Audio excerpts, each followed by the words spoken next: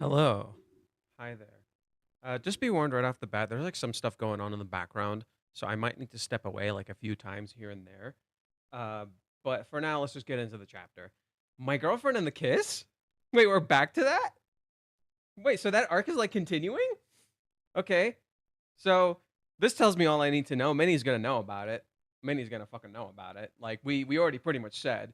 Like one of our initial guesses when we first started this was that Minnie was gonna know, right? She was gonna tell her because there's no reason to keep it secret. There's literally no fucking reason not to tell Minnie because Kazuya is gonna tell her eventually. So there we go. Now we know. Let's get into it. Let's just get into this stuff. Ooh, it didn't work out. Sorry. Demon of the Sinking Oda has returned. Oh, there it is. What did we say? She wants to be the uniter. She saw. Oh, she also said something apparently. Oh, that's so cool. What the fuck? Oh, what the fuck? That's so cool looking. What the shit? What the shit? That's so cool looking. That is so fucking cool looking. Ayo, look at that.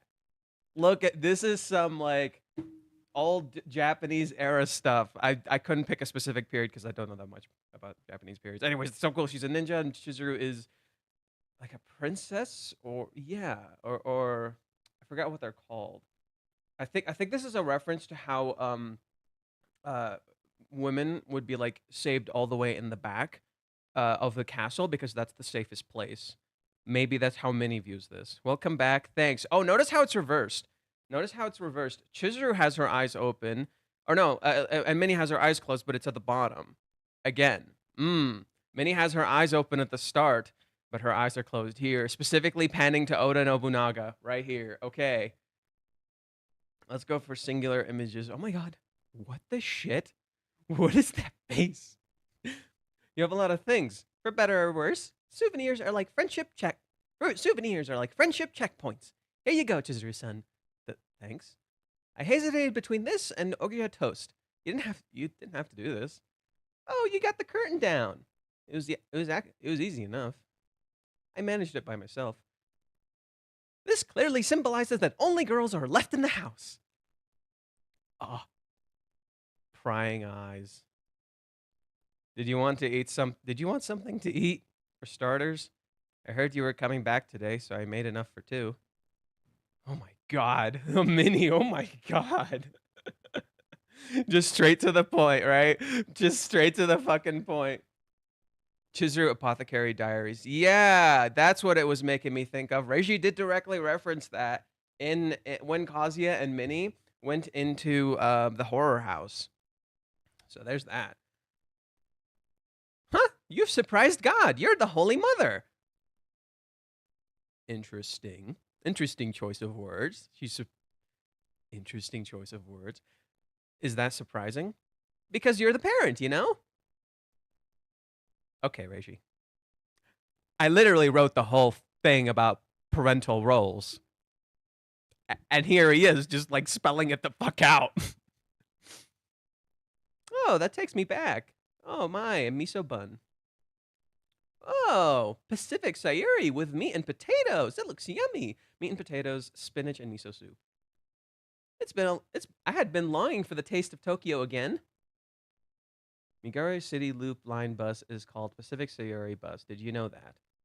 Time to dig in. Oh, it makes you want to eat after finding it at the supermarket, huh? In Nokia. You were only there one night, right? Wow, so good. The outside has such a nice crunch. I'd never think the outside was that tender.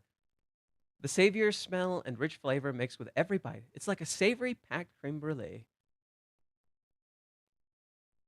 Pacific Sayuri was unsaturated fats that are good for your skin, but it's mostly protein. You're good at good commentary. You're good at food commentary. That's why I added spinach and seaweed. That's why I added spinach and seaweed to help get fiber and minerals. I love how caring she is. It's funny that Minnie's calling her a mother, but did she make the dinner actually for Kazuya? Maybe. Yo, maybe.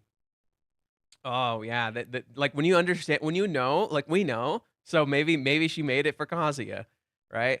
And it makes so much sense that Chizuru's playing that role, right? Wow, she's perfect as usual. Really? She's attractive at every beauty conscious place. She's attractive at every beauty conscientious place. She's great at cooking. Her makeup looks natural, and even the clothes she wears around her house make her shine. She seems like she'd be an amazing wife and and a wise mother. I can see why Master's going nuts for her. It's almost like she did that on fucking purpose because she wanted him to come back. But Master said it didn't work out. Would someone normally prepare such a big meal right after rejecting someone? Is she not very fazed by what happened? Minnie literally doesn't know. I love it. I love how Minnie does not fucking know. I didn't get to hear about the details too much though. Does she not care at all? See how our perspective shapes that? What was I doing yesterday? Did her research arrive at the worst result? Maybe she's just really bad at it and put a lot of effort in. Sister Son of all people isn't like that. Yes, Minnie. Yes, Minnie. Learn. Learn, my goat. We love you, Minnie. Fucking learn. By focusing on cooking stuff. I know that they didn't get together this time, but I'd like to ask Sister Son how she feels about it. How she feels about it to get an idea for the future. So, what happened yesterday? You've got to go. Yeah, how'd it go yesterday? You've got to tell me. You know, the date. Master sent me a message saying it didn't work out after the fact. Tell me what kind of lipstick you wore. Private date. I mean, it was the first date for you two, a private date. Tell me, what it was it like? Well, I told him what I thought, you know? Huh? The date was fun. I might be in love with him, but I'm not enough to date him. That's all. What? You told him you might be in love with him? Yeah. Whoa. Oh, look at Chizuru here. She's so cute. Wow, that's huge progress. You've changed from wanting to be in. You've changed from wanting to be. You've changed from not wanting to be alone that I might be in love with you. I'll bet that made Master super happy. You think? Oh, look at Chizuru. She's eating this shit up. He's like, ooh, she's eating this shit. Minnie is glazing Chizuru. Chizuru's eating the shit up. That's great. This is what I wanted.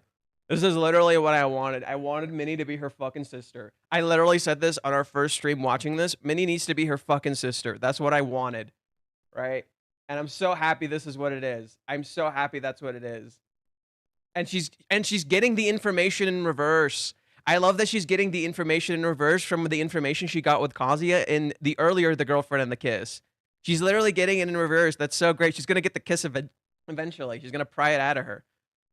Still, I bet this has gotten Master running in circles. Sheesh, he told me it didn't work out. Things are looking good. Now I'm gonna look forward to how you two progress from here.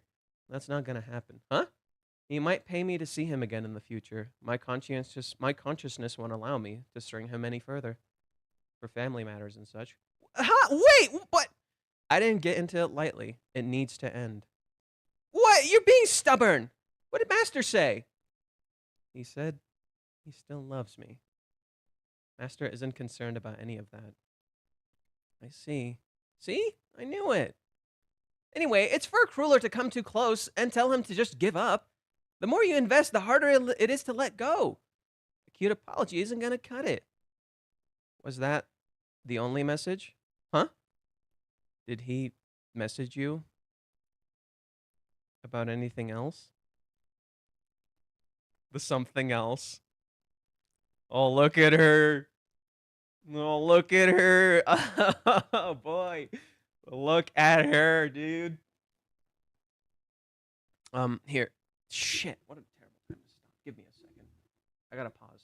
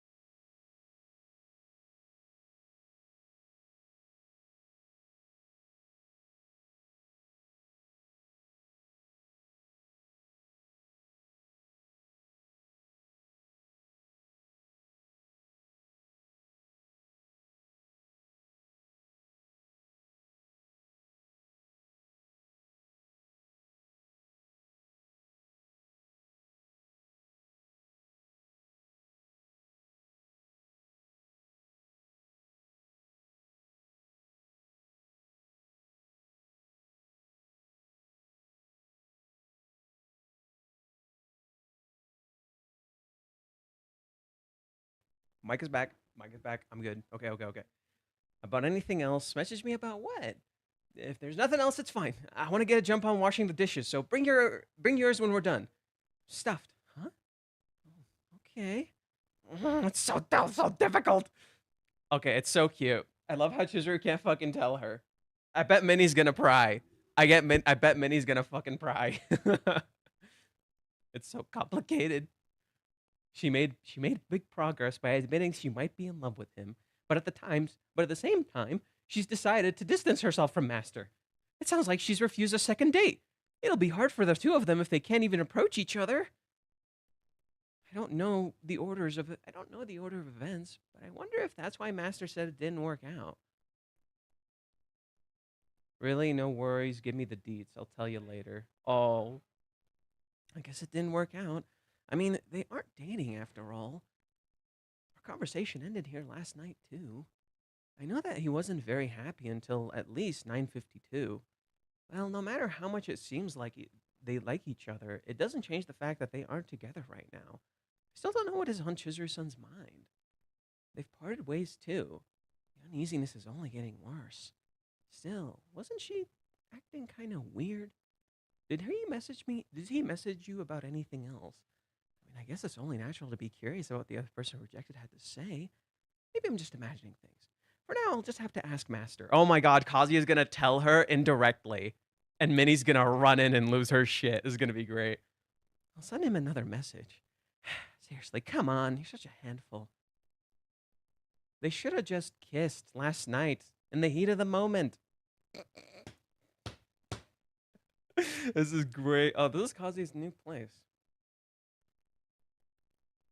Oh. Oh. Oh, dude's like in cloud 9. Okay.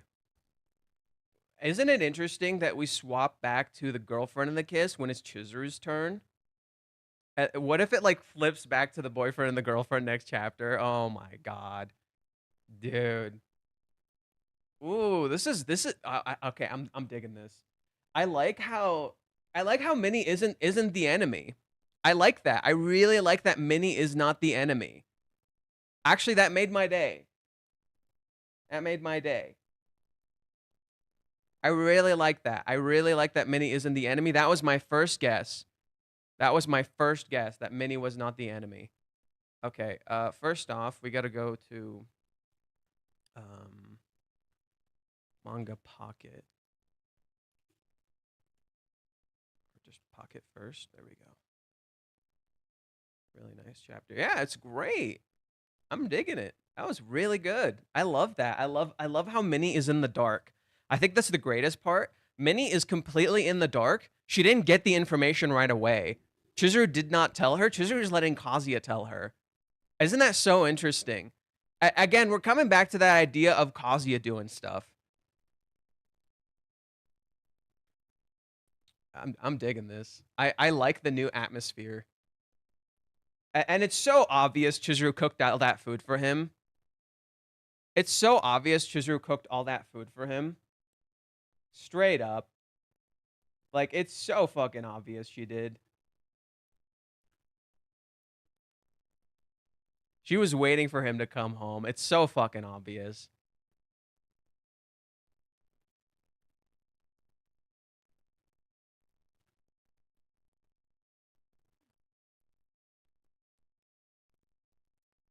I love how we're starting to see her more clearly. I'm really digging that we're starting to see Chizuru so much more clearly. That's actually making my day. I love that we're starting to see her more clearly. Oh yeah, Kazuya has a bed now. So Kazuya's new place. We finally got a glimpse of it. Damn. It looks so run down. Okay, I sent all the stuff to my friend. He'll hopefully be translating them soon. Yeah, I love how you can kind of get everything you need to from this chapter without like doing crazy levels of analysis. So Minnie walked in, and there's a specific Okay, so the biggest thing we can take away from this is like Oda Nobunaga, she literally never saw them unite. Literally, it never happened. She completely missed it. Literally just like Oda Nobunaga, right? Because for those who don't know, Oda Nobunaga is considered the great unifier of Japan, but he actually never saw Japan unite. That happened after he died. So isn't that super fitting that like Minnie never actually sees it and she doesn't know what's going on? And she literally says, "For now, I'll just have to ask Master." We're literally about to ask him. I wonder how it's gonna play out, right? Like Minnie is literally with Chizuru. That's so funny. Bro might goon? I don't think so. Actually, don't think so. Weirdly enough. I actually don't think so. I actually think Kazuya like actually wants to go back. He's like so focused on this. He's completely out of it. Like Kazuya's whole thing is that he's completely out of it right now. And he needs to kind of wake up a little bit. He's stuck in a dream. Kazuya's literally like in his room stuck in a dream. He needs to wake up. I love that the chapter completely focuses on Chizuru and Minnie. And I love that like Chizuru only opens her eyes. Did you notice how Chizuru has her eyes closed for most of it until she asks, right? Or until Minnie says, what did Master say? He said he loves me. Her eyes open, blush super hard, right? And then she looks at Minnie. And then she wants to know more. I love how Chizuru's being so honest with herself here, right? I love how she's being super fucking honest with herself. Did he ask you about anything else? Oh, look at her. She's so fucking cute. She's so in love. Yo, this is pretty much how I felt. I love that Chizuru is seemingly letting herself be in love. I love that. I love that she's just letting herself be curious, be in love, just feel the feelings. She's just letting herself be, right? Like, Chizuru is hiding something here. In particular, like, she's hiding the fact that she wanted to see Kazuya. She wanted all these compliments from Kazuya. That's what she's hiding, right? That's all Chizuru's hiding here. It's like she wanted this stuff from Kazuya. A whole cast just sisters. I love it. Yeah, right? They're literally just sisters. I love it. So what happened? How'd it go? And I love how Minnie asks. Chizuru just tells her. Like, and she tells her exactly what happened. Well, I told him what I thought, you know? The date was fun. I might be in love, but not enough to date him. That's all. Minnie, you what? I love how she's like a sister. It's so cute. I'm so happy. I'm genuinely so fucking happy. Minnie did not get angry and did not make a whole bunch of assumptions. I'm so fucking happy because she lived with Chizuru. Literally the same exact thing as Kazuya. Minnie does the same exact thing. She's not an enemy, right? That makes me so fucking happy. Even Chizuru's surprised. Even Chizuru's a little surprised and caught off guard by this.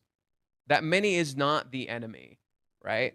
I think the thing I really like too is that whole sequence in the practice state with Minnie where she would like pick her lover over or her friends and all that. I think it was literally just Minnie getting caught up in the act because my initial assessment of that chapter was that Minnie didn't really fall in love. She just got caught up in the act of love.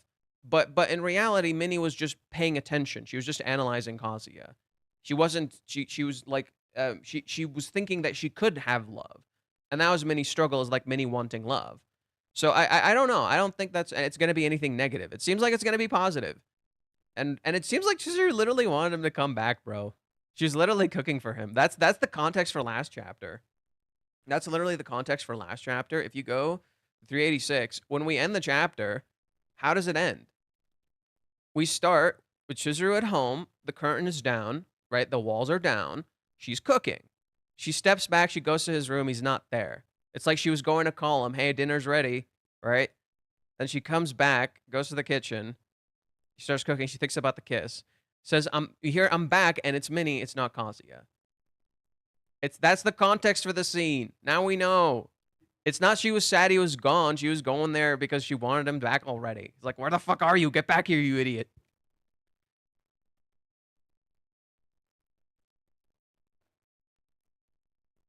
I think what's gonna happen. Okay, let's just get it out of the way. I think what's gonna happen is gonna be Minnie being like, yo, get the fuck back here. Minnie, yo, get the fuck back here. What are you doing? What are you doing? Get the fuck back here. Right?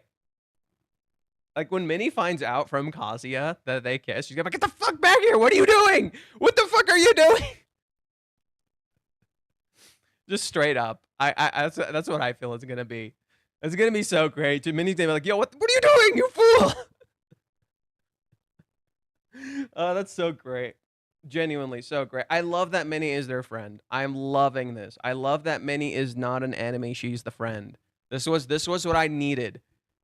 This was what I fucking needed last chapter. This is exactly what we needed. I love that Minnie meets her with acceptance. I love that Minnie is just happy for them.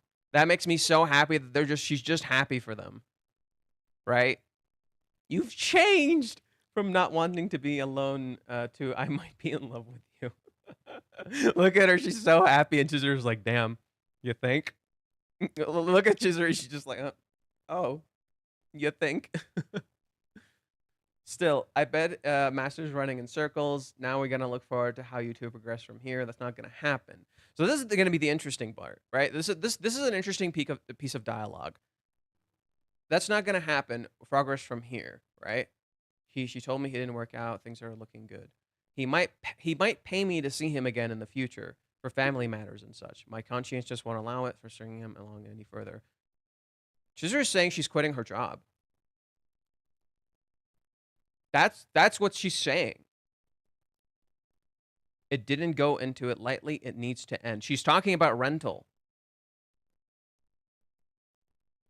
I refuse to let him pay me more. That's it. We're not doing that. Right? That part of our life is over. That part of our life is over. It's misleading, right? Why are you being so stubborn? What did Master say? Master isn't concerned about any of that, right? No. I bet people. How much you want to bet when people read this? They're like, oh, she's gonna end the relationship. That's it. She fucking hates him and all that crap, right? When in reality, what Chizuru's saying here, okay, wait. I actually gotta know what the Japanese says. I think there might be some stuff lost in translation. I gotta know what the Japanese says here, because I think some stuff is lost in translation. I wouldn't be surprised if Minnie mentioned rental here. I really would not be surprised if Minnie mentioned rental here. And Chizuru was pissed about that. I really would not be surprised. Okay. For this last page.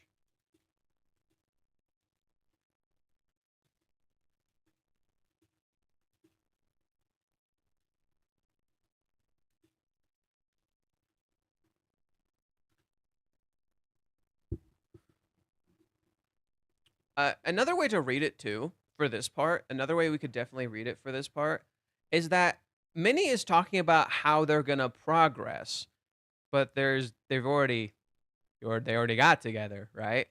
So wouldn't it be like, misunderstanding? It's like, oh, there's no more progress. He's not gonna pay me for anything or anything like that. No, we're just together, right? So this is Chizuru seemingly saying rental's ending, and notice how when she says this, her eyes are closed. Right? She's talking about, she's hiding the fact that they're already fucking together, right? You're being stubborn. What did Master say? He said he still loves me. I see. I knew it. See? I knew it. I love that. See? I knew it. I knew it. I can read him like a goddamn book. Anyway, it's far crueler to come too close and tell him to just give up. Please reconsider. The more you invest, the harder it is to let go. She doesn't know. I love it how she's trying to give like meaningful advice and she doesn't know they're already fucking together. She missed the whole thing. She never saw them get together. A cute apology isn't gonna cut it. A cute apology. Like she apologized before. Was that the only message? Huh? Did he message you about anything else? Oh my god, look. She's like starry-eyed. Next time, what did you just say? Yes. Minnie's gonna fucking lose it. Minnie's gonna fucking lose it. He's gonna be like, what the fuck? What? What the fuck? Kazuya, get the fuck back here.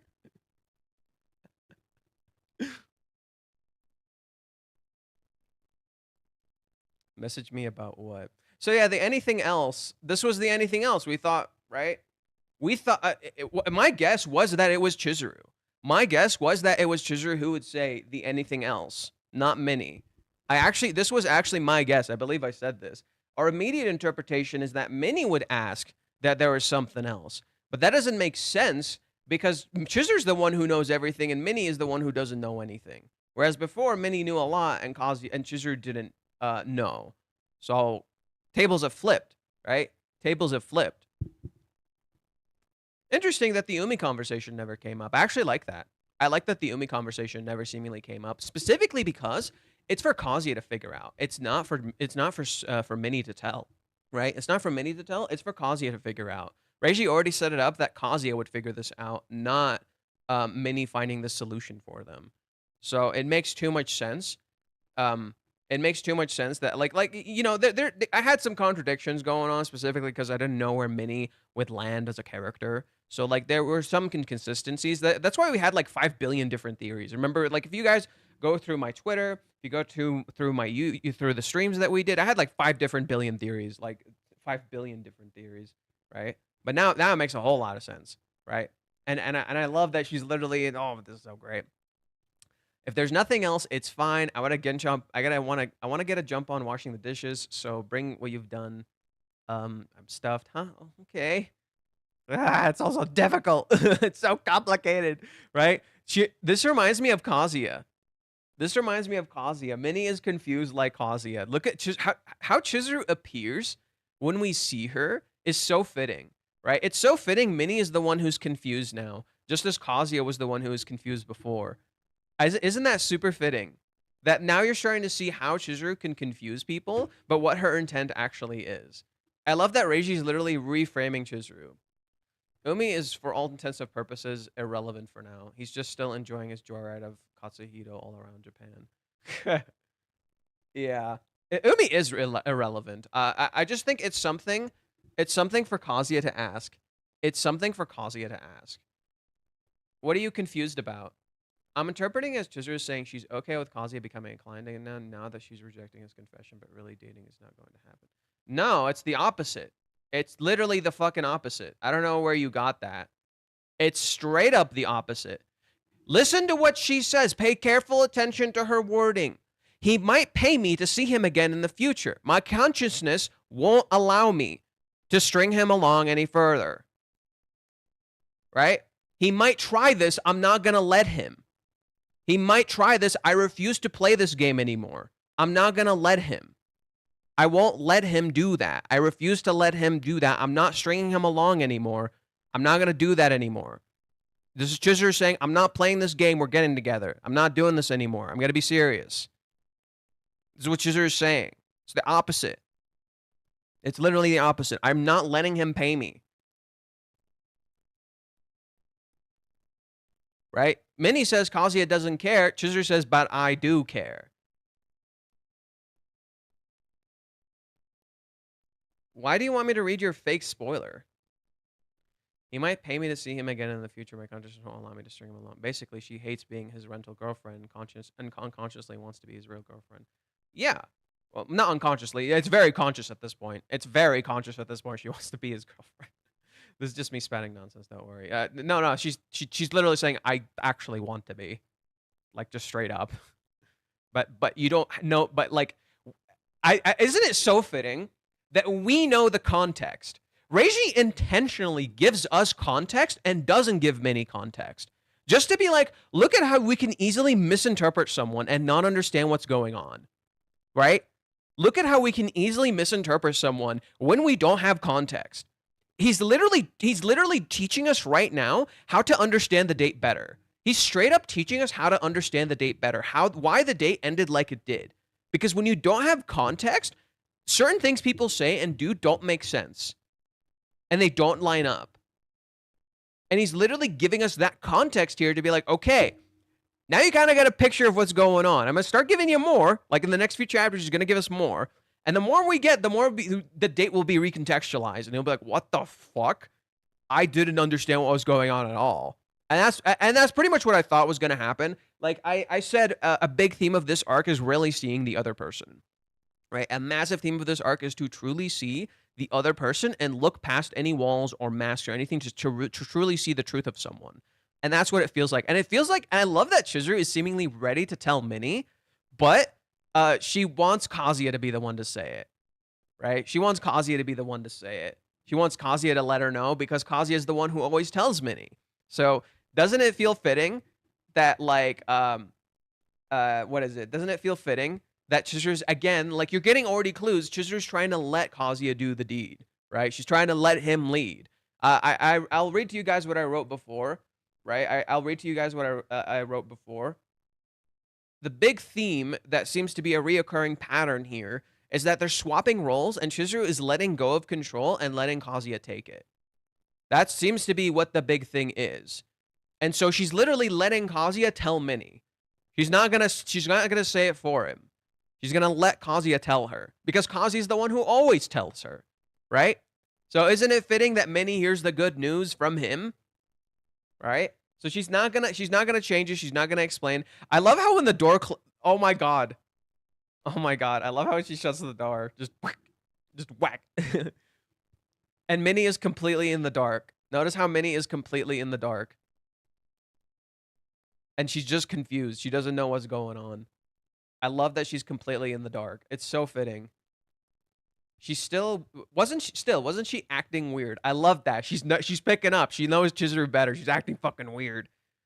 Reminds me of the quote from The Secret Life of Walter Mitty. To see the world, things dangerous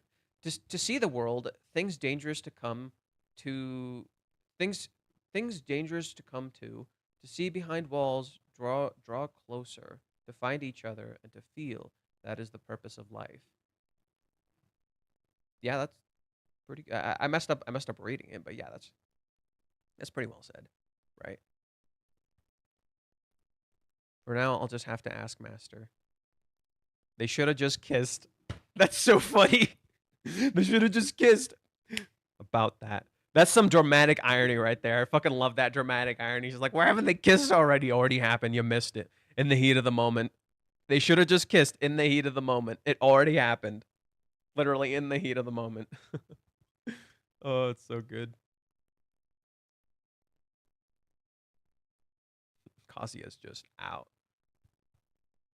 Kazuya's new place is kind of ugly. It is. Right? It is. He needs to go back to his old place, bro. Fuck you doing here? Kazuya really is the golden goose. Nah, he fucking earned it, dude.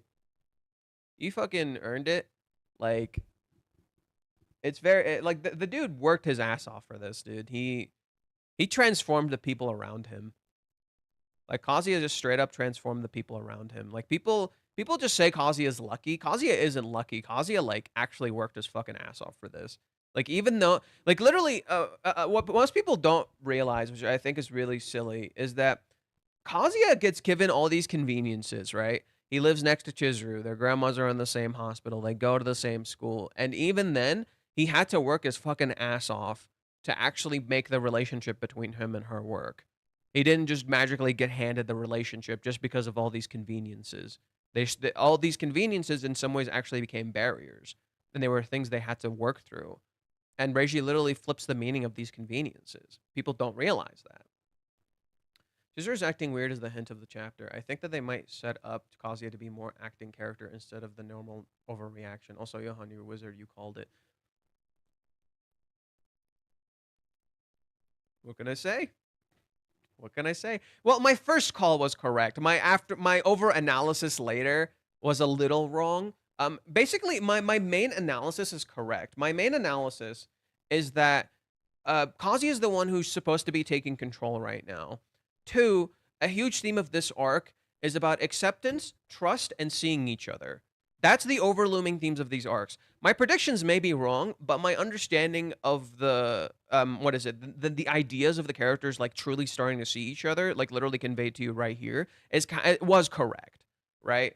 Like, and this is something I'm aware of. I know like parts of my predictions are correct and parts of them are wrong. That's why I make so many, because like one of them is bound to be correct, right? One of them is bound to be correct.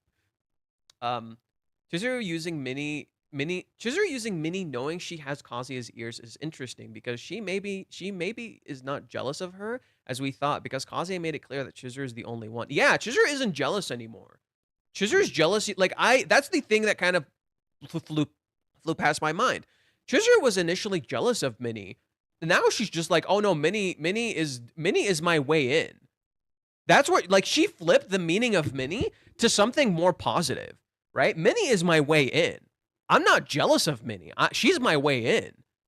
Like, I love that. I love that. Literally, Chizuru's entire perspective has shifted. Her entire perspective on Minnie, on Kazuya, on literally everything. Everything is shifted. She's viewing everything in a much more positive light. Minnie is her way in. Minnie is like, I'll talk to Minnie. I'll open up to her. I'm not jealous of her anymore because like he literally only sees me. Like that's it. Like I have nothing to be fucking jealous about. Like literally, I'm like I matter to him that goddamn much, right? So like yeah, like that's a really good way of saying it. Like Chizuru is not jealous of Minnie or anything anymore. Like that, all that is just fucking gone, right? When the illusion of what you think you need to be is gone, and all that's left is what you can be, that's all you focus on. Chizuru's just completely focused on the future now, right? Her past is no longer tying her down. I love that. I fucking love that Chizuru's past is not tying her down anymore. She's just completely focused on the future, right? She's accepted the past. She's accepted everything that happened. She's just focusing on the future, right? When I look at Kazuya's new place, I hear banjos and stepping through the floor. Oh my god.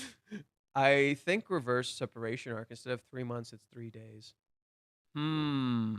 Maybe, but what if instead of that, Kazuya just comes back immediately? No separation at all. He comes back the same fucking day, right?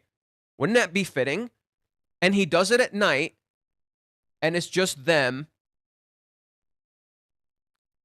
There's a high possibility of a proposal, dude.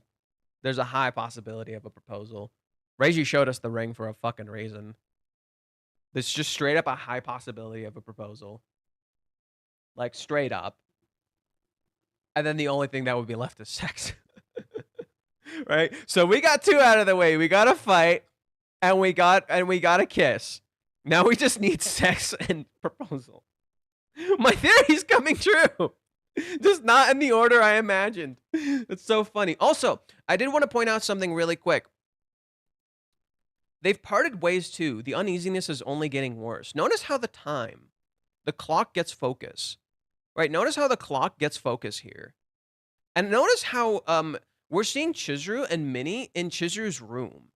Right? This is they're in their room. They're sitting down, they're eating, right? There's a lot going on. Notice how it feels so festive, right? There's an intentional contrast between how Minnie describes it and how Chizuru describes it. Minnie is seeing like, oh no, they're drifting apart. Time is running. Like they've parted ways. Things are only getting worse. In contrast, doesn't the chapter feel very, very festive? It's still early. What time is it? It's 8 o'clock. Oh wow, it's almost 9. Or is it no? Is it almost 10 or is it almost 9? I kind of forgot how to count clock. It's almost 8. It's almost 8 o'clock. Oh, it's still hella early. It's so early. It's almost 8 o'clock. It's almost Minnie's stupid number. Oh my god. Minnie's about to realize. It's about to fucking click. Bro. We're on the 8th anniversary. Minnie's number is 8. Minnie's birthday is on April 8th. 8 was a prominent number when the arc started. When both arcs were at play. It was a prominent number when both arcs played. 8 in Japanese is often correlated with here, I'll just pull it up.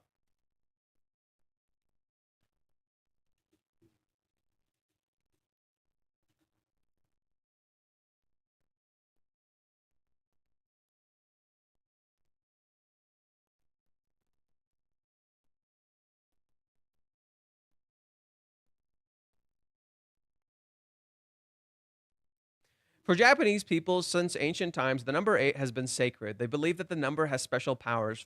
Even in modern times, people consider the number 8 as a lucky number because the shape of the kanji is like this. For it looks like the spread wide towards the future, and which is believed as a symbol of prosperity, right? Let's keep reading here. The 8 great islands, which are a reference to the shape of the Japanese archipelago. A sacred mirror, which was once the 3 sacred treasures. And Yokonaga, another one of the 3 sacred treasures. All reference the number 8. Furthermore, this thing is also a number 8 in the names. 8 is even used to represent the idea that there are many numbers, or a number that cannot be counted. Also, when the Western version of the number 8 is turned on its side, the number takes on the meaning of infinity or multitude. The sentiment of may happiness visit everyone is present in the blessed rice, and since the number 8 is connected to good luck, it should be sold at $8. Like, bro. Next chapter is 388. God damn it. God damn it. God fucking damn it. Reiji. Oh, the next chapter is going to be big. What the shit? Right? Next chapter is going to be big. What the shit? This is why we have to work 8 hours a day. No, screw that noise. No, we don't. Screw that noise. Bro. Yo. Right? The number represents the number literally represents the loop ending. The number literally represents the loop ending. It's their new start. Dude, it's their new fucking start. Like, straight up, when you read number 8, it's a number that represents prosperity and growth.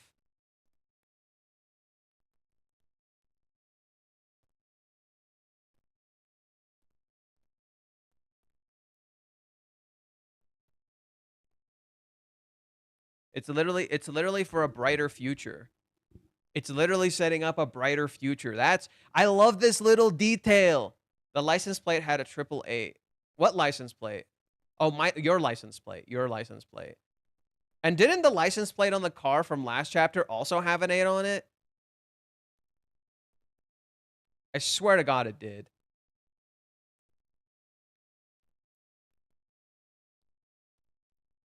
$52.86.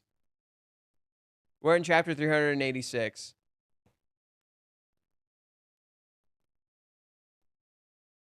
Bro.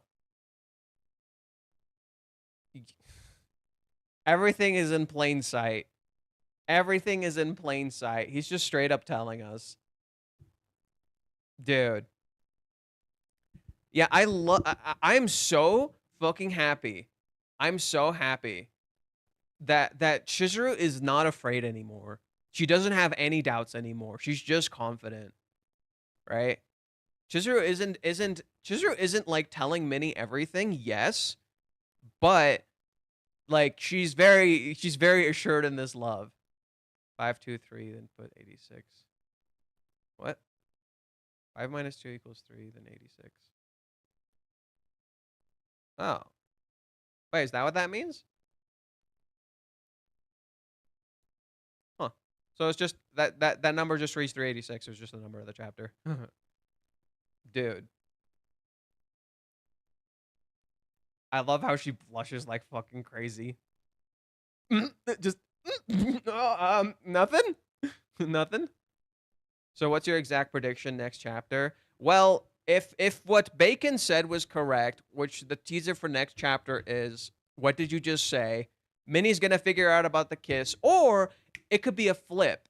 It could be a flip of what we expect. Maybe Minnie tells Kazuya, get the fuck back here. And Kazuya's like, what did you just say? Or, you know, something happened, get the hell back here. And Kazuya runs back.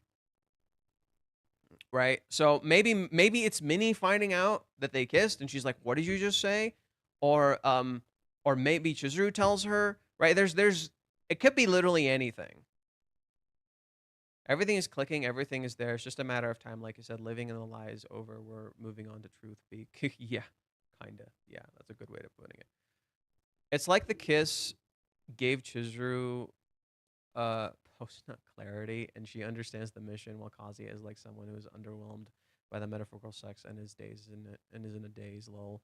Yeah, I mean, we did talk about how it felt like the whole idea is that they had physical intimacy, and through that physical intimacy they found their feelings. So it's like they experience sex, right? That's the idea, is like physical intimacy told them everything they need to know, because like physical intimacy isn't just sex, right? It's touching someone, it's being close to someone.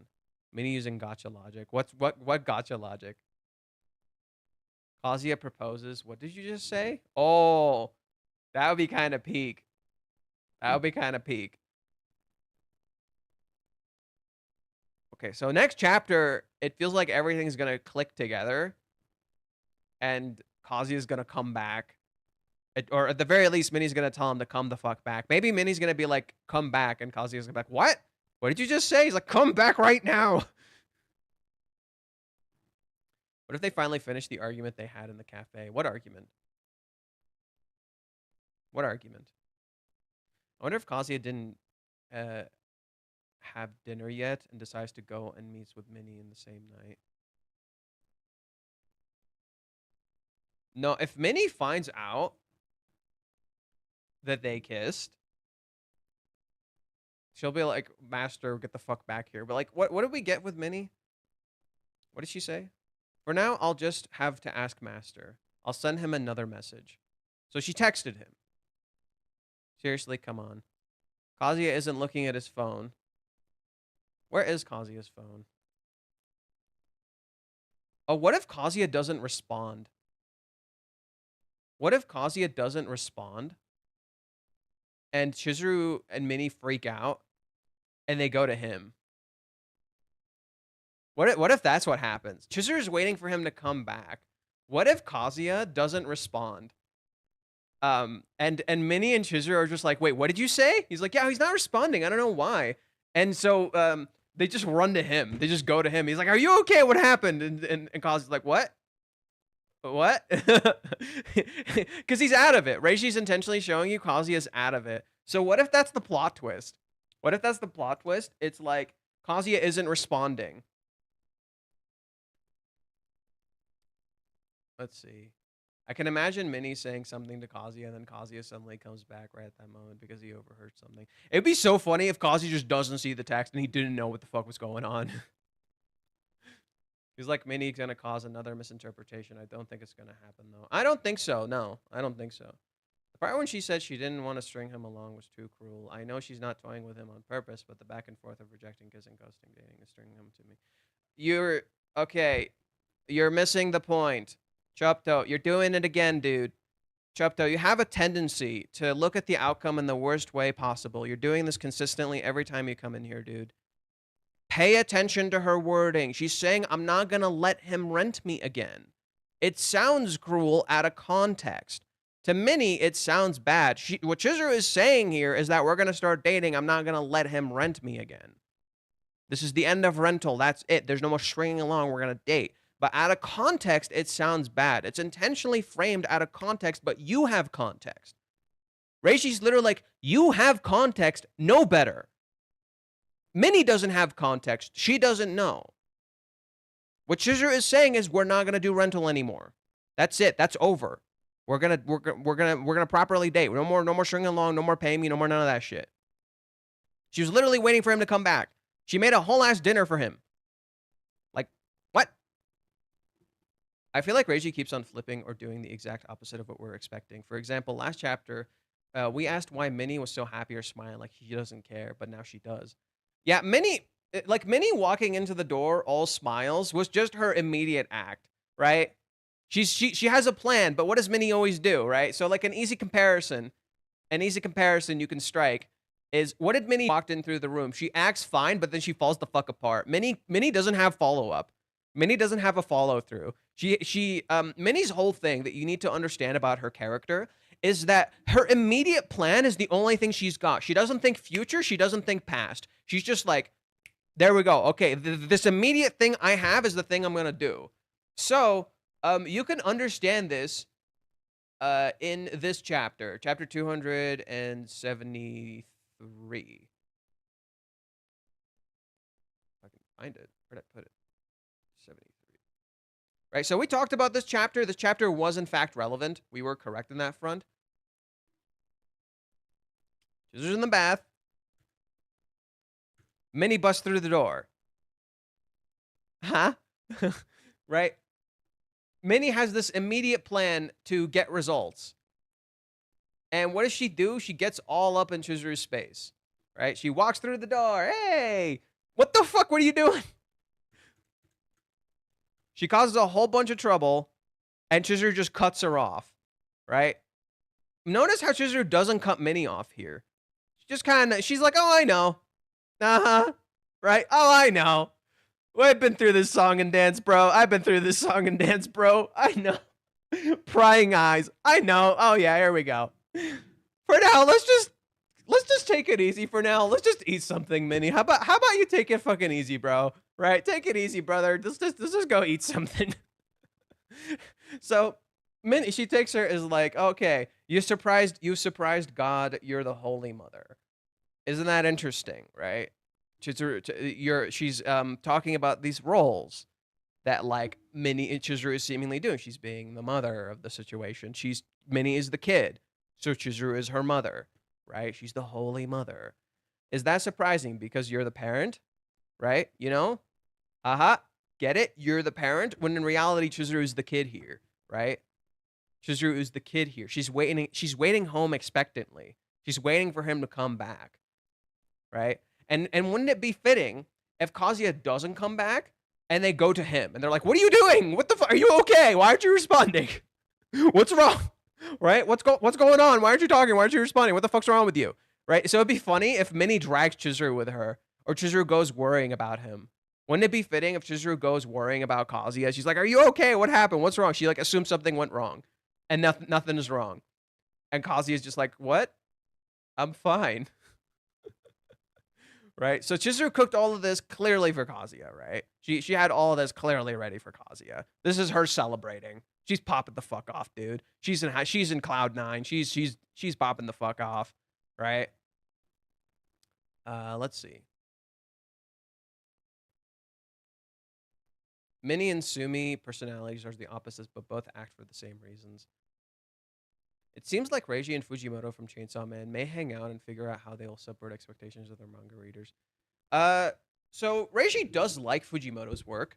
He has said he does like Fujimoto's work, but I don't think they actually hang out. They're completely different magazines. Most artists tend to hang out with people in their circles, so it's like most artists in the same magazines tend to hang out. Reiji has hung out with a lot of artists in his circle, like in the actual like Kodansha magazines, but not artists from outside of Kodansha. I think that's a little harder these days. Usually it's just easier when you're in the same circle because the companies create ways for you to meet each other. I'm gonna doom. What if Chizuru is saying that she won't go on a second date and needs some time to think about it? No, no, bro. She's literally asking what he said. Look at her. Look at her. I need you to open your fucking eyes. Why are we dooming? Why the fuck are we dooming? Nothing about this is dooming. Literally, the whole idea is that Minnie doesn't know, so she's dooming. Minnie doesn't know, so she's dooming. But we know we shouldn't be dooming. We got context. Like, dude, this should remind you of something. This shot needs to remind you of something, and I'll show you what it reminds you of. Or what it should remind you of.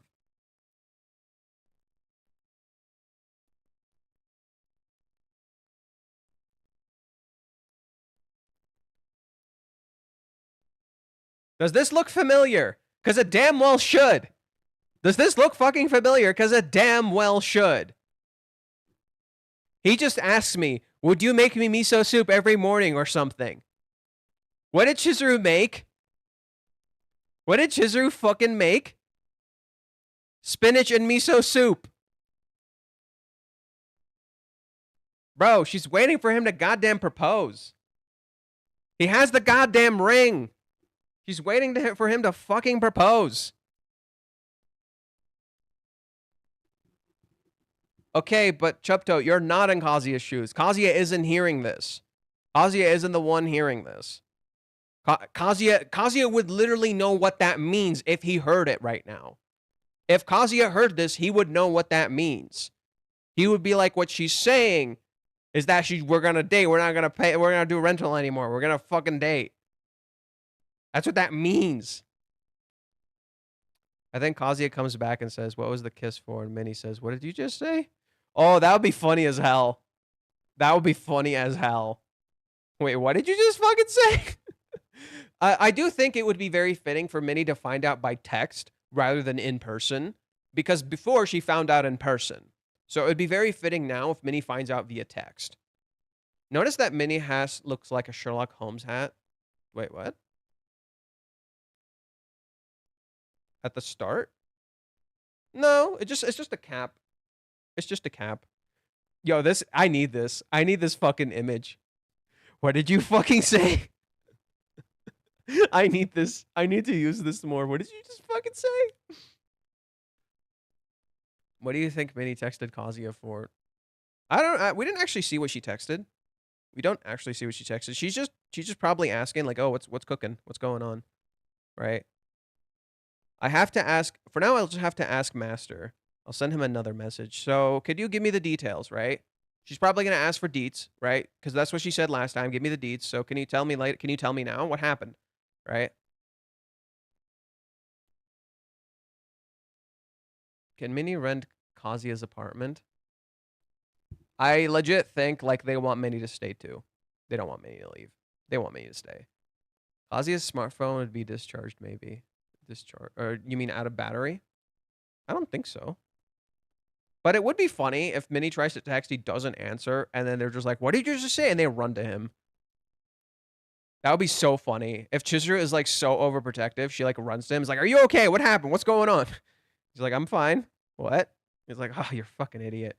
And then Minnie is like, "Wait, why are you two acting like this? What the fuck happened?" And then they sit down and talk it through.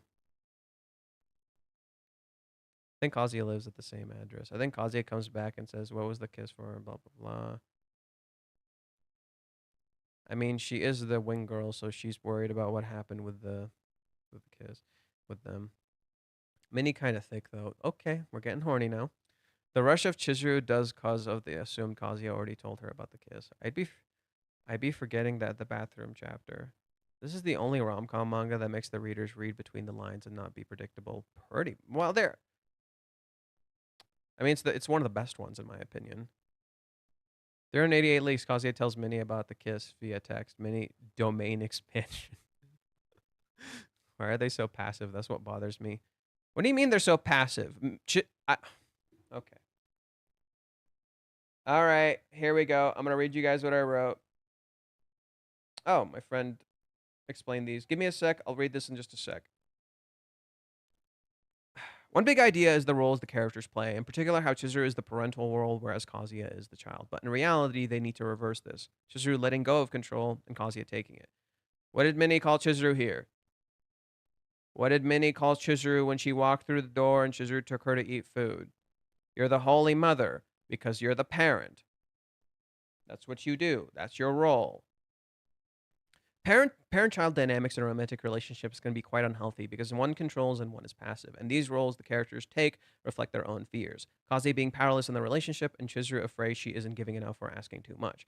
This is reflected in Reishi's reference to finding Nemo. Chizuru is Marlin and Kazuya is Nemo. Marlin needed to let go of control and trust Nemo. He needed to stop being overprotective and accept that things will be okay. This informs why Chizuru finds her answer on the walk home. She's literally like a kid. She remembers her father figure. She messed up and she feels truly powerless and doesn't know what the hell she's doing. But Kazuya picks her up and finds a way forward. He accepts her and doesn't hate her. She trusted him completely here, like her grandpa.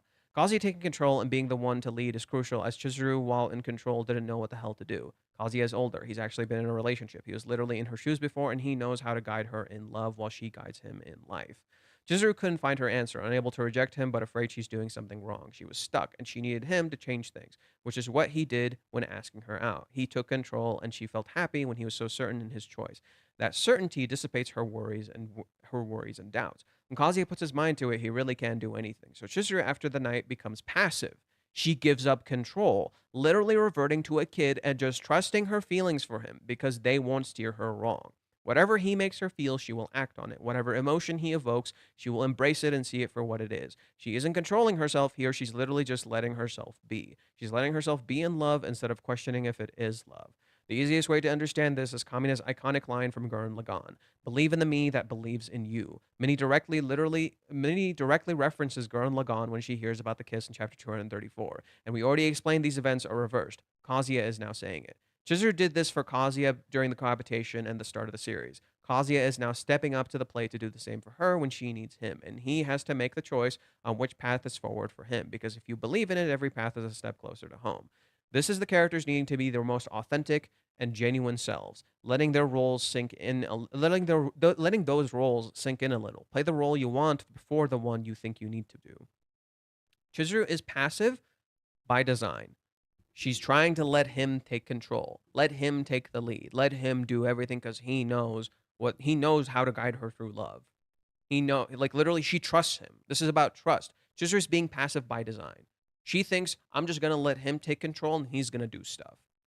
Kazuya, in contrast, is a little too lost in the sauce at the moment, and he just hasn't woken up yet, right? He just hasn't woken up yet, and he's not here at the moment just yet. So when Kazuya, that's what I mean. Chizuru's gonna misunderstand. She's gonna think, oh no, what if he's not okay? So she runs to him in her usual overprotective nature, and Kazuya is okay, and there's nothing wrong. And she's like, oh, damn it, you had me so fucking worried, right? I think that would be really fitting. And that's just my guess. That's just my guess. That's the subversion I'm kind of expecting. It could play out how we expected. It could not play out how we expected. Minnie texts Kazuya, he doesn't respond, and she's like, I don't know why he's not responding. Right, and Chizuru gets worried because her grandpa left in like the reason I could see Chizuru getting worried is because her grandpa left in a car or left in a taxi and he died. Right, he got hit by a truck and he died. So I could see Chizuru freaking the fuck out. He's like, "Is he okay? What's wrong?" And she just runs to him, and he's okay, and there's nothing wrong. She's like, "You fucking idiot! You have me so worried." I think that would be super cute. I think that would be really fucking cute.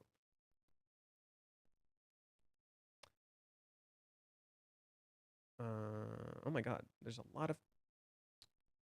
This is the okay. We already read that. They both notice there isn't the other some in context of events, so they're both prying. Mizuno proposal involved miso soup too when Godei was trying. Reiji, I swear, if you make all the characters of the Shunji family children, the kids of Recontextualizing, Kazuya, Sumi, and Mami, and the grown Mayphone. I would hate that, actually. I would just genuinely fucking hate that. If they are all their kids, I would hate that. Because it would imply they lost their own children and they lost their family. That's terrible. The Shunji family and Rita Girlfriend should not be connected, other than the fact that they may be set in the same universe, but they should not be connected. Not like that. I would hate that. Do you want Kazuya and Chizuru to lose their kids? Because that's what you're saying here. That's literally what you're saying here. 8 also means infinite loop, infinity, infinite loop. No, it's literally breaking the fucking loop. Intentionally so. Like, literally, you're forming an infinity sign because you have... Okay, what does Chizuru say about relationships? What does Chizuru say about relationships? Because you're conveniently twisting it to suit your own narrative.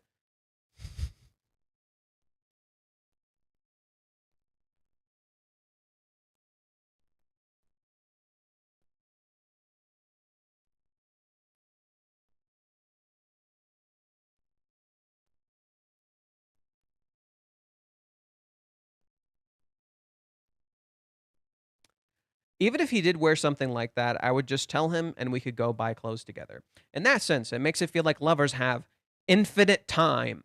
What is the consistent focus that we show here in this chapter? What does Minnie pan to? Time. A clock hitting 8. What is the consistent thing we thought was happening this entire time? Time was running out. Time is running out. Time was never running out. That was an illusion. You have infinite time.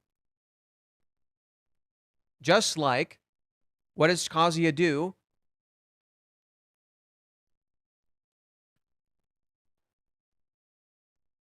In chapter 384. Chizuru thought she's stringing him along and time is running out. She needs to get an answer. She thought she needed to get an answer. That was her that was one of her big illusions. Chizuru had a lot of illusions in this arc. One of her biggest illusions was the fact that she was running out of time. That she needed to find an answer before time runs short. Kazuya says, "You believed in me back then, Mizuhara. You believed in me back then, Mizuhara. So maybe it's my turn this time. Also, you know, I don't think it's possible for me in my lifetime to love anyone more than I love you. I will never stop loving you no matter how much time passes. Time is infinite. Literally, my entire life is for you." That's what he fucking said here. Your time is not running out. That's an illusion. It's the illusion of time. That time is running out. Time is not running out. This is in the movie arc. Kazuya isn't about to die. That's not what's fucking happening, right? That's the illusion of the movie arc, right? So no, that's the infinity is a positive thing. It's literally them having infinite time. I like how positive you are about this manga. Too many people are haters. Oh, tell me about it. What is that 1250 text from Kazuya from? This one? This is from the day before. They texted the night before. So this is that same night. Kazuya probably got home and texted Minnie, and he's like, I'll give you the details later.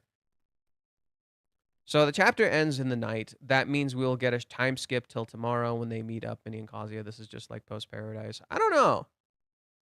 No, that doesn't seem right. Because Paradise never ends at night.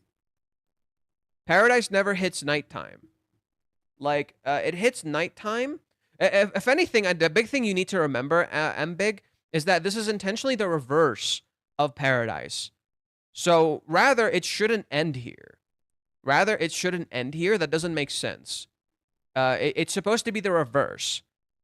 So, the whole idea is that it won't just end in that night, because the night is an important time for the characters, right? The night is a very important time for the characters. So it feels like a lot is supposed to keep happening right now, not at any other point. You're supposed to be present right now. Wake the hell up, be present right now, even if it's nighttime.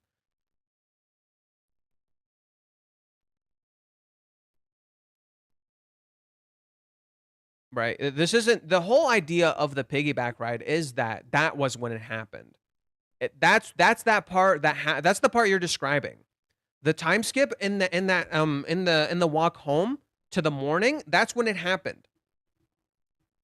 That's when that little skip in time happened, where it skips to the morning when it should have stayed in the night. Now it's the opposite. Now you need to stay in the night. It's saying be present right the fuck now. Everything about this is being present.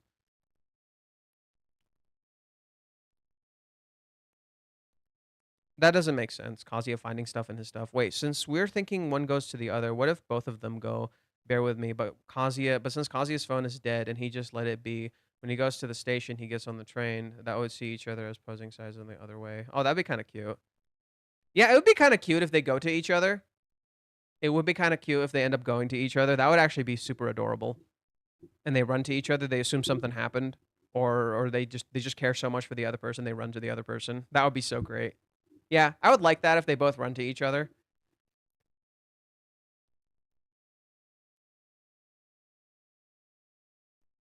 Flog, I've explained this like 5 times already. You're conveniently looking at the fact that you're conveniently looking at the words and not what Chizuru is actually saying, because you're not looking at the context.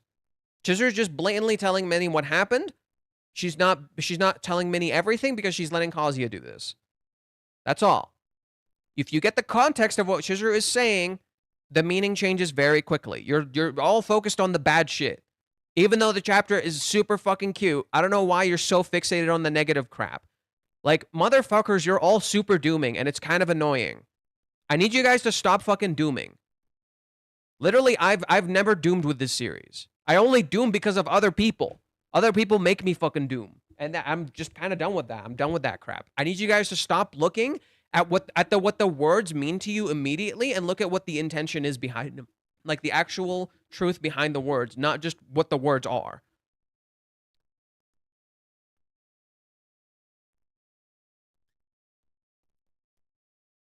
So now Chizuru truly sees Minnie as an ally. Yeah. Kazuya is stunned, laying on the bed, if not passive. I don't know what it is. Question, did you read chapter 216 after the recent kiss chapter? What about chapter 216? Why? What does that have to do with anything? Isn't that the one where Kazuya's just sitting dazed out of his mind? I know Reiji is a smart bastard. He likes to. Oh, I'm not playing this game anymore, Chopto. I'm not gonna do this prolonging bullshit you keep talking about. I don't care. Why would you pay for rent-a-girlfriend and Shuji Spam? Would you pay for a rent-a-girlfriend and Shuji Spam? No. Well, if Reiji wrote it, yes, but I just had a very shitty doom. Yeah, all you guys. Why are you all dooming? Why are you all dooming? This chapter is so fucking wholesome. Why are you dooming? What is wrong with chat? What's wrong with you? Who hurt you fellas? And don't say Reiji, because it wasn't fucking him. What if Kazuya comes back, storms through the door? No, we're not gonna do that. I've never noticed Mommy does this Chizuru eye wink thing to Chizuru. Next chapter, Kazuya will unfreeze and act. He needs to. Umi appeared 100 chapters ago. Yeah, because Umi's fucking irrelevant. Thinking about it, what I said, it feels romantic, but isn't realistic. This story has never been about realism. It's saying create the fantasy in the world that you live in.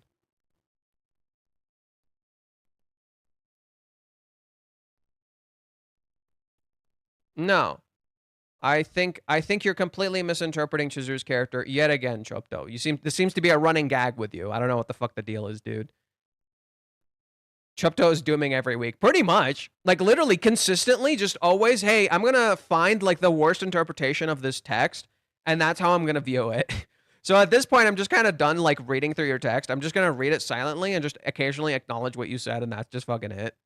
I'm not gonna keep fucking doing this, dude. Like, you're looping. Do you see the irony in what you're doing? You're literally looping. You do the same thing over and over. I just hope this doesn't sleep in the next day. Look at his eye. No, he does look kind of sleepy though.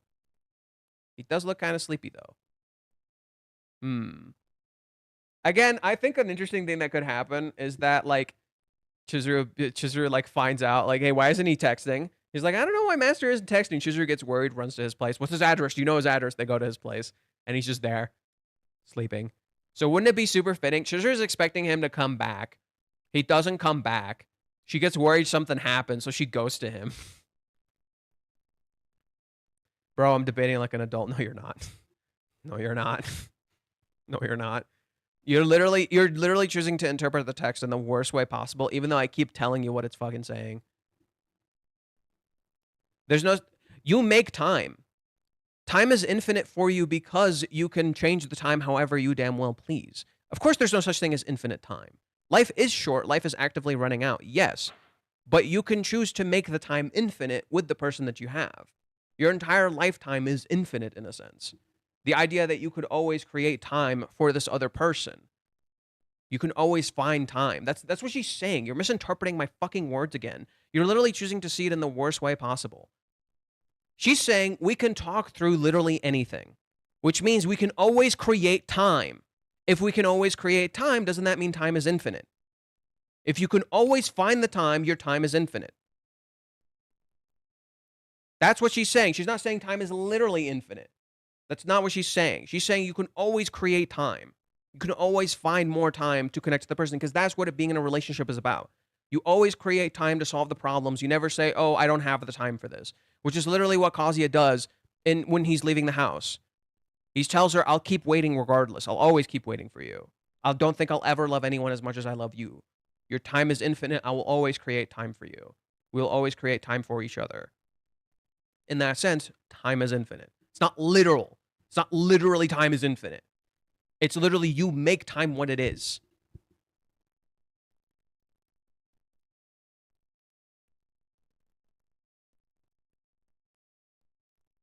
Why is Chizuru not being honest with Minnie? It's very straightforward. It's really fucking simple. She's letting Kazuya say it. She's literally letting Kazuya say it. That's it. He put 260 in the taxi, so I went back to the chapter just to check it, and it was the one where he stands up to Mommy, badmouthing Kazuya being a dreamer. Oh, yeah. Yeah.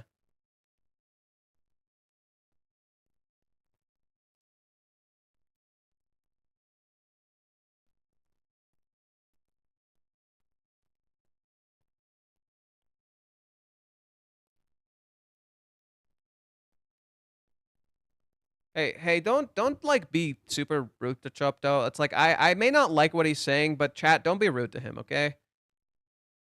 Like don't just like regurgitate what I'm saying. Maybe just say what you want to feel, but don't be like super rude about it, okay? Right?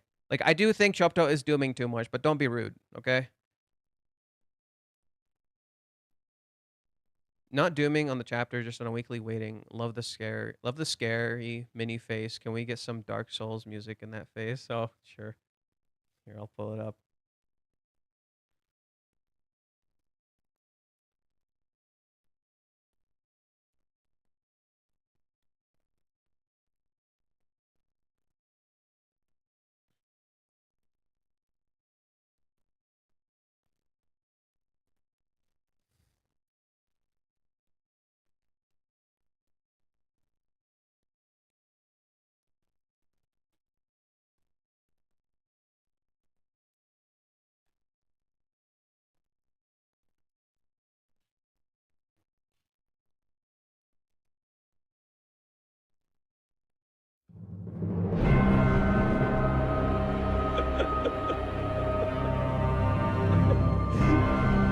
There you go.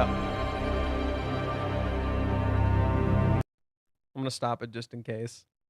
I don't want YouTube to be like, oh, you played video game music from a big company. We're gonna get mad at you. Everyone here read the chapter while listening to Force Gump. Why? Well, I don't get dooming because this is one of the most productive a direct chapter in a while. Most of the time, it's more subtle. Yeah, it's very direct with you, isn't it? This chapter's very like in your face about it, about everything. Chizuru just fucking knows. Infinite time makes me think of Bagamonogatari Hanako willing to wait 100 years for Aragi. Damn. Why does Chizuru not see Kazuya being confused? Because she just kissed him. There's no other reason to kiss him. Right? He literally just said, "I'll wait for you for like he reminds her of that promise."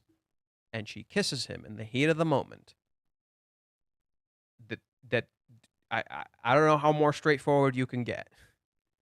I don't know how more straightforward you can get. She was like super fucking straight about it. Now, Kazuya could still be confused.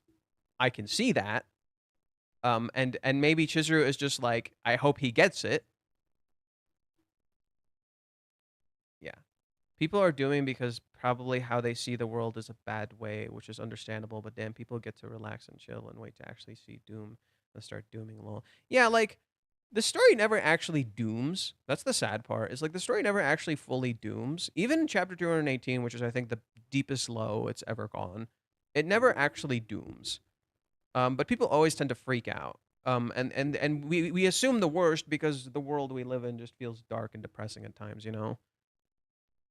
She wants him to come back, but she was the one who went to him. That's kind of cute. Yeah. Doesn't that sound cute? Doesn't that sound cute? She's literally waiting for him to come back, and she ends up going to him. That sounds super cute. Like, adorably so. Side note, reading chapters 16 and 17, people saying Chizuru hasn't been crazy for Kazuya for a long time is funny. Right? She's literally, like, waiting for him to... She's trying... See, if you want to talk about time being short, I think a great example is that is Hawaiians. Hawaiians is a fantastic example of Chizuru messing up her time. And that's why the 3-month time skip happens. That's why that 3-month time skip happens. In Hawaiians, Chizuru's trying to actively create a perfect moment for Kazuya to confess. Are you okay?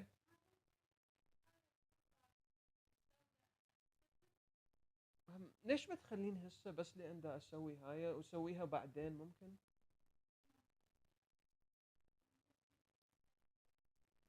I know.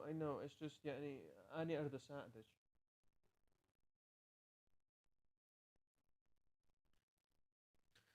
Okay, so Hawaiians is a great example of Chizuru actually messing up her time. And that's because in the Hawaiians, she's actively trying to create a perfect moment for Kazuya to confess. That's what she's doing. Most people completely misinterpret that. Chizuru's just trying to create a perfect moment for him to confess when there's no other problems going on. That's what she's trying to do. That's what chapter 205 is. And people often misinterpret that scene. The reason Chizuru doesn't like... Here, let's get into chapter 205 so I can give you guys some visuals of what I'm talking about. Because a lot of people really hate this chapter and completely misinterpret it in my eyes. And I'll explain to you why.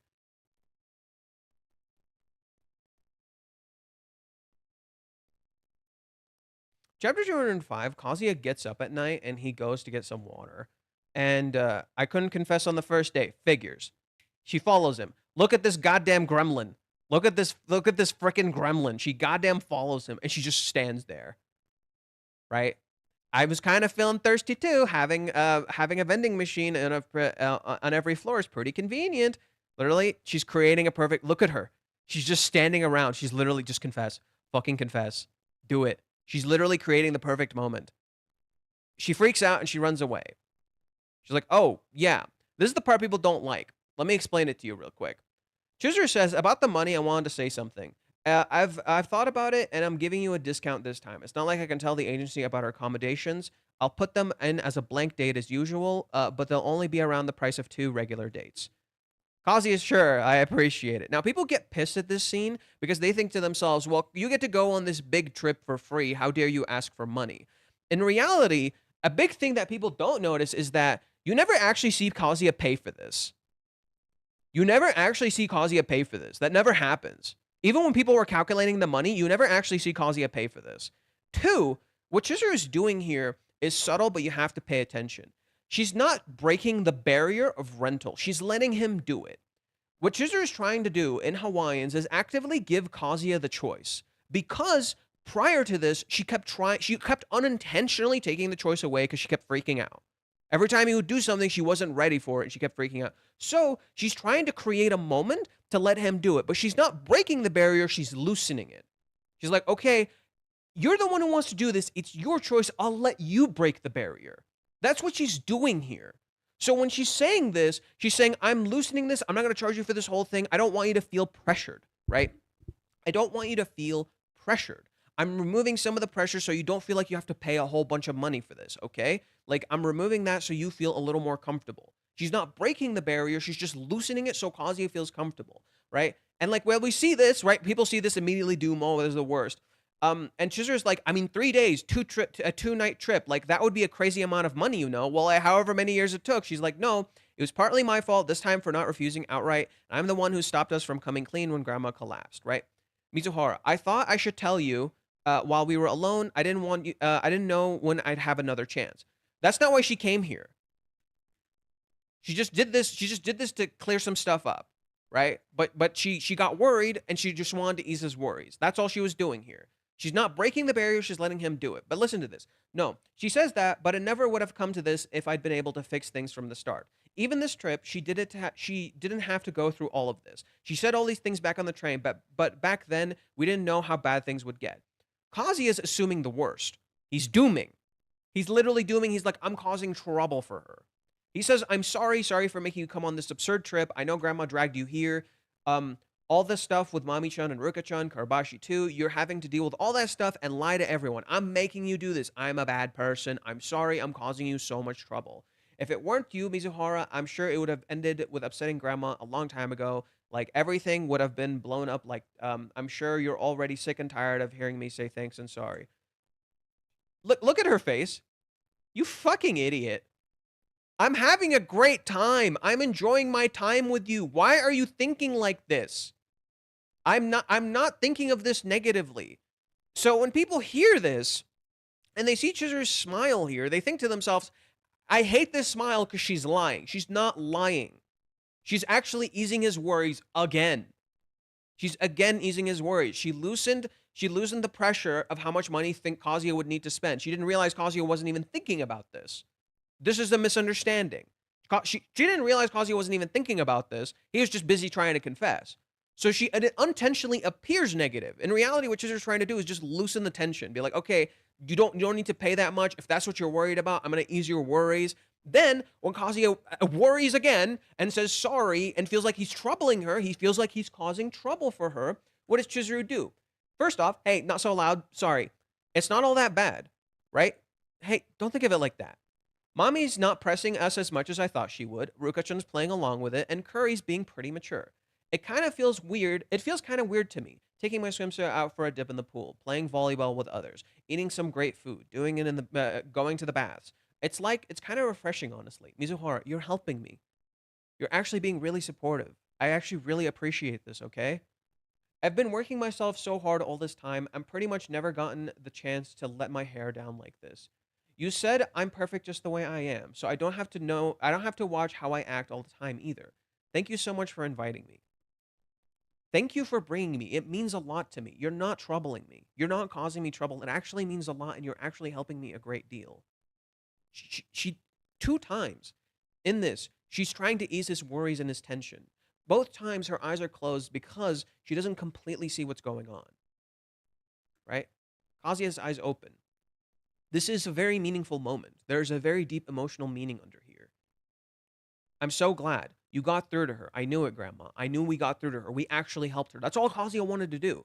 That's all Kazuya wanted to do in this arc, and she just told him, "You did a great job. You're doing great. Thank you. You're actually really helping me. It means a lot to me." And then, should I confess now? But time doesn't wait for you. Harumi shows up. Time doesn't wait for you, right? There's gonna be no perfect moment to confess. That's Chizuru's big illusion in this arc. She's trying to find the perfect moment to confess and let him confess. But what she actually needs is support. In contrast, Kazuya is trying to confess, not realizing he just needs to support her. That's the problem. This is when time is not infinite and it's running short, and you need to actually like talk it through. This is when time was being tested. This is where you could argue the infinite thing was a bad thing, right? There's no infinite time here. This is when you could argue that, but not in this current arc. Okay? So, yeah. Glad I cleared up this chapter. A lot of people look at this chapter in like the worst fucking ways, so I'm glad I got some time to clear that chapter up. So Minnie versus Chizuru showdown didn't happen this chapter. However, I can see Minnie getting the information about this kiss from Kazuya and confront Chizuru after that. That could happen too. That could be the straight ball play we play, the straight way we play it. That's what Chizuru's expecting, right? That's literally what Chizuru's expecting. That's what Chizuru's thinking about right here. Did he message you? Right? He always messages you first. He doesn't message me. He always tells you first. I want to know. I want to know. I'm so curious. Look at her. She's like a little kid. She's so cute. I love her. My bad. I came late. What happened in this chapter?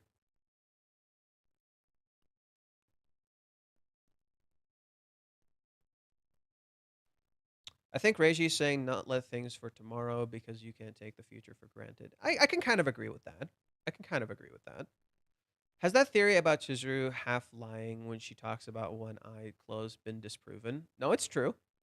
Because here, when she was telling Minnie about how she made food for 2 people, she's doing it. Did she say she made food for 2 people? Wait. No, she just says, "You want to eat something? I heard you were coming back today, so I made food enough for 2. Enough for 2." Oh my god. I guess it's a half lie here. The food was for Chizuru. Or for Kazuya, sorry.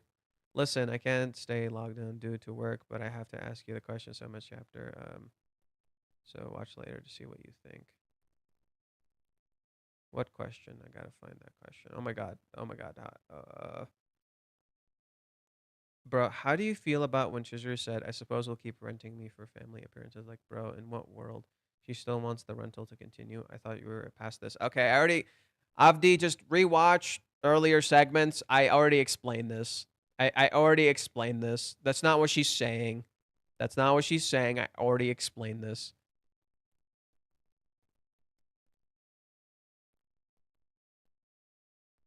I'm not a fucking blue pillar. Can we not talk about red pill and blue pill here, please? Thanks.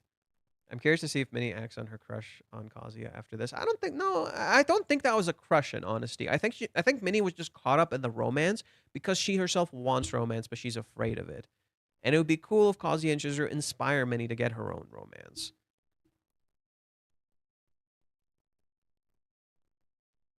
The worst phrase by Chizuru in this chapter was, "I don't love him enough to date him." She just said, "I just said that. That's all." The date, I might be in love with him, but not enough to date him. That's all. What? You told him that? You might be in love with him, right? Look, isn't it interesting how everybody sees the positive in it? Isn't it interesting how like Minnie sees the positive in it? Everyone else, oh, she fucking hates him. That's why.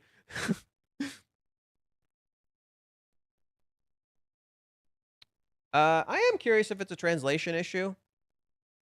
Now you've got me curious. I wonder if this is a translation issue.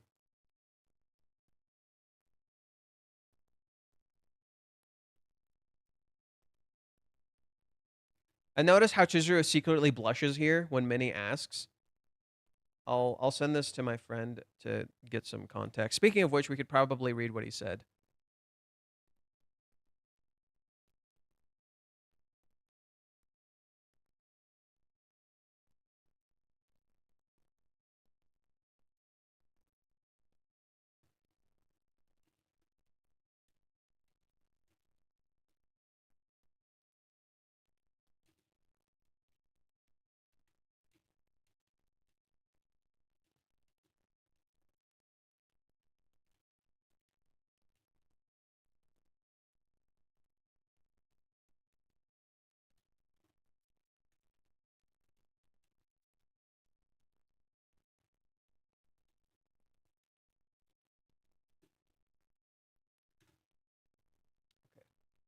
Let's all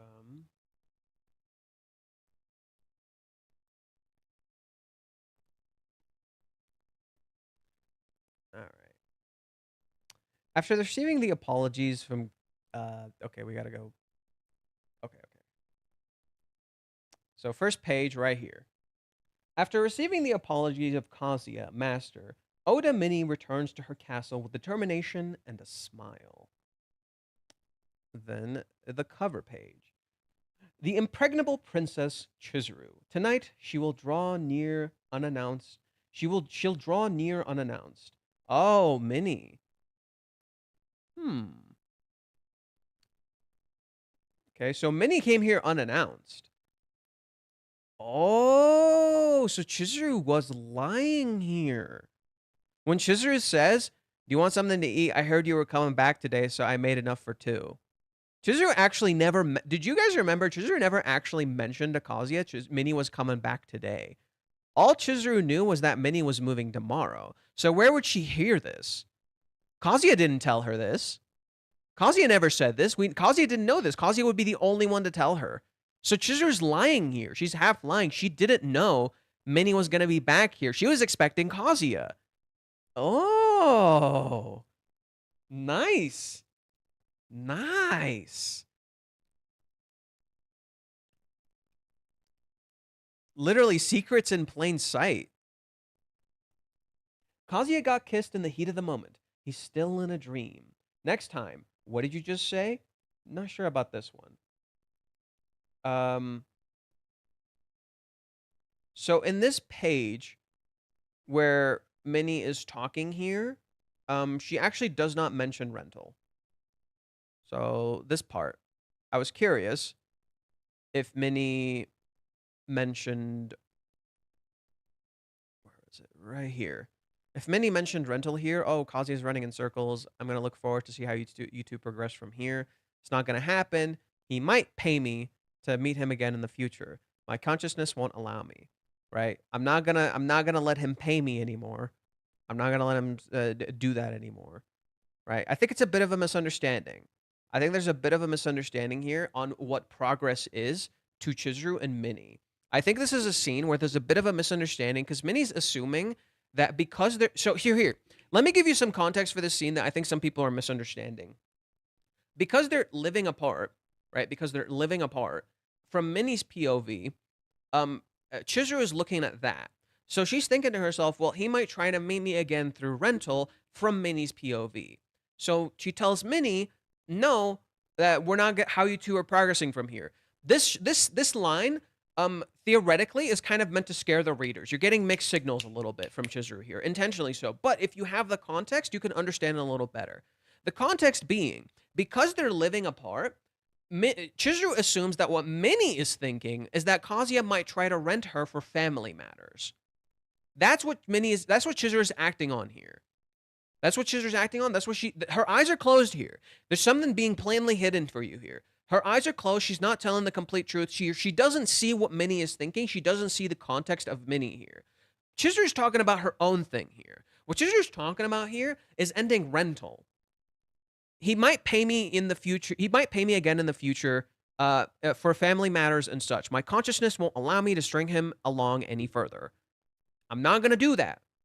But if you look at it from the outside POV and you're like, but you just kissed him, so you did string him along, right? So most people would think that, right? They would think that, oh, you already kissed him, you already string him along. What the fuck are you talking about, right? It's easy to assume the worst when you don't have complete context. But now think about it like this. She just kissed him. She wants to be with him.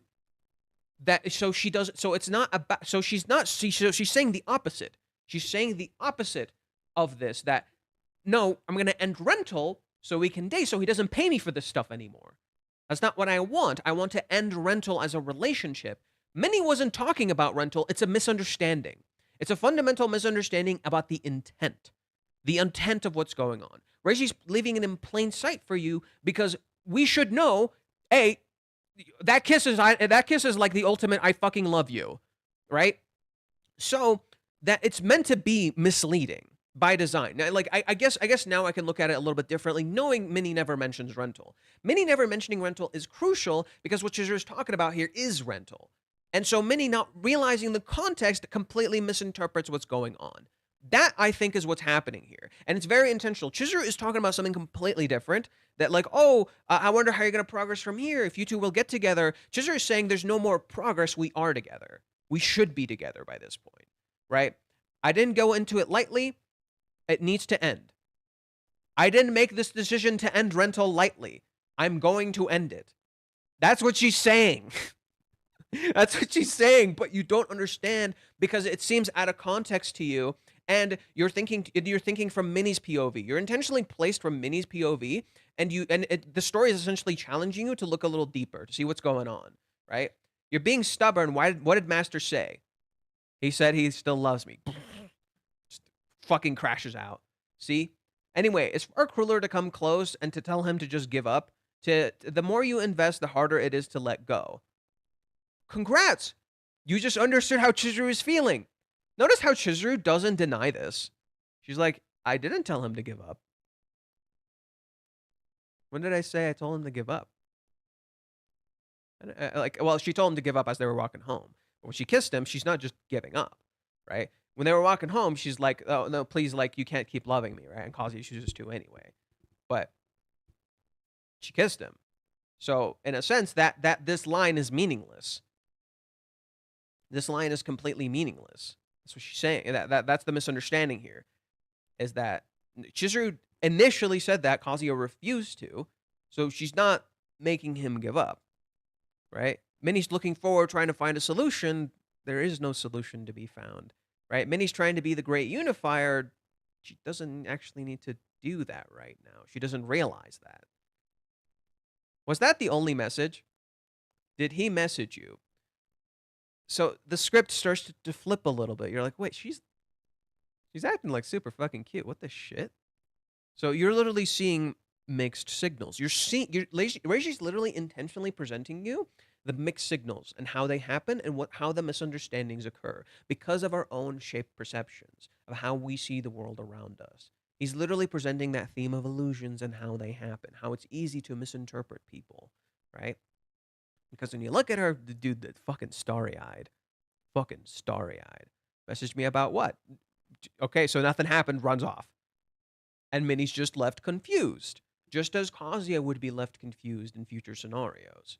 Right? You're seeing how these misunderstandings with Chizuru occur. But when you understand that her intent is to end rental, to be with him, and to let him take charge, suddenly every word she's saying makes perfect fucking sense. And you're like, oh, I kind of get what's going on, but I can see why Minnie would be confused, right? In contrast, Kazuya is out like a fucking light.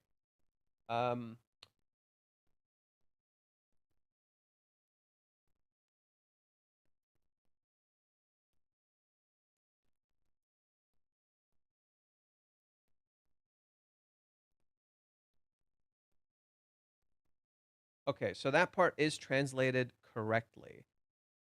This part right here where Chizuru says, the date was fun. I might be in love with him, but not enough to date him. That is literally what she said. Yep, that is correct. She's not lying here, but her eyes are closed, so she's hiding something, right? She's hiding something here. And Reiji's intentionally showing something is being hidden. Okay. Oh my god. Where do I read the text? There's so many.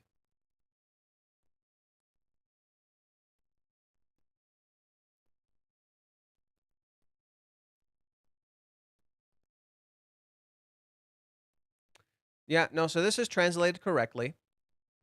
She's just being honest. She's just being very direct. Again, it's meant to kind of elicit a sense of fear from you. But then you're constantly contrasting that with Chizuru, right? You're constantly contrasting that with Chizuru. Look at her. Look at her. He's like, oh, you think? You think? Chizuru is like, ooh. She thinks it's romantic. Chizuru just off in La La Land. Chizuru, I love how Chizuru's just off in La La Land. She's like, you think it's pretty? Like Chizuru wants to be praised here, dude. I love it. She's so off in La La Land. It's so cute.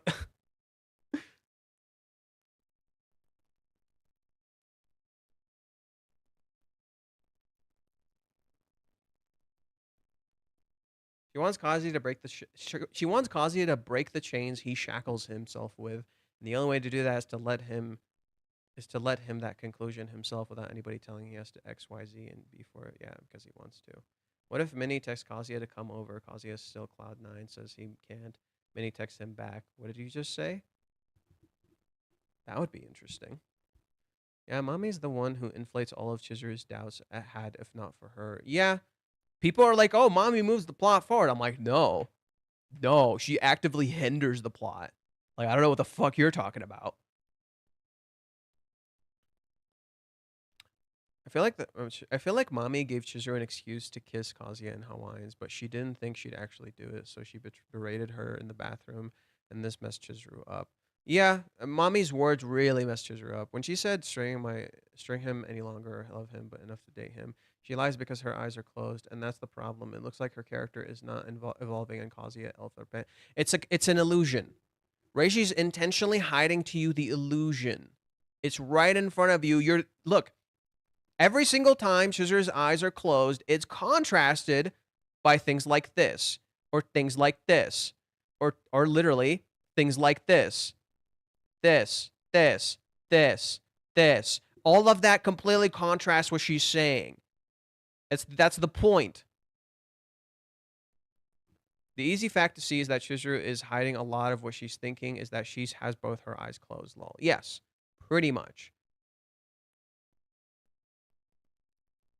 Even in this chapter, Reiji addresses all the haters who were running hate campaigns against Chizuru-san for calling her a deceiver, though Minnie, as she's immediately said, she's not like that, right? Minnie, the character who represents the audience, is now closer to Chizuru than us, so she's literally like, what the fuck are you talking about? Chizuru isn't like that, right? But she has doubts. Does she not care at all? Did her research arrive at the worst result? Maybe she just feels really bad about it and put in a lot of effort. Chizuru-san, of all people, isn't like that, right? We're gonna fucking, bro, we're gonna fucking clip this.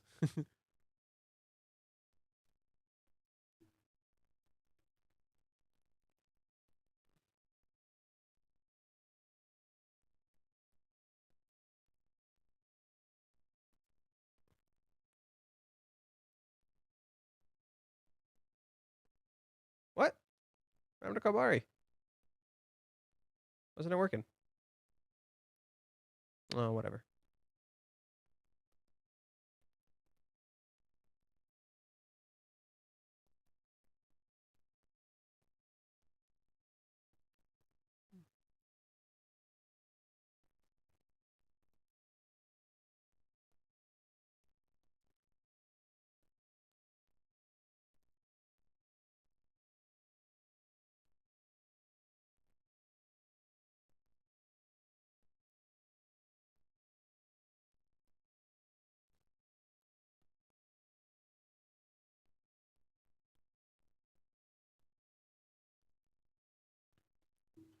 Um, Sorry, I'm just posting something on Twitter. Oh, gotta move that here just in case. Don't want weird stuff to pop up.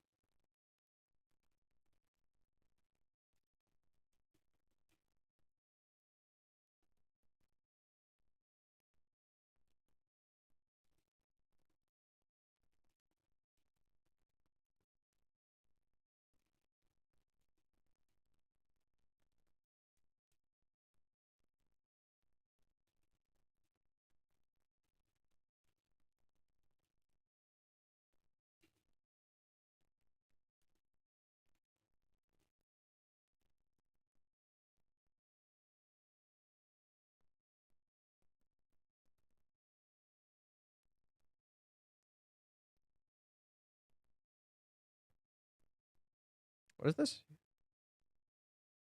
Wait, what the fuck's wrong with my account? What? What's going on? Did Twitter nuke me for some reason?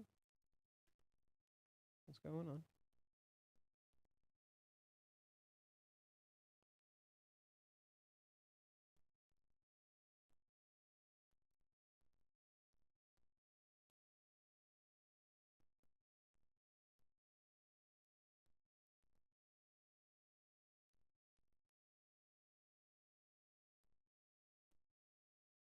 Okay, that was weird.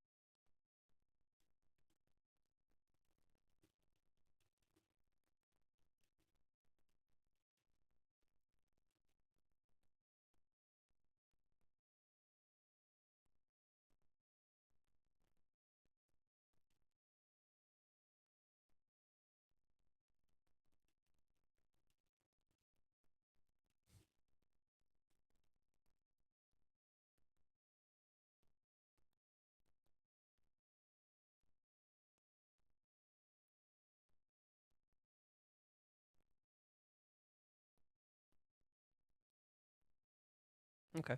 For some reason, Twitter was weird. Hmm. Elon Musk is a hater? Cool. I don't give a shit about Elon. He's a little crybaby bitch.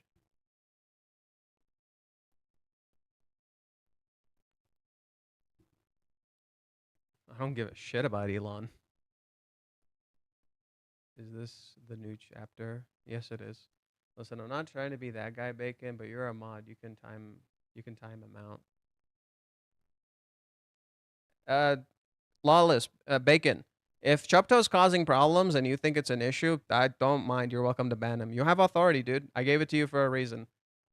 If Chupto is being silly and stupid, you can either ban him or you can time him out. It's your choice. Like Chupto, I'm sorry, dude. If you're starting shit in chat, like that's I'm not gonna fuck with that, dude. You know. Did you just say? What did you say? What did you just say to mommy in Hawaiians?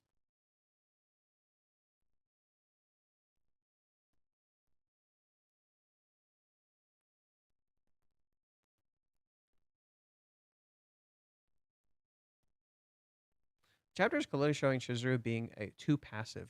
Food, mini text, etc. Maybe Chizuru is going to show up unannounced to a certain house soon enough. Oh, and Kazuya sleepy, goddammit. So Chizuru didn't get Kazuya to come back right away with the kiss. So she's subconsciously using Minnie to cast a line and fish him out. Now, maybe. I could see that. She wants to know more. She wants to know what he's thinking, right? So she wants to know if Kazuya said anything else. She's not trying to do anything. This is actually just really earnest. She's literally just being. She's not trying to fish Kazuya out. She just really wants to know, did he say anything else, right? And he didn't, right? This isn't logical. This is just purely emotional. This isn't logical, right? Reiji intentionally contrasts this logic from Chizuru to this emotional side of Chizuru. She's just letting herself be in love, dude. She's just literally letting herself be in love. She's like, oh, did he say anything? Like, of course he didn't say anything. Minnie would know. Minnie would fucking know if he said anything else. But she's like, did he say anything else? I want to know. Like, she's literally just being, she's literally just a stupid girl in love. I love it. She's just a stupid girl in love. I love it. It's making my fucking day, dude. Maybe I always feel like implied that the next step would be literally a proposal since the ring has always been such a big point. Mommy literally says lies are evil, and so are you, the people, still ignoring the consequences of those words. Yeah, mommy says terrible fucking shit, dude. Is there something behind Tuesday every anime season? It's a rom-com Tuesday. It's not complaining, but observation. I'm not sure. I don't know. Beats me, dude.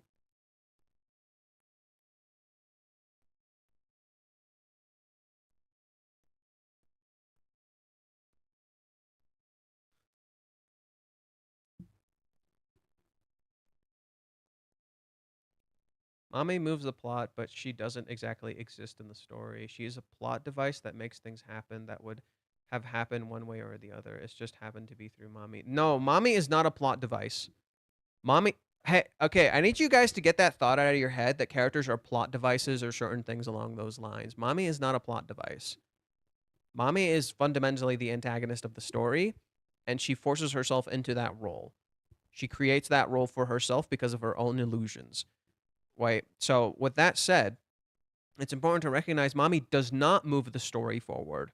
She never did. She actually hinders and messes up the story actively, consistently. Mommy does not move it forward. It's mommy makes it stagnate.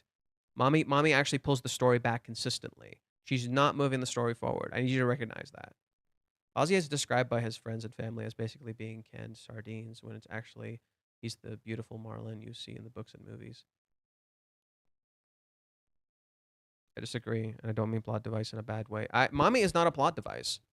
Mommy literally appears at the worst times. I think there's only like one instance where I can truly consider mommy to be a plot device, and it's when she shows up at Kazuya's work with Chizuru.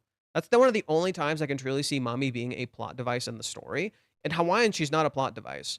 In Hawaiian, she's fundamentally the opposite of a plot device. She's literally actively hindering them because of her own feelings. She's not a plot device.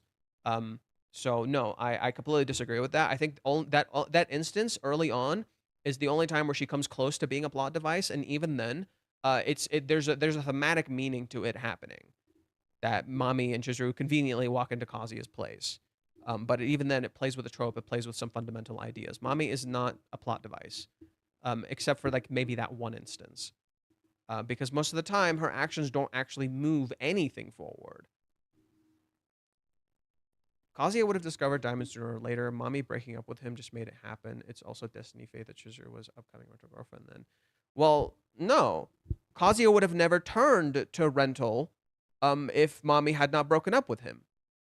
Kazuya would have literally never gone to it. Like literally there's no reason Kazuya would go to that if not for Mommy. That doesn't mean she's a plot device. That just means Mommy like literally caused his trauma. That doesn't make her a plot device. She's literally the source of his pain. Mommy is literally the source of Kazuya's pain. That's not her. That doesn't mean you're a plot device. You're the fundamental catalyst for everything that happened. That doesn't make you a plot device. You're the source of everything. So that doesn't really add up, you know?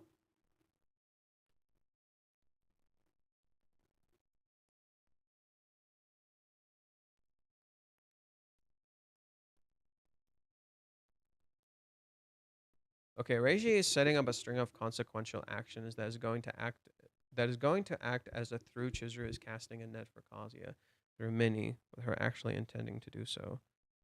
I don't think so. Chizuru isn't. Chizuru just wants to know what he's thinking. This is just purely emotional. This isn't logical. This is purely emotional. And it just so happens that that emotion reaches Kazuya through Minnie. It just so happens. It's doing it in reverse, right? It's doing the girlfriend and the kiss in reverse. And the reason it's called the girlfriend and the kiss is because we're actually seeing Chizuru's side now instead of Kazuya. That's why. There's a reason it's not a continuation of the original The Girlfriend and the Kiss arc. You know, that actually does have me curious. That does have me curious. Is the title of The Girlfriend Kiss from this chapter different from last chapter? From the last Girlfriend and the Kiss?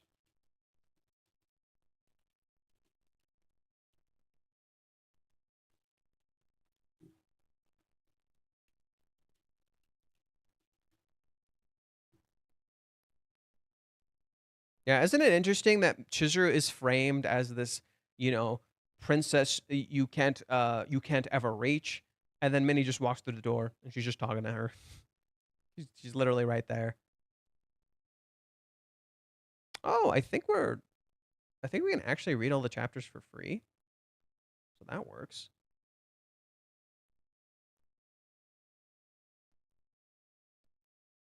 Yeah, I think we're building to something big, dude. I think we're building to something massive because apparently the chapters are all free on K manga at the moment. So there's that.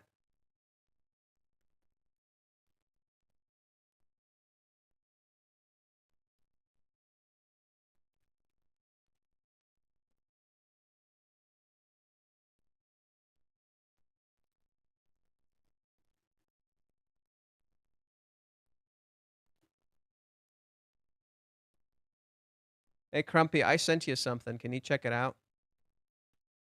We're also seeing Minnie's side in the story at this point. Pretty much. Pretty much.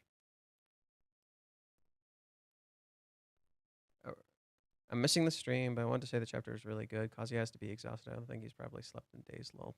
Yeah, Kazuya is toast. He is a toasty. He's in a dream. He might fall asleep.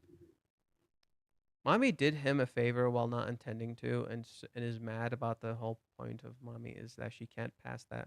She helped him when she tried to bury him, but along the way found more ammo. I don't think that's quite right. We are also seeing Minnie side of the story. There's 10 plus crucial coincidences in the story that get us to this point. Chizuru X Kazuya is dead, so Mommy cannot be causation in that sense. Mommy just ended up being the road that was taken. I'm not. Then does that mean she's not a plot device? See what I mean? So how does that work as her being a plot device? Mommy is the coincidences, the 10 plus coincidences. If anything, like they aren't caused by Mommy, right? But that doesn't mean then how is she a plot device? You know, if the 10 plus coincidences were not caused by Mommy, then how is she a plot device? And if anything, those 10 plus coincidences just act as like a convenience that rather the actual conflict never goes away, right? So it's like, oh, they're supposed to be separated, they don't separate, but then it introduces a new conflict rooted in that idea that they're not separated, but they are. So for instance, they don't break up after Ruka kisses Kazuya.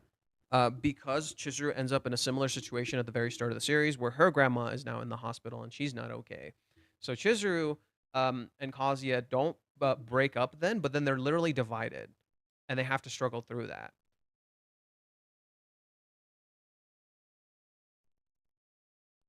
There isn't too much crazy stuff on the special membership for Reiji, so don't worry about that too much. I'm saying Chizuru's actions have consequences. She isn't aware of the consequences of asking Minnie if Kazuya told her anything else. What would be the consequences of that?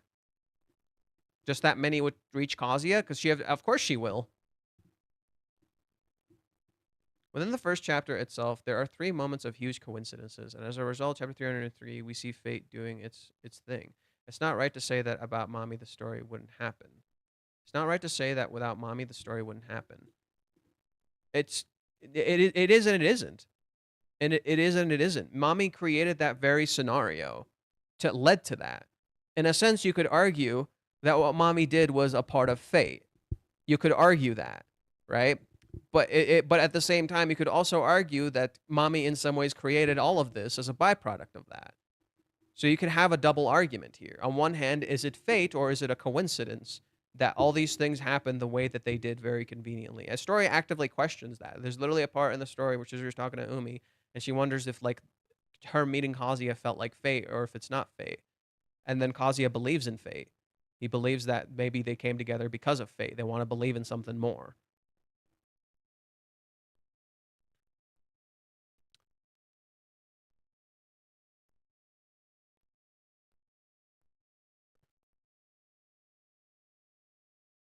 Chizuru and Streetwearer's diary. Yeah, this does look pretty cool. When Ruka said to Chizuru, I'm his girlfriend because of you, this also applies with Chizuru and Mami. Chizuru wasn't by Kazuya's girlfriend if it wasn't for Mami. Yeah, basically the whole thing with Chizuru and Mami is that they shape the fate that they didn't mean to do. Chizuru actually unintentionally mirrors Mami in a lot of ways in certain parts of the story. Just as like literally what you're describing is exactly that point. Chizuru unintentionally brought Ruka into the picture, just as Mami unintentionally brought Chizuru into the picture. And Chizuru makes identical mistakes to Mami in certain points of the story, literally making the same exact mistakes and pushing Kazuya away into certain directions, right? Kazuya was a lonely person. Mami just broke the dam. Kazuya says, I can't take this anymore in the first chapter. Something else would have happened to make him feel his life unbearable. Yeah, like maybe it could have happened eventually, sure. But Mami happened to be the one who did that. It doesn't change the fact that Mami is the source of that pain. Specifically because Kazuya fell in love with Mami. See, what makes Mami special in this instance and why she's so different is because Kazuya actually reached his dream with Mami and then she tore it away. That's what made it special. That's why it hurts so much. Kazuya seemingly reached his dream thinking it's what he wanted, and Mami tears that away. And that's very specific for that reason. Right? It's so in that sense, that's exactly the point. It makes Mami special and in some ways not special. That's the idea. I have already read the manga of Fragrant Flower. I've already read it. I already know about it. I've said what I feel about it before. It's good, but it's just a little too safe at times. I think it's good, but just a little too safe at times. My favorite character is Subaru.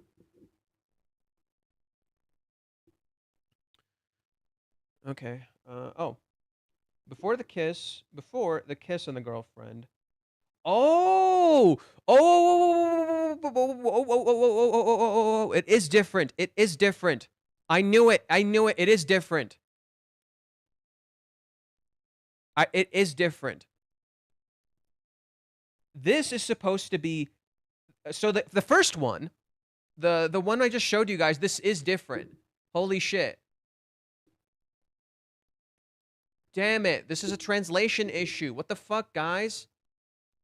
They gone done and goofed. They gone done and goofed. This one is the girlfriend and the kiss, part 1. This one actually reads the girlfriend and that kiss. Not the kiss, that. The girlfriend and that kiss. Oh. That's cool. Oh, that's cool. Come on, how do you fuck that up? Why do they fuck that up? Why'd they fuck it up?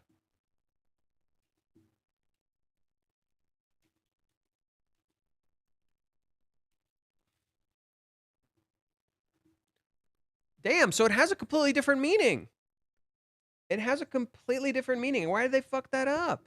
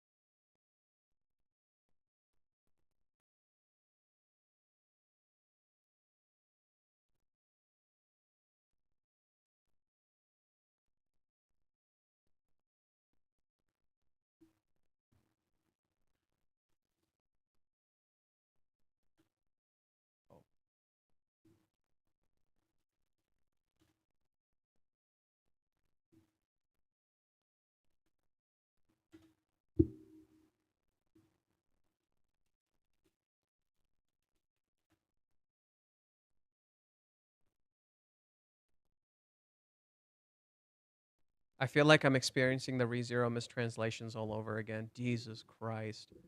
Unless they are talking about the past kiss. No, the original one, the one the girlfriend and the kiss is just called that. This one is just called, let me pull it up. The original one is just the girlfriend and the kiss.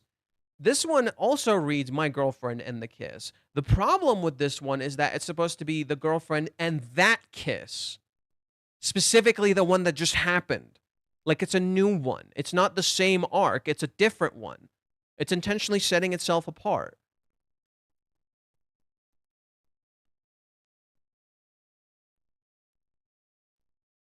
Yeah, the "my" is weird. There's no such thing in the Japanese. Yeah, that's another thing.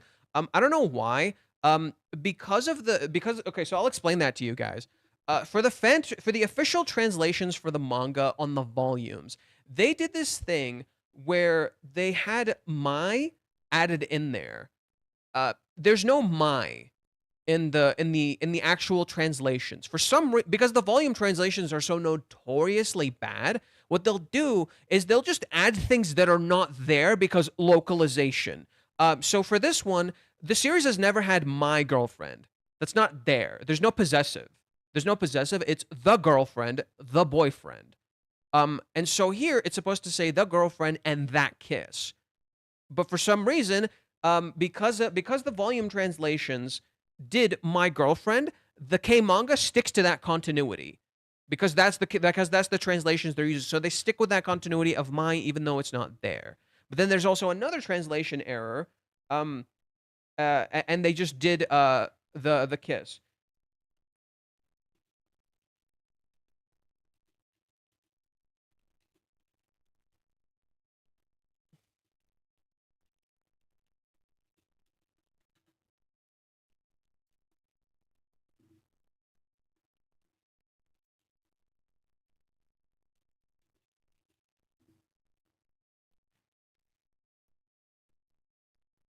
Its official translation is the kiss and the girlfriend. It's the reverse from the new one.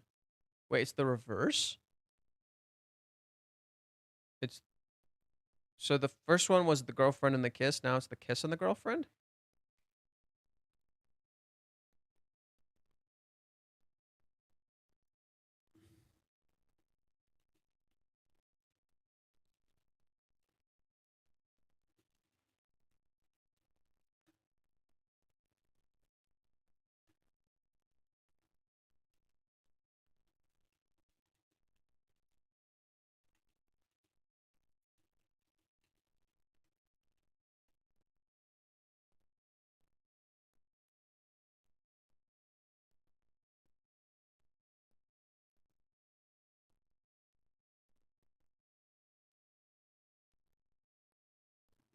Hmm.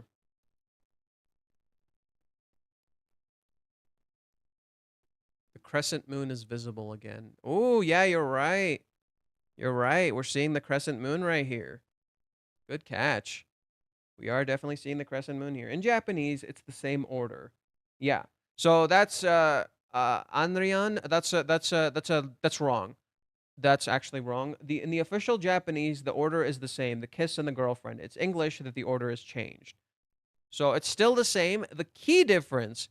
So this is supposed to be like if you translate it directly, it's the kiss and the girlfriend, right? That's the proper order it's supposed to be. In English, they flip it around. They say the girlfriend and the kiss. Here, this is supposed to be the girlfriend and that kiss, right? Not the girlfriend and the kiss. It's not the same exact name. That's why there's no number, right? Because if this was supposed to be the same exact arc, it would have the number again. The number would come back. I found that strange. When I saw that, I found that really strange. The title mistranslations don't hurt too much for me. It's just annoying because Reiji specifically sets a continuity with the title names.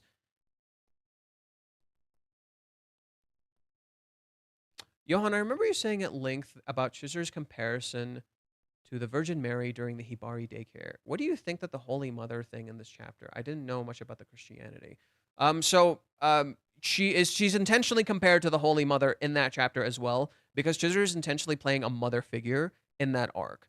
And that is an important thing for Kazuya's character at the time, that Chizuru in some ways was guiding him like a mother. That was the problem with the initial parts of the story, is that he even says it. He even says one line where he says maybe it's because she was wearing the apron that I felt so comfortable. And it's the idea that Chizuru at the time was playing a mother-like role and helping guide Kazuya. But what Kazuya doesn't see at the time is that he actually plays a better parental role than she does. Chizuru is a good mother, but Kazuya is a great dad. And Kazuya didn't see his strength as a parental figure. So in some ways, because she was playing the motherly figure, she's playing the parental role, and her telling him you have skill in this thing, it makes him accept his own parental role and his first step into adulthood. That's literally the words Kazuya says, right? The adult told you you are a good adult, and you take your first step into being an adult in the process. That was the idea in that chapter. Um, Let me find it. I had a lot more to say regarding that. I recorded a lot for those chapters. I should definitely find some of my old recordings and delve into those some more. Um, because I had a lot to say in regards to that. But like here, listen to what Kazuya says here. Maybe I only felt calm because I saw her in that apron, but on that day I took another step into adulthood. And what does Kazuya here do? He starts to trust Chizuru. He starts to have more faith in her because he doesn't let his insecurities dictate how he feels. That's the point of this scene. It is in a lot of ways teasing marriage, while at the same time delving into the importance of relationships and how being a supportive figure in someone's life, whether it be through a parental role or through a child or anything else, helps you grow and change and evolve. Right? Chizuru appears adult-like, but it's actually her appreciating his childishness, and in so doing, she starts to see her own childish elements and accept that. Chizuru is actually becoming a child here, whereas Kazuya is actually becoming the adult. Right? She asks and does things in ways that respect and see how adult Kazuya actually is, and Kazuya, she in her appearing adult, starts to feel more adult himself.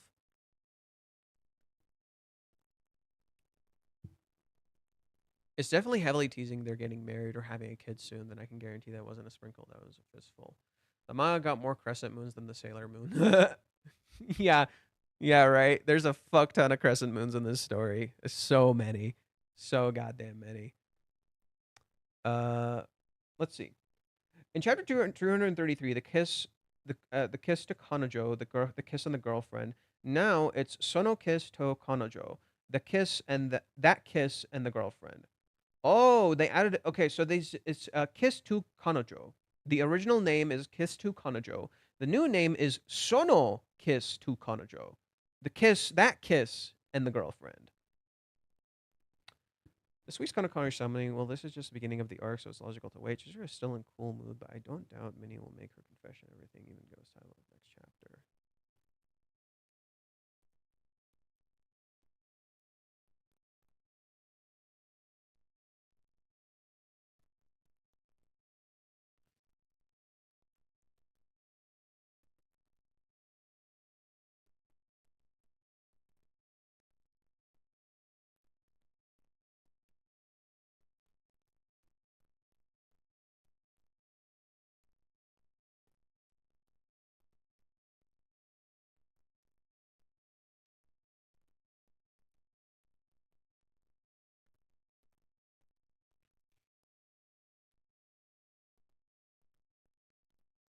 Yeah, even the Japanese audiences are just like, oh yeah, yeah.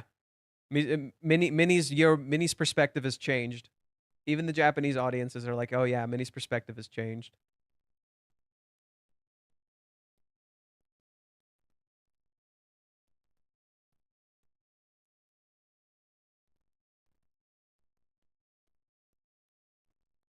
Let's see, what else is there?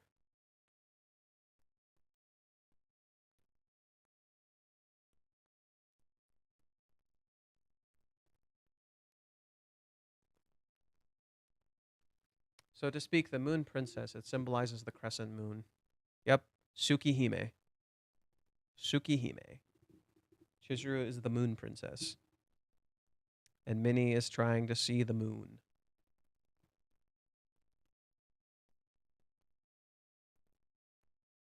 Oh boy, the Reddit page is full of smart people who understand the story. Ha ha ha ha. Just kidding, they don't understand shit. Oh jeez. Reddit is mad at Chizuru as always. What else is new, bro? You literally can't make these people fucking happy. What? You literally cannot make people happy. What if Umi rents Mizuhara? Chizuru would never agree. He would have to do it without her knowing.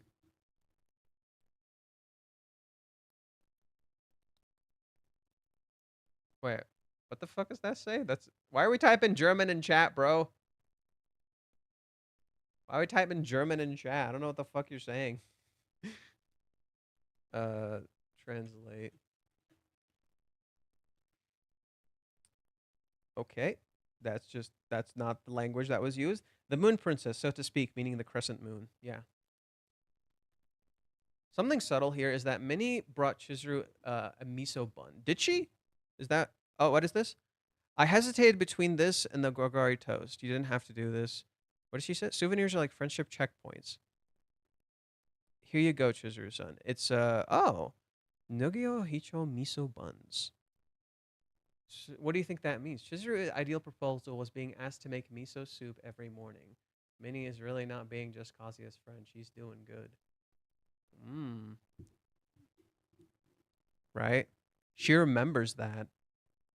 How fitting. She remembers that. But isn't it funny how Minnie is using it? It's like, oh, I know Chizuru. I know what she wants. So she intentionally gives her a gift and is like, oh, the curtain is down. It's just us girls today. Talk. Talk. Right? It's so fitting. Talk. So she pretty much Minnie is using like if anything, this should be foreshadowing. If anything, Minnie bringing a bun, a miso bun, to get Chizuru to open up and tell her shit is so fitting because she's literally using the ideal marriage as an excuse to get with her. But then that contrasts how Kazuya is most likely gonna bring the ring back and ask for Chizuru's hand. All right, wouldn't that be fitting? Heck, wouldn't it be fitting if Chizuru asked for his hand? Either way, it's very intentional that Minnie does this thing that specifically mirrors chapter 301 when Chizuru says her ideal marriage, right? If anything, I think Reiji's intentionally nodding to that. It feels like intentionally... And another interesting thing is, like, you don't see Chizuru and Minnie talk so much like this. And I think it's fascinating how Chizuru is really opening up to Minnie in some ways. You have a contrasting element between serious Chizuru and not serious Chizuru. So... Let's reread this little portion here. I think there's some stuff hidden here. Okay. Yeah, so she calls her the Holy Mother again, just like that chapter. Okay. Again, Reiji puts a lot of emphasis on us seeing this. He intentionally wants to see how much Chizuru fucking whipped out like this crazy ass meal, like ready for everything, right? He intentionally wants us to see this. I had been longing for the taste of Tokyo again. You were only there for a night though, right? So why is Minnie so excited about this? You were only there for a night. She's acting like she's married to Chizuru. Isn't Minnie is literally playing Kazuya's role. Minnie is literally playing Kazuya's role here. She's doing what Chizuru wants Kazuya to do.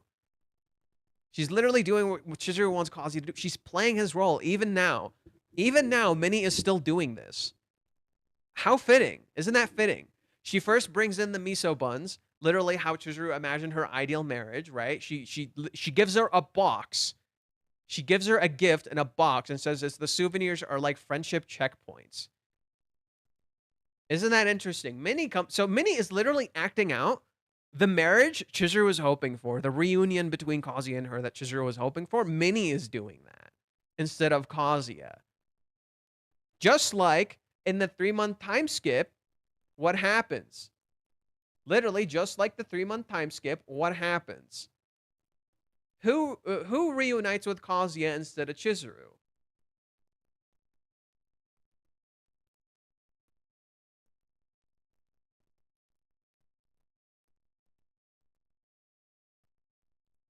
Minnie. Minnie is the one who reunites with Kazuya instead of Chizuru. Just as right now, Chizuru's waiting for Kazuya, and Minnie's the one who shows up. We're reversing events, right? Whereas Kazuya is living like a total mess at the time, Chizuru is actually really clean. She set up a whole thing. She seems and appears perfect. Whereas Kazuya looks like a total mess. Why does Chizuru appear perfect in contrast? Because Chizuru's ready for him to come fucking back. She's trying to appear perfect to him, like the perfect girlfriend. She wants him to think that, right? I had been longing for the taste of Tokyo. What is this? Meguro City's loop line bus is called Pacific Sayuri Bus. Did you know that? Oh, time to dig in. It makes you want to eat after finding it at the supermarket. Wow, so good. The outside is such a nice crunch. I'd never think that inside was this tender. The savory smell and rich flavor mix every bite. It's like a savory packed creme brulee. Isn't that interesting that Chizuru, like that Minnie is complimenting Chizuru's food like this when Chizuru wants Kazuya to give her compliments exactly like this? It's very intentional that we're hearing this from Minnie because it's supposed to be Kazuya. She's acting like she's a married couple. Minnie is literally playing his role. Even now, she's still doing it. She's literally still playing the role Kazuya is supposed to be. Right? Then Chizuru closes her eyes, explaining all the effort she put in. Right? Pacific Sayuri has unsaturated fats that are good for your skin, but it's mostly protein. That's why I added spinach and seaweed to help get fibers and minerals. You're good at food commentary. Right? She's literally playing Kazuya's role, and Chizuru explains to her all this effort she put in, which she wanted, and literally she wanted to do this for Kazuya, but her eyes are closed. She's hiding why she added all this, right? She's hiding why she put all this effort into the food. That she made this entire fucking feast. Wow, she's perfect as usual. Chizuru wants Kazuya to like her, so she appears perfect to Minnie, but almost too flawless to Minnie because this isn't the scenario it was supposed to be. She's attractive and very beautiful and beauty conscientious. Plus, she's great at cooking, right? Perfect mother. She seems like she'd be an amazing wife and a wise mother. Her makeup looks natural. Even the clothes she wears around her house makes her shine. Doesn't this seem like Kazuya's thoughts, right? Time to eat. I can see what Master is going nuts over. I can see why Master is going nuts for her. He's supposed to be here, not you. But Master said it didn't work out.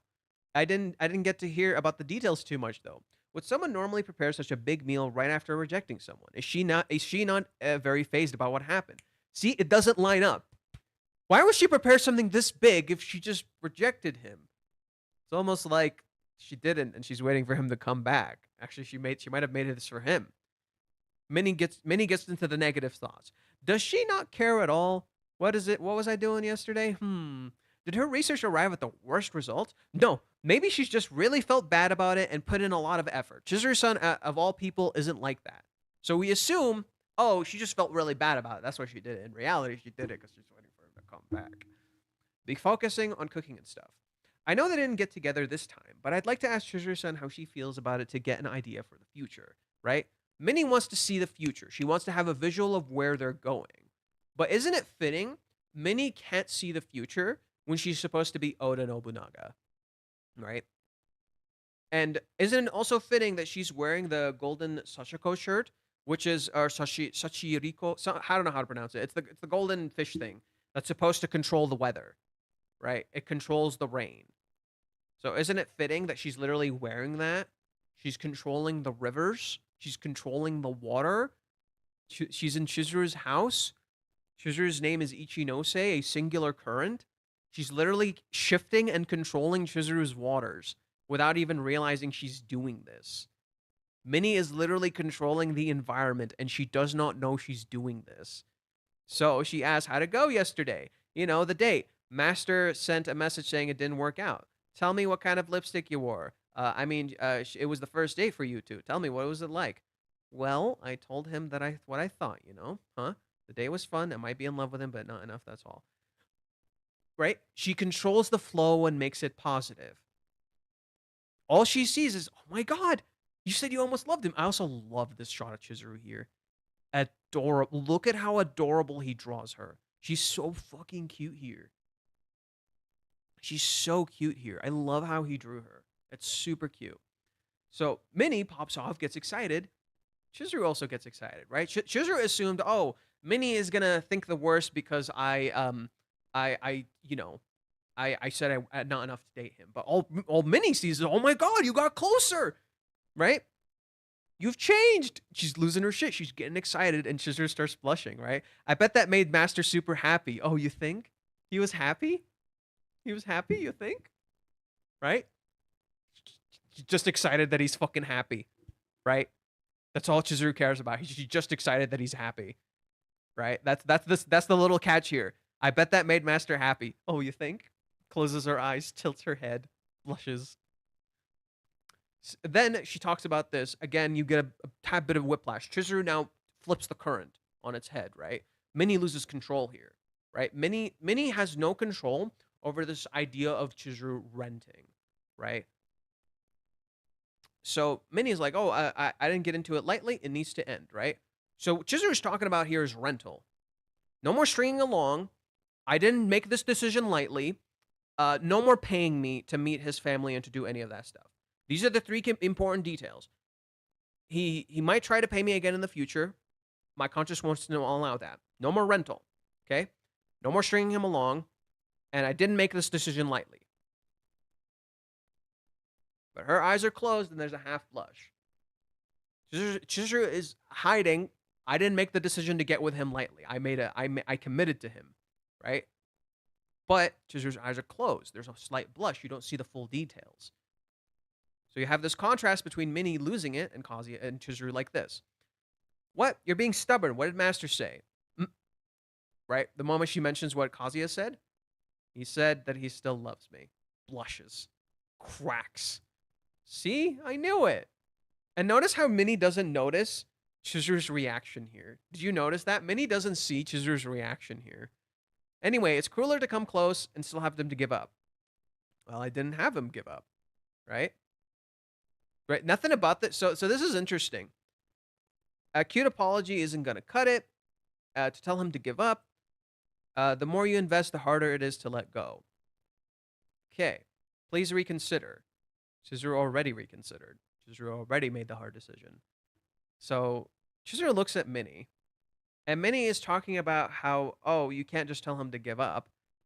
So what does Chizuru do? She asks about a message. Instead of giving up, she flips the script. She's just like, oh no, what did he say? I want to know what he said.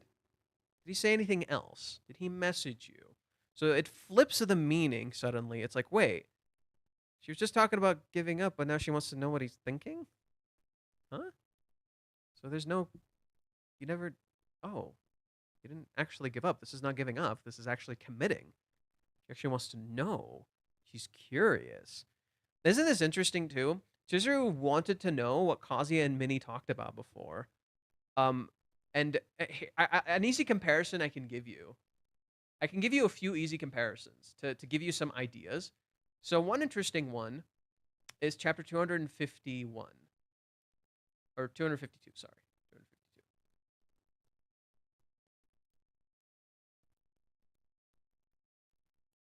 252. Chizuru is there, hot and bothered, getting a little drunk. What were you two talking about? What were you talking about? Oh, about you, of course. Oh, now I'm curious.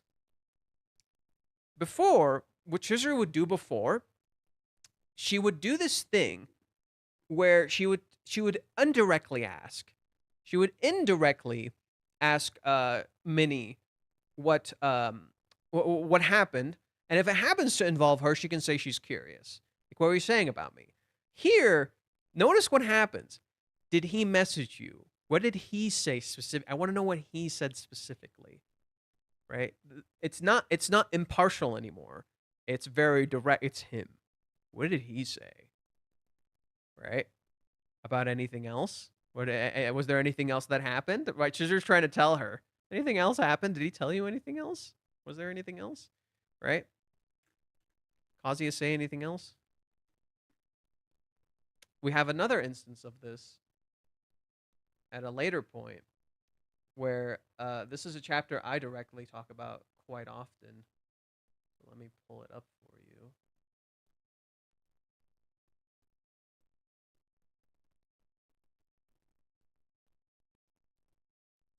Kazuya tells Chizuru him and Minnie were hanging out. That's what she said yesterday. What do you guys talk about? And then she texts Minnie, and she's like, you look like you had fun. I heard that you ate with him yesterday. Did you guys talk about anything? Did he say anything else about me? Did he say anything else about me? I want to know. Did he say anything else? Like literally starry-eyed. I love it.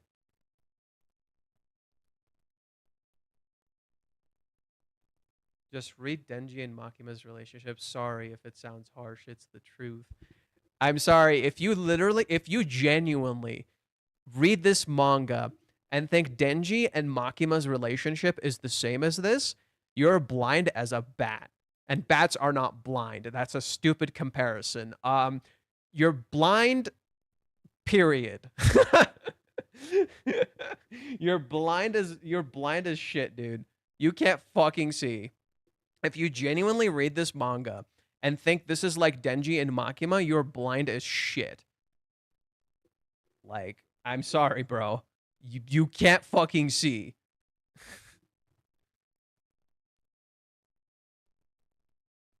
A few days ago, I was rereading from the start and saw that chapter 13 kind of foreshadowed the entire manga. Chizuru was always going to turn out to be a sad and confused character. How so? Page 1, Minnie expression is like Chizuru. Page 7 and 8 are her monologues and mental images like Kazuya. Page 1 is Minnie's expression is like Chizuru. Interesting. Yeah, she has that serious, determined look. Page 7 and 8 are her monologues, mental images like Kazuya. Yeah. Minnie literally takes both of their traits. She's literally their kid. Minnie literally takes both of their traits. She's literally their kid. It's literally what I described on my Twitter post. That Minnie is literally in between them. She's literally the character in between them, and she takes on their traits like an actual child would their parents.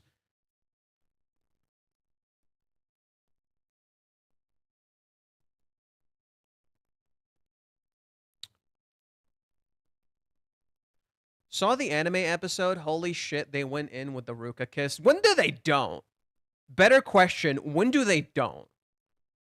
Because they always do with the Ruka kisses. Who are we kidding?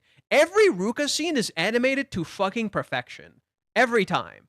You saw every tongue dive into Kazuya's mouth like a slip and slide as a tongue fills with her headphone. Jesus. Not even exaggerating. It feels way more horny than the last kiss. What the fuck? Christ, dude. I kind of expected this. I knew they would fucking do this. Every time. Chizuru's modus operandi is to be stoic and nonchalant, which does not necessarily expose what she's feeling inside. You got the left, right, down, and fuck up. Jesus, dude. They nailed Kazuya's reaction, in my opinion. He's literally shaking. Oh, okay. Why didn't Chizuru message him? Because it's been like 4-ish hours. She's waiting for him to say something. It hasn't been like a long ass time. Kazuya left. So Kazuya left the house at like 3. It's currently 8 o'clock. He hasn't said a thing. Chizuru said her side. Chizuru's just waiting for him to say something. Right? It's the opposite of Hawaii. It's the opposite of this is fundamentally the opposite of the 3-month time skip. It's literally the opposite of the 3-month time skip. Chizuru said her side of the story. Now Kazuya needs to say something. Kazuya hasn't said anything. She just kissed him, dude. He needs to say something. Kazuya's got to fucking do something. Johan is about to jump through the screen and strangle you. Don't worry. I'm pretty chill. I think what they said is stupid as shit, but I'm pretty chill.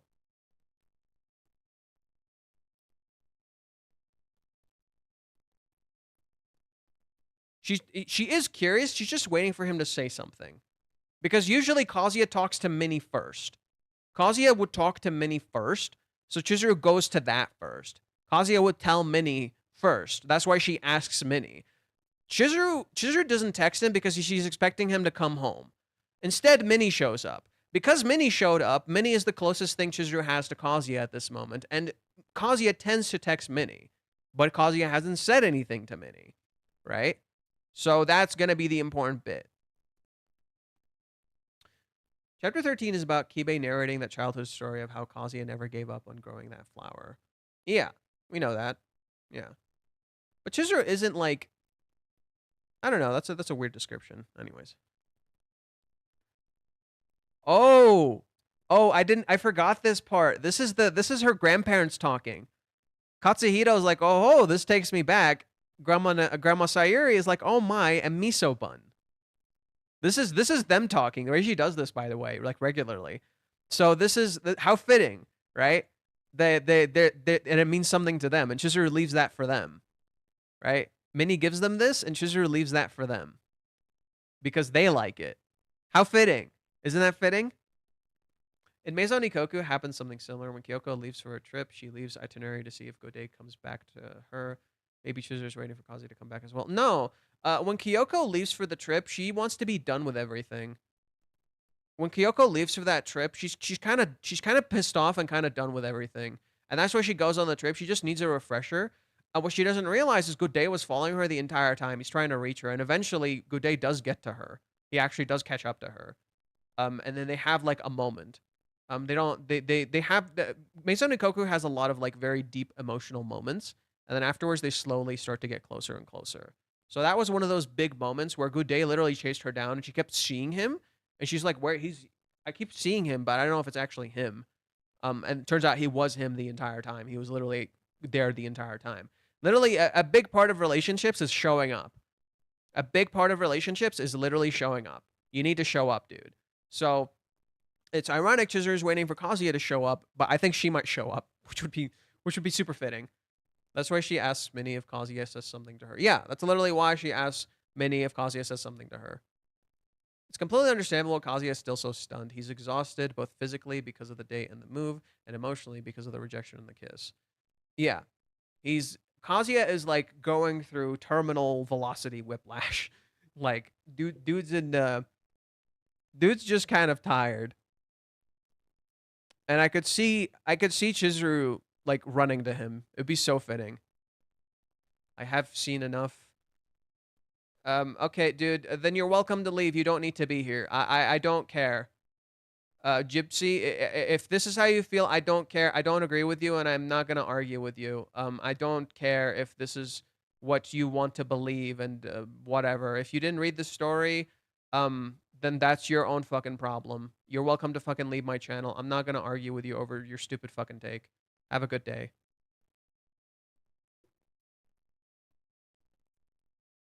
So, should we see the episode now?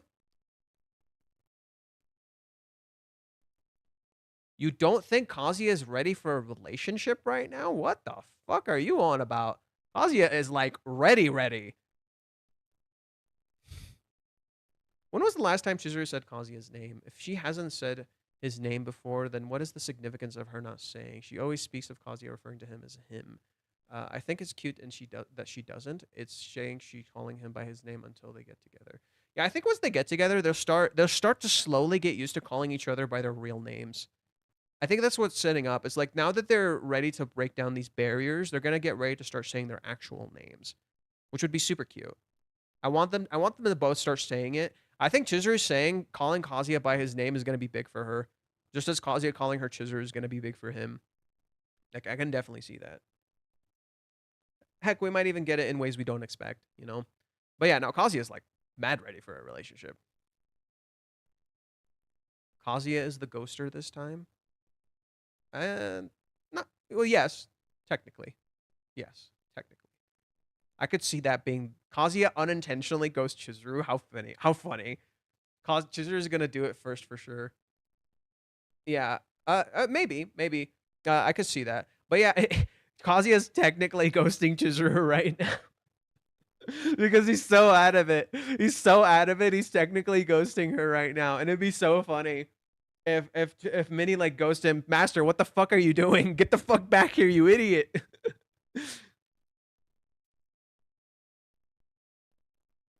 What do you mean? Or I'm pointing out that Kazuya didn't make contact because he's tired, but it's only 8 o'clock. Yeah, pretty much. He did say her family name in chapter 2. Well, they say their names under the guise of rental, not because they're actually saying it, you know. So that is kind of important to recognize. Should we watch the episode? You can watch the episode. People are telling me like the episode is interesting.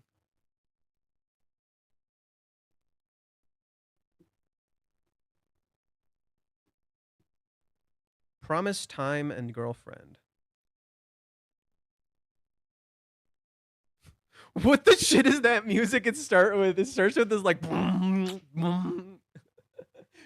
It's a fucking disco, not disco, a rave. It's a goddamn rave.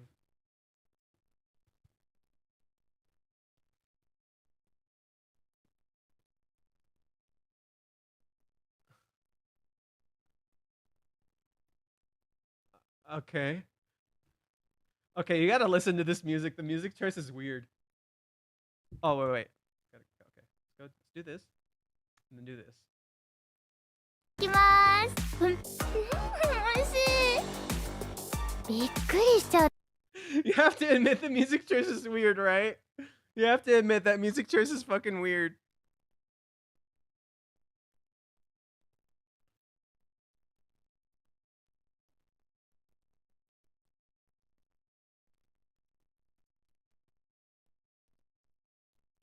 I will admit it looks a lot better.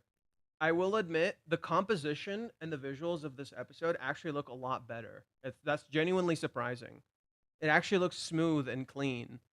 In contrast to last chapter, it already looks better. Like a lot better.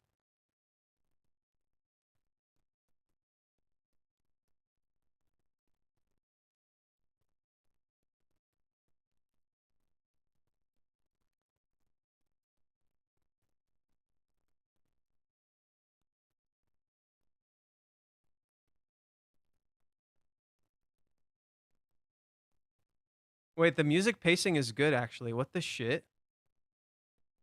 The music pacing is actually good too. What the shit? Even though the music is weird, the pacing and execution of it is kind of good too. What the shit? So what do you want?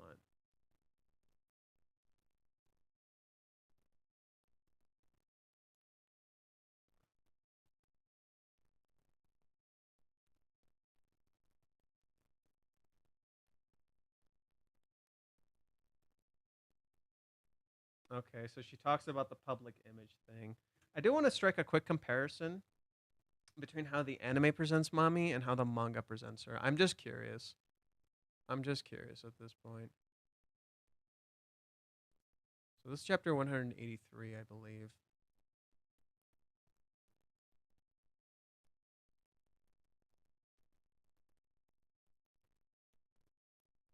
Oh my god.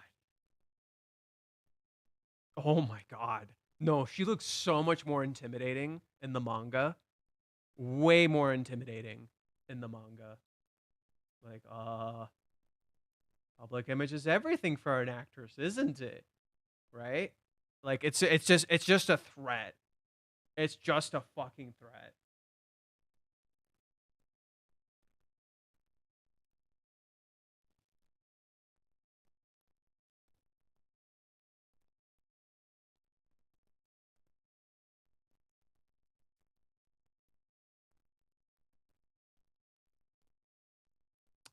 I have to admit the motion on Chizuru's face here doesn't look good. This is like a manga panel being like moved up and down. That didn't look very good. The line work is clean. It didn't look super good though.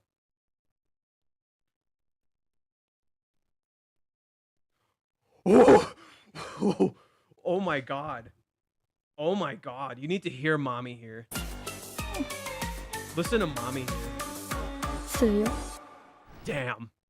Just damn. I think it was just as creepy in the manga. No, it was okay, never mind. It was creepier in the manga. Oh, you're a tough cookie.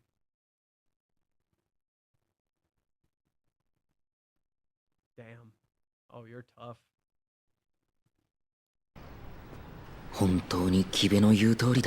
Wait! No, they skipped the scene between Kibe and Kazuya. What the shit? No. Oh my god. They skipped this. They did the right cut, but they skipped it to Kazuya walking on his own. They don't show Kazuya freaking out about what Kibe said. I'm right back in a corner. Oh my, no. This part is super important that Kazuya feels cornered. That his friend made him feel fucking cornered. This part's really important. They should not have cut this. Kiba is definitely right, though. The situation really isn't healthy.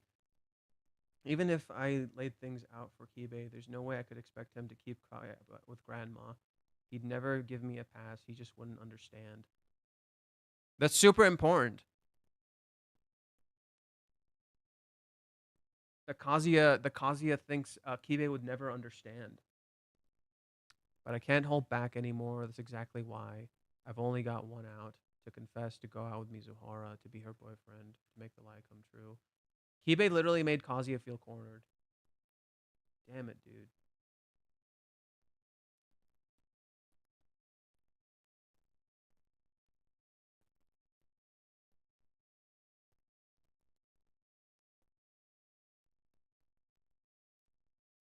He actually looks cute.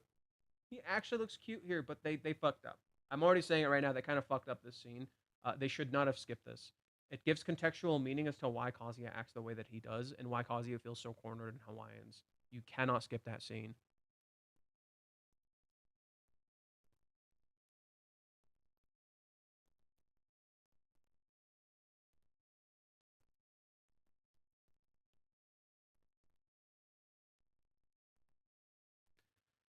Oh my god, dude. They completely removed Kibe. They completely removed that scene with Kibe. Why? They never... You're supposed to see this. This is crucial. You're supposed to see how Kibe is literally watching him walk away instead of opening up. No, that's a big fuck up in my eyes. That's a massive fuck up in my eyes. Them changing this small scene just to keep... I think what they did, so because someone told me they had the mommy or the Ruka kiss in there, I think they really wanted to get to the Ruka kiss and give it a whole bunch of time. So they trimmed out the Kazuya portion fucking again just to give it more focus on the Ruka thing. God damn it. It's one of those things where it's like the pacing is wrong.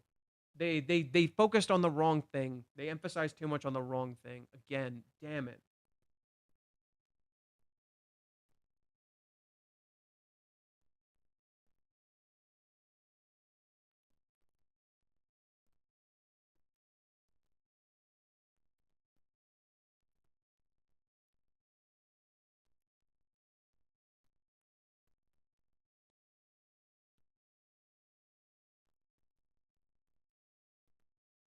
Ah, okay. So mommy, I will say they executed this well. Mommy mentions the bag, music kicks in. バッグは私 They like using this song a lot. The bung, bung, bung. It's like, oh look, it's the emotional song between them. I like using that song a lot.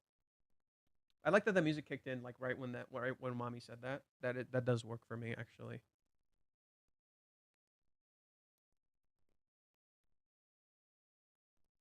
Does that mean you went inside? Shit.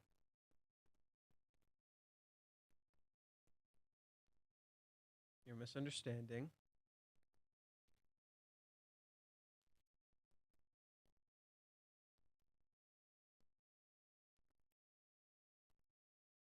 Oh, I lent him the bag to use as a prop, but she told mommy earlier that I stopped seeing Kazuya, so mommy naturally misinterprets it as, oh, so you were lying back then. But the better question is, why is it any of your fucking business? Why is it any of your fucking business, mommy?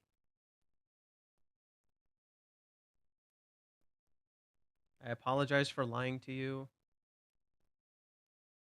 We never cut things off. I can see why you'd be unhappy after explicitly told so too. Yeah, nobody acknowledges how Chizuru just immediately talks to mommy and just like, hey, I'm sorry I lied to you. I know I explicitly told you that's not what happened, but I'm sorry I lied to you. But I feel like Grandma Nagomi is a different matter entirely. Please don't involve her. Like, Chizuru's being really fucking respectful here, and she's being really honest with mommy here. Nobody acknowledges this. Nobody acknowledges that Chizuru, like, directly talks to mommy and is very honest and open with her.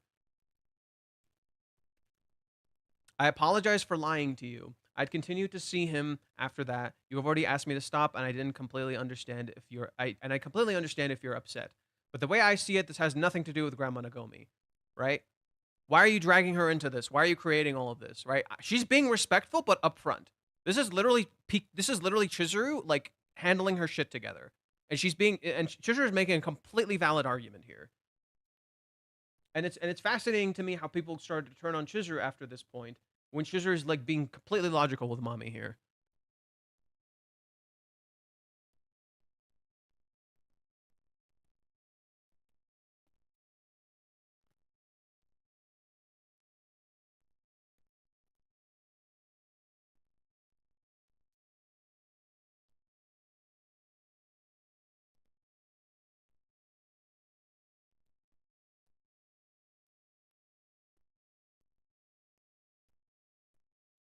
Ah, she pulls this crap. That's exactly why I feel bad that she's being lied to. Guilt. Mad guilt.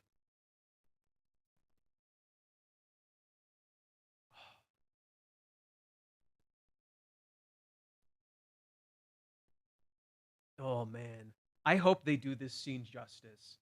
This scene should be creepy as fuck. I want them to use creepy ass music. Okay. Ooh, silence.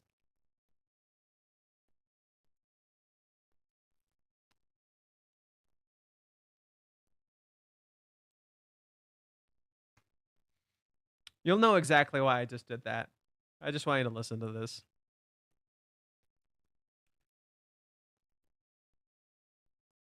怒ってないの？え？ずっと考えてたんだ。なぜあなた Why? This scene is supposed to be ominous as fuck. Why are they playing this weird ass music? This is supposed to start like this ominous sound where like this entire scene is framed ominous as fuck. Look at Mommy. It's supposed to be ominous. Like what? And Mommy's just talking. She's like, what the fuck is going on? And the closer you get to Mommy, the more demented she appears. Look at these eyes. Holy shit. This is not the song they should be playing. This is not the song they're supposed to be playing. It's supposed to be creepy as shit. Like, look at this. Nah, dude. I hope they change the tempo and the tone because I'm not liking it so far. It's animated well, but I don't like that song choice. Takes me back. He started around that.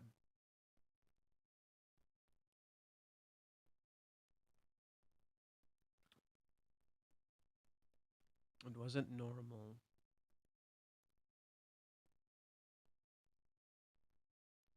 At first, I thought you were in love with him.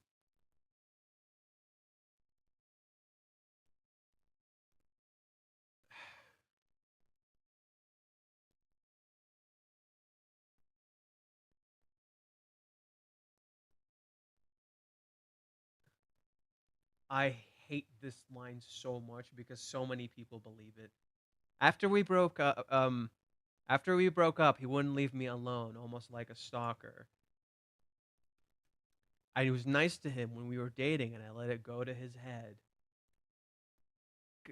Mommy successfully gaslit the anime community. It's so impressive. It's so impressive how she successfully gaslit these people, dude.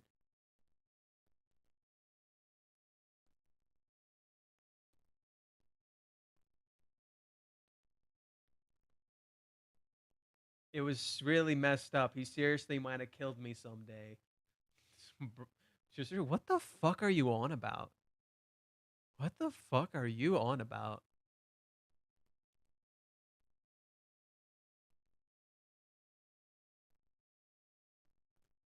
Wait, where's that part where she does that? I guess I feel like it's not normal. Oh, there it is. There it is. Yeah, even Chizuru's like, what the fuck are you talking about, girl? This shit are you talking about? Chizuru's like, yeah, what? Also, oh my god, no! The doom eyes are gone. We never saw her doom eyes when she says, I feel like it's not normal. No! They removed the doom eyes. You've lied to the school, his family. You've sort of been going overboard supporting him. I guess I feel like that's not normal. They removed the doom eyes. Oh my god. The fact that she's cornering her. Look at how mommy sinks deeper and deeper into darkness, and then while Chizuru is illuminated in light. Like, bro. I hope they keep the creepiness up. Aoi Yuki's delivery is perfect. Let's get that out of the way. Aoi Yuki's delivery as mommy is fucking perfect. I just don't like how the anime is presenting it. You know how simple-minded boys can be. Even after you stop being a couple, they still believe that your love is real.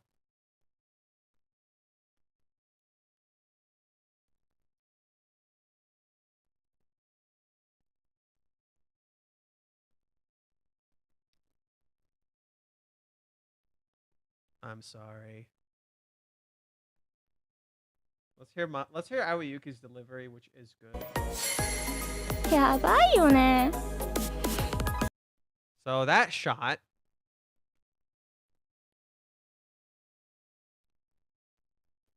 is supposed to be this shot. Look at how fucking sinister mommy appears. Look at how fucking sinister mommy appears here. Jesus Christ. I did not get that at all from this scene. Like, the reaction Chizuru has is good. I think they nailed this freak out a little bit, but the... Where is that shot?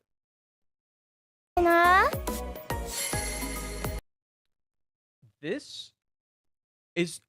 okay, I can perfectly describe what the issue with this shot is. I can perfectly describe to you what the issue with this shot is. The shot is fluffy and cute. Here, it's angular and sharp. There's no subtle cuteness. There's no blush. There's nothing, right? Mommy's eyebrows here are fluffy and like nice and curled nicely. Mommy's eyebrows here are sharp, literally angular. Like literally, it feels like she can cut. And there's this super zoom in on her eyes that are black as a goddamn void. There's no blush. There's no cuteness. Literally, the way the lines are drawn are too cute. The lines are drawn too cute when it's supposed to be sharp, angular, and creepy as fuck. You're supposed to be goddamn scared here. This is a scary fucking shot, dude. Like, mommy looks creepy as shit here. And that's the idea. It's supposed to be like this person who's like a demon. She's supposed to feel like a demon on the inside. That's the idea. And I don't feel that from this. I don't get, like, it's too round. This is sharp.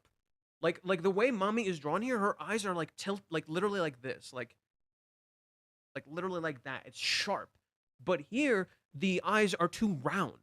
Her eyes are like literally round.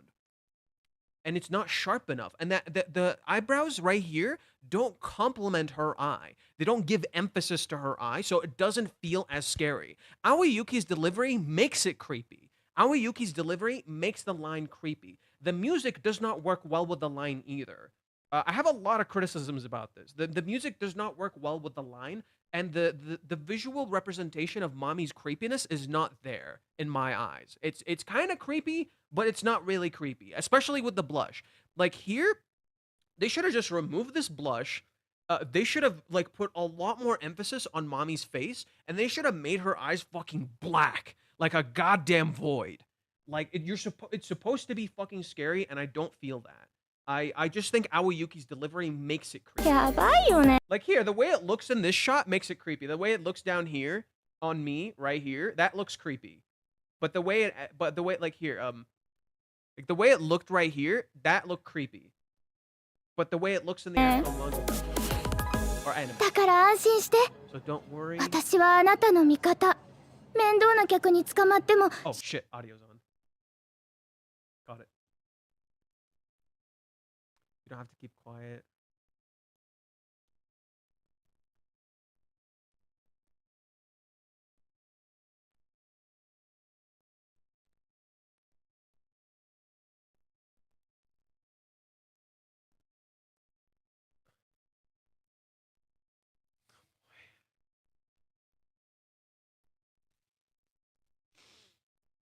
Aoyuki's lines are perfect. They didn't capture it at all. They Christ. You're supposed to be seeing a contrast. The light is behind Mommy. Mommy is not supposed to be lit up. Her eyes are supposed to be black like a fucking void. In contrast, the light is actually hitting Chizuru, and Chizuru is illuminated in light. Literally there's supposed to be darkness and light. That's supposed to be the point. And the sun is cutting sharply and dangerously. Like they do try to do this, mind you. Look at Chizuru, she's illuminated in light. And Mommy is him in shadow, but Mommy doesn't look creepy here. Mommy doesn't look scary here. I think that's the big thing I'm not seeing. I think that's the big thing I'm seeing is that Mommy just looks neutral cute here. The anime has this big problem very consistently. They can't change how the female characters look. They have to always maintain them in that neutral position of blush, cute eyes, cute face. That's the consistency of how they're presented. This shot in particular feels like it's drawn by Kana, but how it's colored doesn't feel like it's Kana. And if it is, I feel like some of the meaning is lost. Because Mommy's eyes should feel blacker here. They're trying to do the same thing. I can see it. I can literally see it. They're trying to do the same thing, but they're not using the anime format to their benefit. In my opinion, they're not using the anime format to their benefit. Right? They're trying to do this. Just come on, work please. They're trying to do the same thing here, but they're not using the anime format to their benefit. So it doesn't appear nearly as creepy as it should. It's in some ways it either reflects a lack of time, or maybe sometimes, or in some ways, a lack of experience in utilizing that sense of creepiness you're supposed to feel in this scene. They don't know. I think the biggest thing I've seen consistently is the anime does not know how to translate the manga format to the anime format. They consistently struggle with this. They don't fucking know how to do it. Every time they try to do it, they always somehow lose some of the intent and the meaning, because they're like, oh, we got to do it like how the anime does it. There are many examples of this, like consistently throughout the anime, where they just don't translate things correctly. And I think this is just another example of that, where the scene is animated well, but it doesn't feel nearly as creepy and fucking terrifying as it should. And I feel like they could have used sound and music in a really meaningful way to add to the creepiness of Aoyuki's line, because her delivery is perfect. Aoyuki's delivery is genuinely perfect and creepy as shit. But the anime, the music, the visuals, none of it complements it. None of it complements how fucking creepy Aoyuki actually sounds. Because she is nailing these lines. She is knocking this shit out of the goddamn park. She sounds so fucking creepy. But the anime is not complimenting at all, and it creates a dissonance that doesn't sound as good.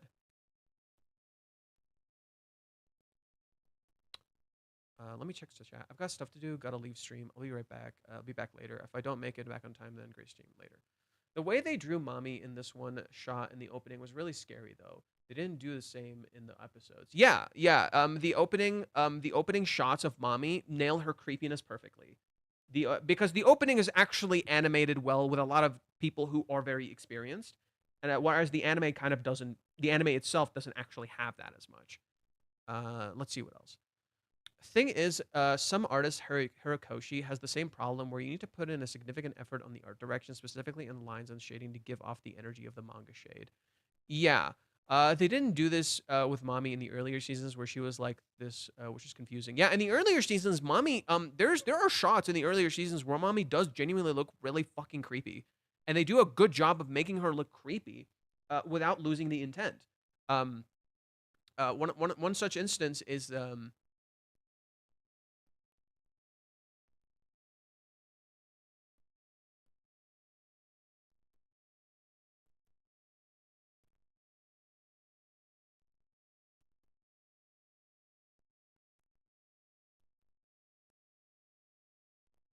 episode 3, maybe. I think it's episode 3.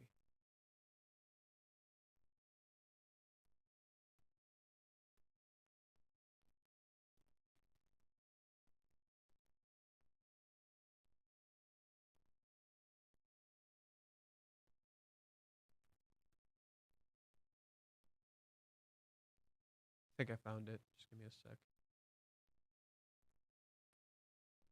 This is a great example. This is a great example. There is light on mommy, but she still looks creepy as shit. They use her eyebrows in an effective way that makes her still look creepy. It's still anime format, but it works. Some of the meaning is still somewhat lost if you compare it to the manga, but it works. It's still utilizing the anime format to an effective degree, and I feel like the anime the later parts of the anime don't do this nearly as well. I think this is chapter 9, maybe. No, chapter 8, maybe 7. Okay, 7.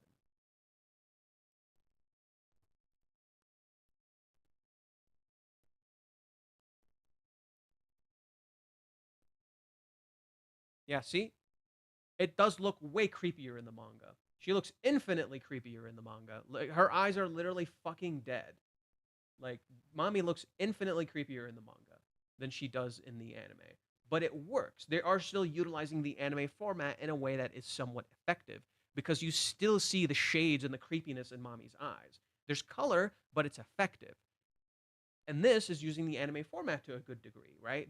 He draws her with sharp angular lines, and the line work is really, really emphasized. Does he have? Do they have that extra shot?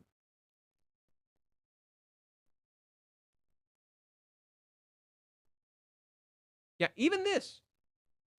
Again, the manga is creepier, but it does do a good job. Look at the way they use.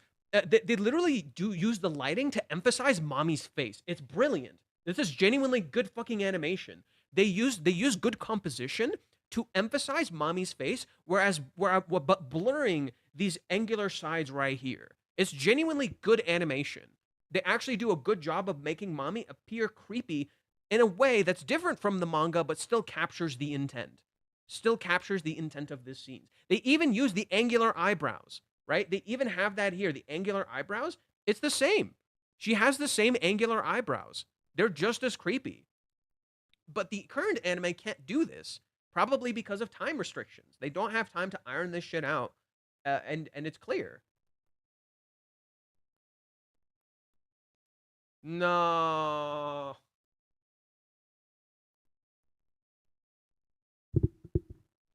Watch, they fucked up another thing. I'll save you from Kazu-kun. She says, I'll save you from Kazu-kun.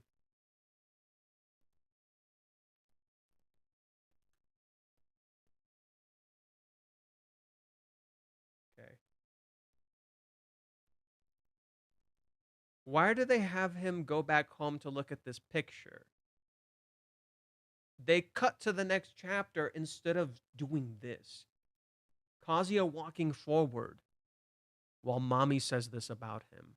Kazuya is confidently walking forward, thinking he's going to Chizuru, thinking she's his path, and is contrasted by mommy's words. I'm going to destroy him. I'll save you from him. Literally, this image is fucking haunting. This imagery is fucking haunting. Kazuya is literally walking home. Like literally, his goal in this chapter is to confess. He wants to be with her. He wants to support her, right? Like literally, this is Kazuya saying this. Confess to go out with Mizuhara. Like he's confident. This is what he wants to do. And mommy's like, I'm gonna fucking kill him. It's just like Jesus. I'll save you from Kazu-kun. It's supposed. This imagery is so fucking haunting. Yeah, it's Kazuya. It's like confidently but goofy walking forward. He's so earnest. It's literally literally earnestness contrasted by a lie. It's literally earnestness contrasted by a lie. But for some reason, they skip to the next chapter instead. They skip to the next chapter and does this crap, and they do this crap instead. Again, it feels like I think the best way I can describe this for you, it feels like what they're doing is that they're trying. This is a chapter where they're speeding through it a little bit. This is an episode where it feels like they're speeding through it. This is what it feels like they're doing. This feels like this is one of those cases where they had to adapt a certain amount of chapters into this episode, so they had to blitz through it. And this is what's happening. This is to me what's happening. This is why so one of the biggest things you can realize about the anime is whenever they need to blitz through chapters, they'll do this consistent thing where they will always cut out Kazuya's content. Every single time they need to blitz through content, they will cut out Kazuya without hesitation every single fucking time. They will cut out a portion of Kazuya's journey as a character to move the story forward, but whenever it's a female character, they always give them more emphasis and more time. And so what they do, they just skip to chapter to 184. They just immediately skip to chapter 184. They cut out Kazuya's walk home. They cut out Kazuya's talk with Kibe. They just literally gutted a piece of Kazuya's characterization. That Kazuya felt cornered. That Kazuya is so earnest about this confession in contrast to Mami. They cut out a huge portion of this already, and I actually really don't like it. I actually think they're already really fucking up with this episode. Like, cutting out this portion with Kazuya and Kibe, with how much Kazuya cares about this, with how Kazuya really wants to open up and solve this, but literally feels cornered by his best friend. In so doing, what this actually does is rather than create a contrast, it actually reinforces Kazuya as the abuser. In some ways, it actually reinforces Kazuya as the abuser through Mami's lens, rather than creating proper contrast and showing you how Kazuya is actually extremely innocent and genuine about this, in contrast to how Mami chooses to frame him as an abuser. What the shit are they doing? A part of Kazuya's character was literally just gutted here, even though it was so small. It's so small. You didn't need to do all that much. It's so small. But instead, they choose to trim it out completely. You could have literally just reframed it and done it a little differently. You didn't need to do all of this stuff. I think it's hard to convey in anime. No, it's not. No, it's not. They can do this. They just chose. Look, they're clearly stranded for time, and they needed to do this. They needed to cut as much of the chapter as they could so they can move forward again. It's literally the same problems they've had with season 2 and season 3. It's a similar problem they've had in even season 1, where they trim out very crucial panels to the characters in favor of moving the plot to the position they want it to be at. That's what I'm thinking. That's literally all I'm seeing.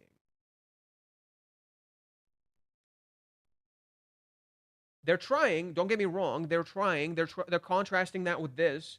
They use this shot to contrast with Kazuya's innocence. They're trying.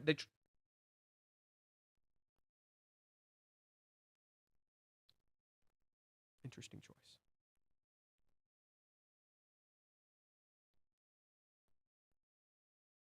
Interesting choice, fellas. Okay. Ah. Okay, so that's how they're gonna do it. That's how they're gonna try to do it.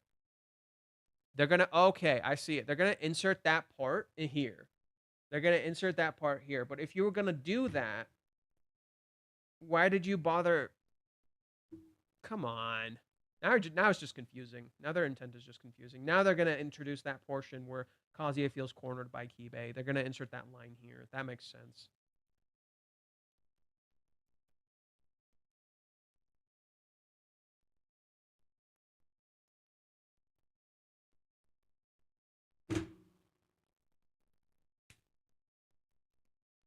No.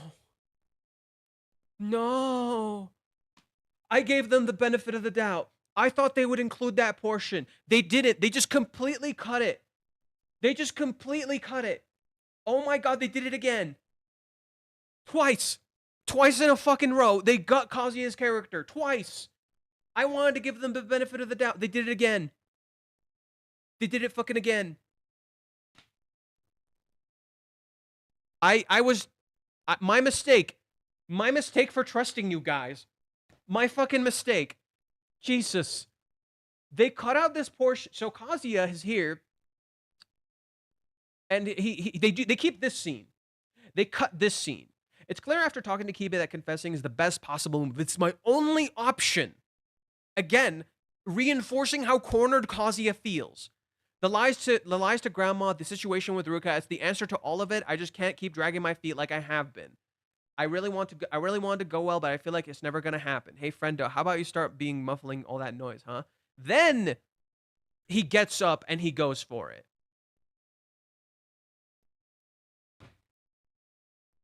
I need the bathroom.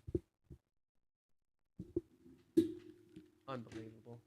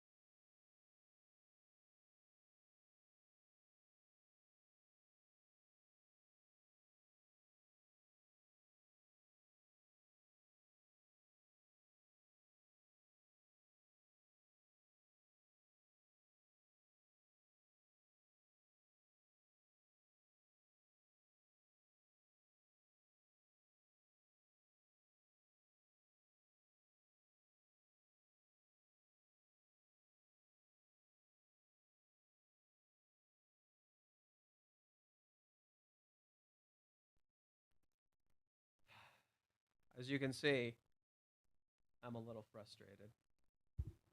As you can see, just a tad wee bit frustrated. Every time. They'll find a way to fucking gut Kazuya's character. Every time. If there's a way, they will do it. They are getting a lot of time probably in getting directives like the kiss and the reveal. Yeah. It's clear the anime really wants them, like the production and the people in charge want them to focus on very specific things to hit specific goals, to hit certain milestones at certain points. And so naturally, that is what their focus will be. Every time, that is what their focus will be. Fittingly, we have this chapter called The Girlfriend and That Kiss, and then now we have Ruka kissing Kazuya. So how fitting, right? It's like they're, you know, yeah, how fitting, right? Timing wise, oddly fitting. Animation improved. That's a plus. The animation didn't improve. The composition did.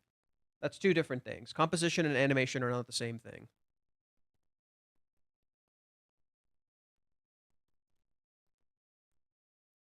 Why? Why? Why does he look like this? This isn't the same fucking character. Why does he look like this? What have they done to my boy?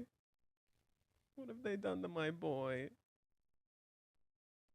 Look at how they massacred my boy. He's supposed to be cute. He's supposed to be cute. What have they done to my boy? Why? Why do you do this? Why do you hurt me so? Please tell me.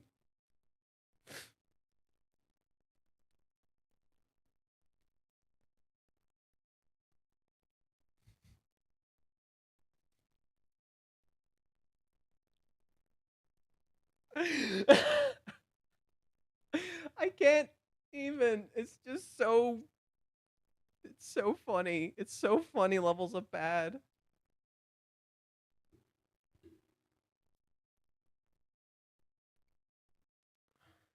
Okay.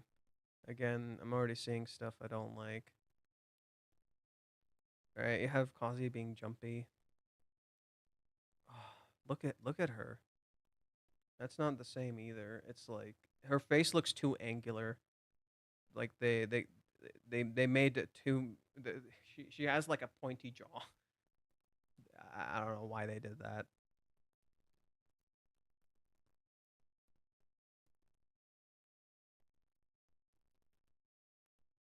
God, why? Why do they keep doing this? I know I'm like over analyzing every little thing, but that's not. Look at. Wait, they trimmed out another piece of dialogue. God damn it. Kazuya looks at her and does this. What's wrong? Did something happen? Not really. Oh, I see. And then he does this. Here, Kazuya never asks if she's okay.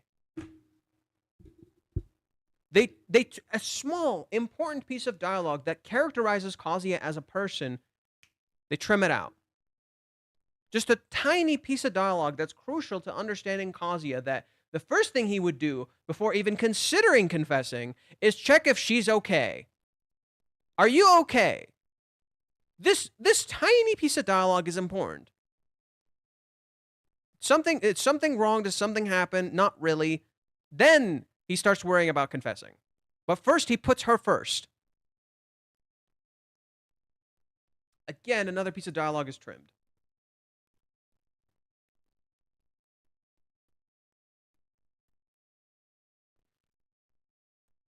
What the shit is this? What the shit is this? And they move this around.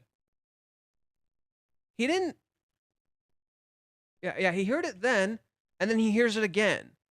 It's a constant repeating drum in his head.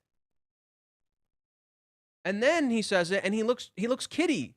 He looks like a kid. That's the idea. And then the phone goes off. But what is this shot?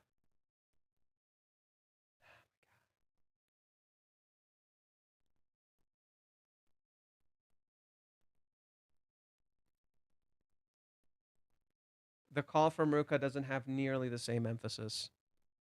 The call from Ruka doesn't have nearly the same emphasis. It's so fucking loud that it literally just cuts the scene out. Like, that's what it's supposed to feel like. Like that. But you just hear. It needed so much more emphasis. It needed, and the joke doesn't land at all either because they choose to do it from far away. They make a crucial mistake here. They do the joke from far away rather than close. In so doing, it messes up the confession and the whole point of the confession, that it's like supposed to be close and then boom, joke. I'm already losing it. I'm getting kind of fucking annoyed actually. Like literally they're not landing. They can't even land their jokes anymore. They're so fucking rushed for time, they can't even land the jokes anymore. It's actually getting a little frustrating watching this. They can't even land the fucking jokes anymore. Like, Jesus. Like, come on. This is not a hard fucking joke to land. This is not a hard fucking joke to land. Like, you just have Kazuya try to confess, zoom in on him, and then just, and then it snaps him back like that. It's really easy. It's a really easy joke to land. But they can't even do it.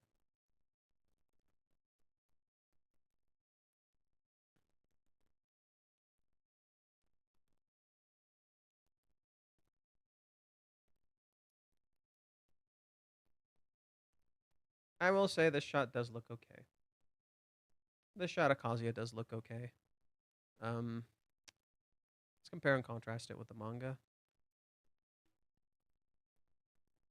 Aww. I feel bad for him here. Like, he gets a little depressed first, and then you see him. Oh, he looks so... Aww. Look at him. It's so much cuter.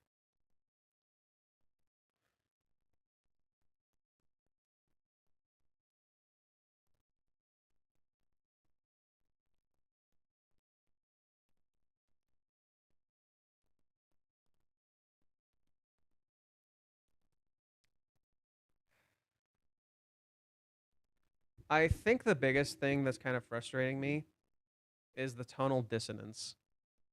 There's a tonal dissonance currently happening with the manga where they'll do shit like this. I want you to listen to the music. 27点何がテストですよテスト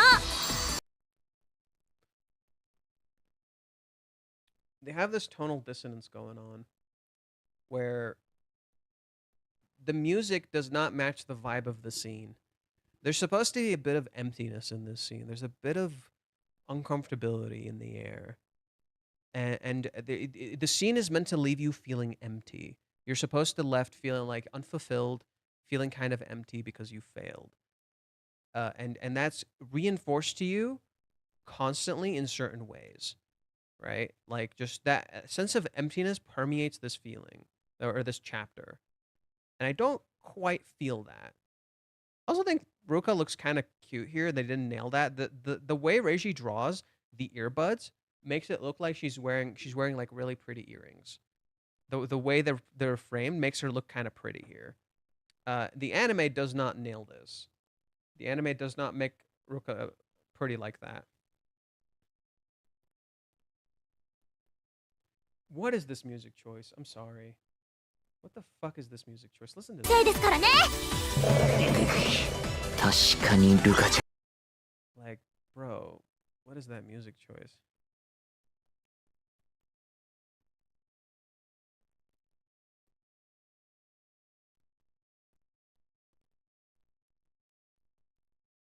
Ah, they did it again. The angular face. The weird angular face.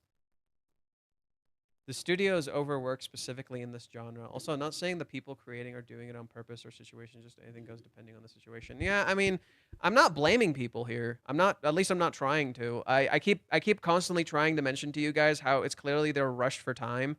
And I think a lot of people working on the anime are either new, inexperienced, or don't have time and they're stuck with deadlines.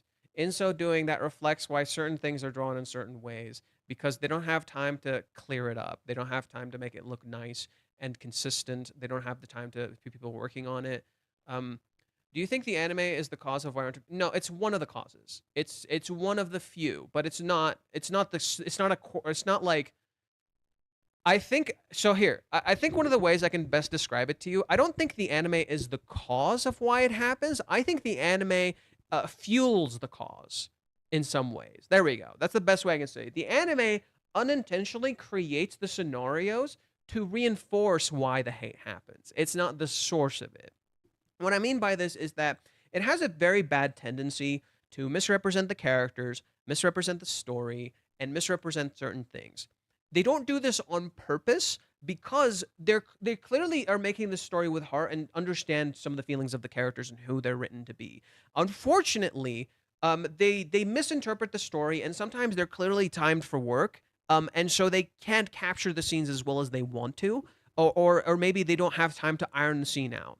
Reiji has the time because he literally works on it every day, and a manga is in some ways easier to create than an anime because with an anime you have too many factors you have to consider, right? So it's like you can nail the animation, you can nail the sound, you can nail the delivery, but if the music is shit, it ruins the entire scene. See what I mean?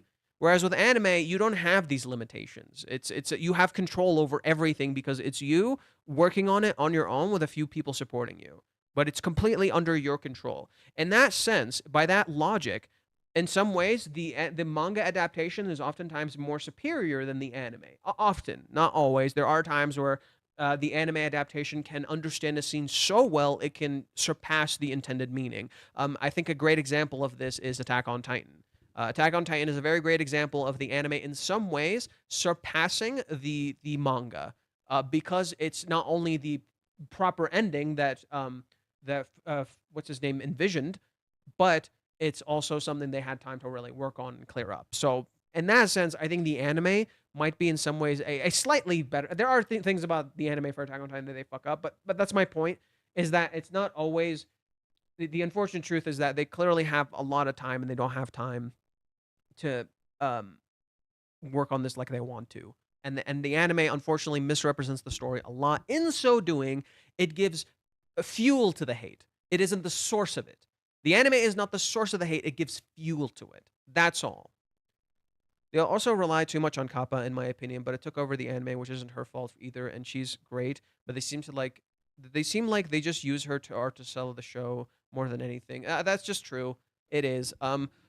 If you actually look at season 1 of the anime, and you see, like here, we'll just pull it up real quick. We'll come back to the episode in just a moment. Girlfriend staff.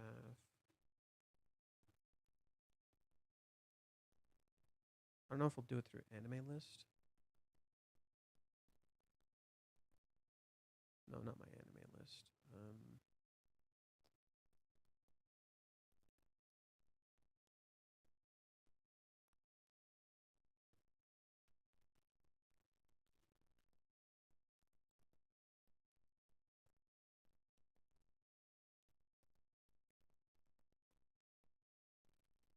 Which one was the one that showed it? Not staff.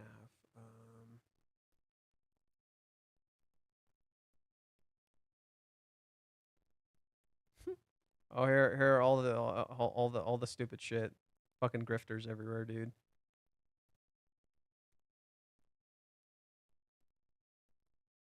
I dislike this. I'm just trying to find this stupid thing. I forgot what it was like. Anime.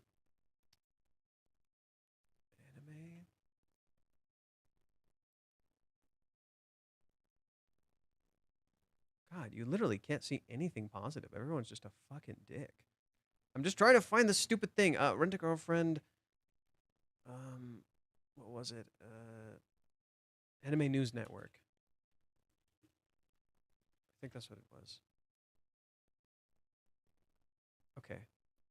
If you scroll down and you see the chief animation director from episode 1 to episode 12, that is horribly bad.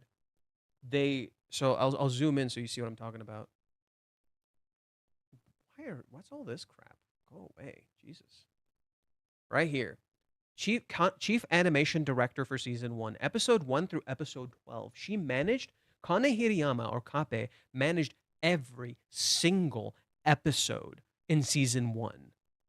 She can do that because she's so fucking fast. But that is really bad. Successful anime usually have at least 3 to 4 chief animation directors who are all of equal capability. Because that means you can actually let people kind of relax for a fucking second and nobody feels overworked. Kana does too much of the heavy lifting. She does way too much of the heavy lifting. When you go to season 2, you'll see a similar pattern. Again, Kana Hirayama, the sole chief animation director. Go away, Jesus. Yeah, she's the sole chief animation director for season 2 as well. The reason they did better with less in the past is because they probably had more time. That's the key difference. They probably had more time. Now, the anime is coming out every year. The anime comes out almost every year. And then, guess what happens in season 3 when they lose Kana? When Kana never once takes the role of chief animation director. 2 completely different people are chief animation directors now. And season 3 falls apart visually. Completely falls apart. Episode 1 of season 4, Kana Hirayama was the chief animation director. It actually looked good. Season 4, episode 1, she was the actual director. It actually looked good. And then the moment she's not there, falls the fuck apart. Completely falls apart animation-wise. And it's because no one can work as fast as her. It's really brutal, dude. Like, it's just unfortunate how brutal it is. That Kana carries the shit out of this. And the problem with season 2 is that for season 2, they wanted an extra year to animate season 2. And unfortunately, because it was not planned and they didn't have time for it, it just all fell apart. It just all completely fell apart. And that just genuinely it blows. It blows that like they don't have more people able to support Kana, and they don't have people who can help her out with this stuff. And so when you watch the ending and you watch the opening, they look completely different from the anime. When you watch the opening song and the ending song, completely different from the anime, and they're the best the anime has ever fucking looked. It's unfortunately rare for a book to anime adaptations to work. My wife complains about it all the time. I just watch shows and movies, so I think it's great. Um, yeah, I mean, if you've read the manga, you'll be disappointed. If you're watching the anime, you might like it, but I'm not sure.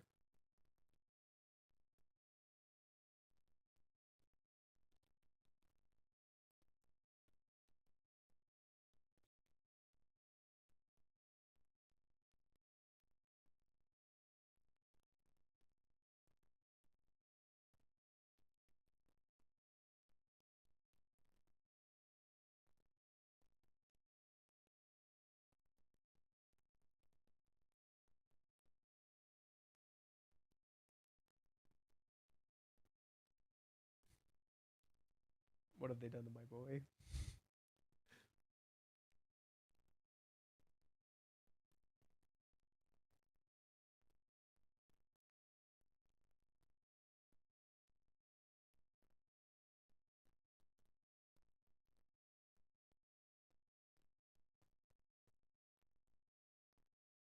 Yep, Kazuya realizes something might have happened, which is good.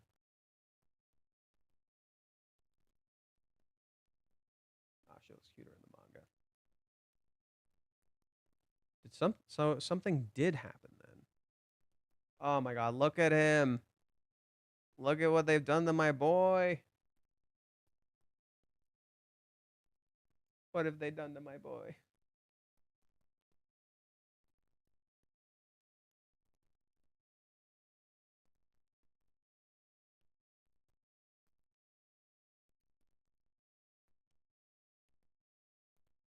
I hate that Ruka actually looks good. No, there's a bit more feist in the manga. There's a bit more feist in the manga. I like the feistiness. Sorry, lift it over a little bit. Yeah, I like the feistiness. She's more feisty in the manga.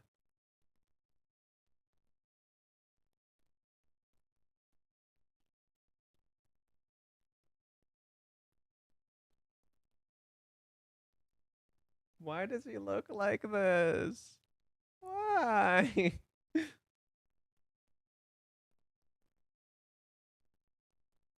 Oh, come on. Why does he look like this?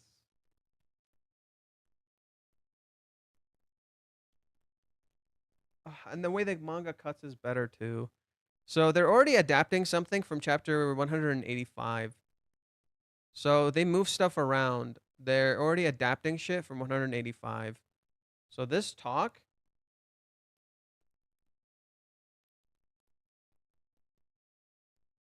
Yeah, no, it's already weird. This is supposed to be the framing. They do it like this instead. I don't know why. Yeah, so they're already moving stuff around. I don't know why.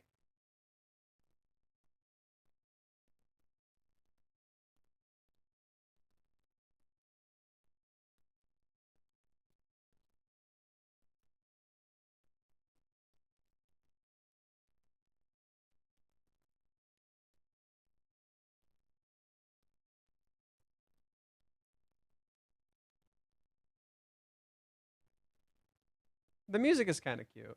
The music is kind of cute.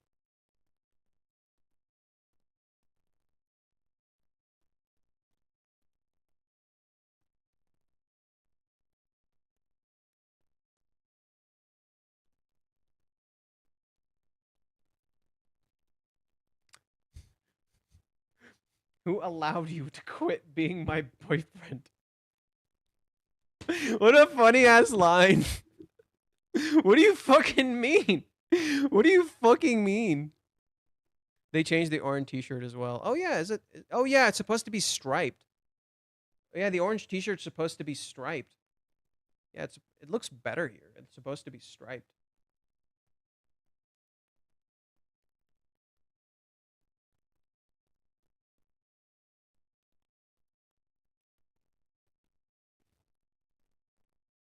Wait, what? Wait, what? No.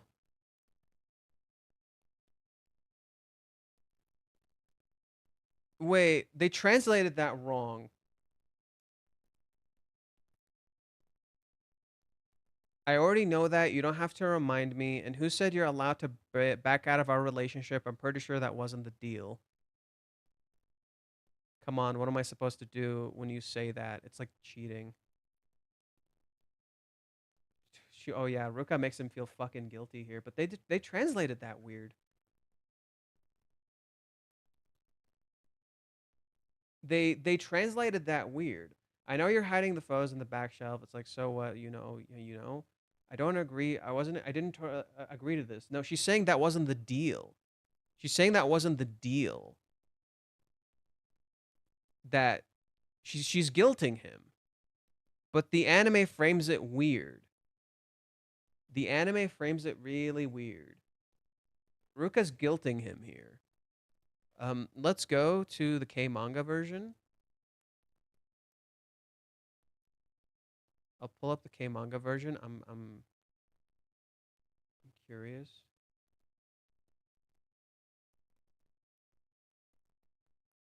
Oh, it must be right here then.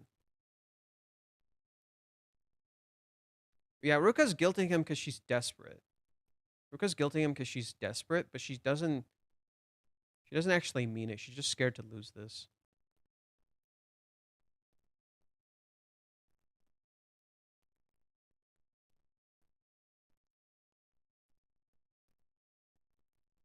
Okay, let's see what she says in the K manga translations. I hope these are not translated. I know already. You think you can just cancel me as your girlfriend? Who said so? You never made that kind of promise. Holy crap. Now that she mentions it, I'm all out of tricks. Oh, these are the volume translations. These are so the volume translations. Wow, these are really fucking bad. Holy crap. These are really fucking bad. Oh, man. I was just curious. These are the volume translations, no doubt. So, Fusmont, our family, whatever, man. If the anime just paves the path for the hate in some ways without meaning to, the official volume translations actually causes the hate. Is actually, you could argue the volume translations are in fact a cause of the hate. These are actually genuinely terrible.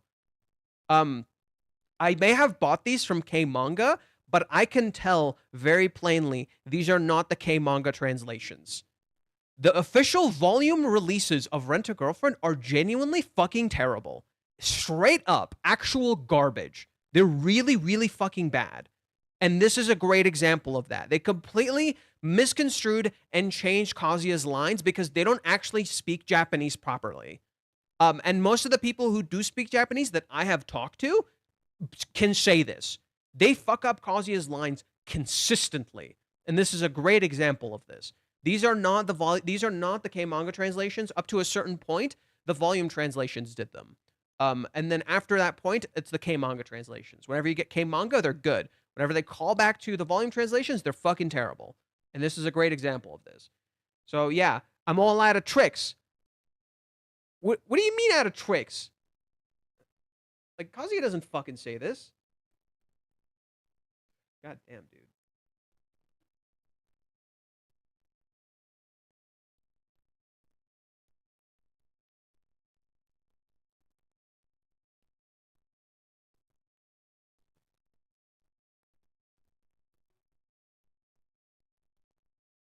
I kind of don't like the music anymore. It's getting old.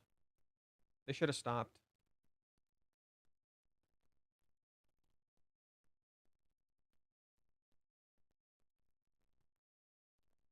Okay, fine. This is kind of cute. Okay, fine. This is kind of cute. Isn't it interesting how earlier you're stalking someone other than me? Jesus Christ.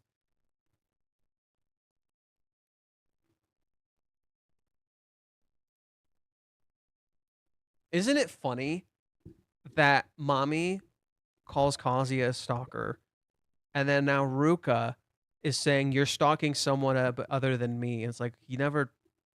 What the? Why is everybody calling this poor guy a stalker? He didn't do anything. Kazuya is literally not fucking doing anything, and everyone wants to call him a fucking stalker, and it gets in his head. Like, literally, he gets so afraid of being this thing that everyone keeps calling him that he actually is. But a part of the reason he isolates in the 3-month time skip is because he's afraid he's going to be perceived as a stalker. Isn't that interesting? He's so afraid of that because people keep saying it to him constantly.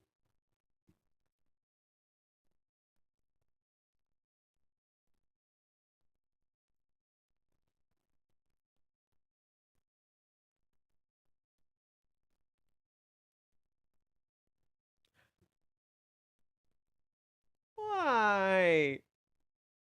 Why? Why is his face like that? He looks like such a creep. Why?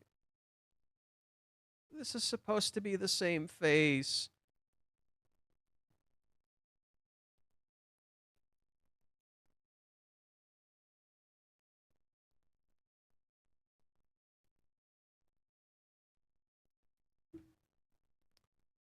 I'm losing faith, man.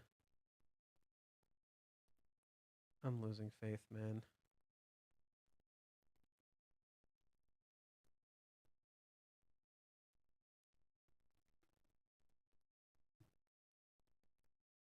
I'm a fucking tweet about it. I'm actually a little frustrated, dude. I'm actually a little frustrated, dude.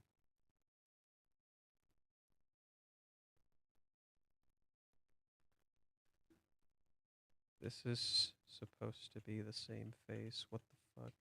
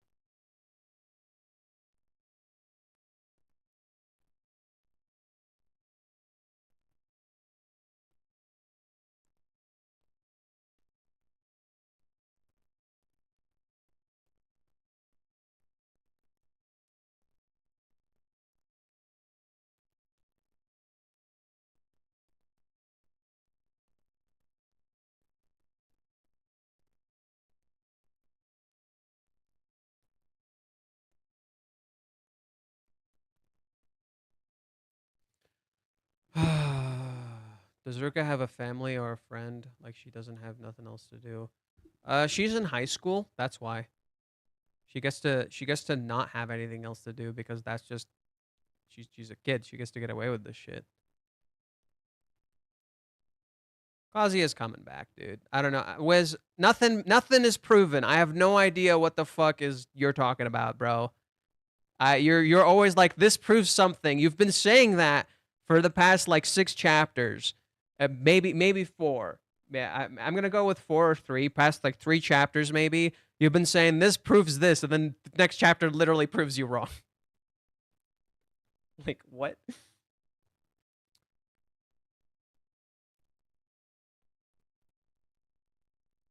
Yes, a good adaptation shouldn't make you compare it to the source material. That's a good way of putting it. Look how they massacred my boy, pretty much. 3 hours in, and it looks like we missed so much. It's the positive stream and it deep end.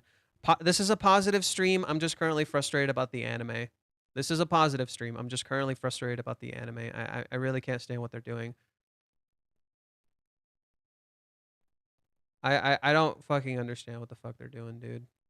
It's just frustrating at this point. Christ, man. Why does he looks like such a creep? They made him look like such a creep for no fucking reason. Why? Why does he look like that? He looks like such a creep. Especially if you think of the context. Like, if he looks like this, and you think of the context, it's weird.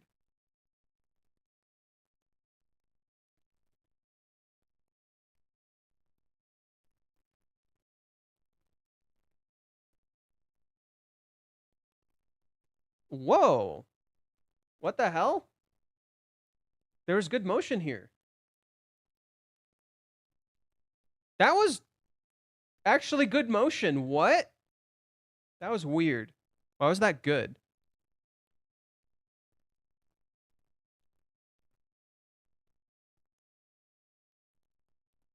It actually looks good. Why?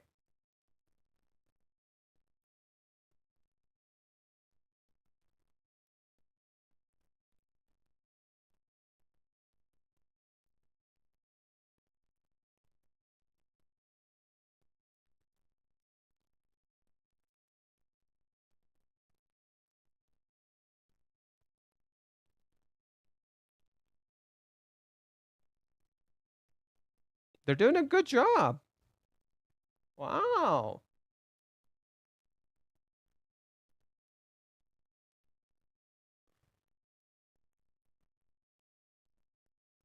Huh. Wow. That was interesting. Wow. I like that. She misses. Oh, the music is creepy as shit. Wow. Not bad, anime. Not bad. That was from chapter 184. I like that they pace the hits with the actual flashback she keeps having. They don't show every detail, but they kind of tell you exactly which is this. So that's a good adaptation. That scene is well adapted. Not just because there's actual emotion with Chizuru, but because of how it's presented to you. Her words literally match well with her hitting the bats or hitting the balls, right?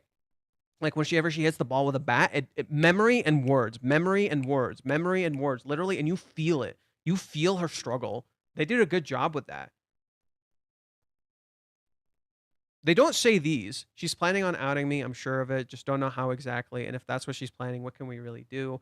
Still, the way she was talking, she definitely seems like she doesn't want to get back together with him. Kazuya wanted to make her happy. I think it's just, I can't. It's just too hard to tell him. So it already tells you, like, why doesn't Chizuru just tell him? It's too hard to tell him, right? Like he cares. He still seemingly cares about her and wants her to be happy, and she's out here saying terrible, vile shit about him. Like, of course it'd tear him up inside. But why isn't Mommy's son said anything yet? What was she holding back to talk to me today? Is she playing wait and see, or is she just waiting for a chance to strike? I'm sure of it. She's going to out me, or maybe it's already too late. Where I'm gonna go me, she's gonna find out. Everyone's gonna find out. Everyone, they're gonna find out, right? And when the time comes,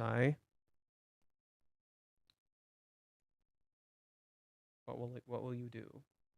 Chizuru does actually land it in the end, so I don't like that they showed where the ball went when she hit it. But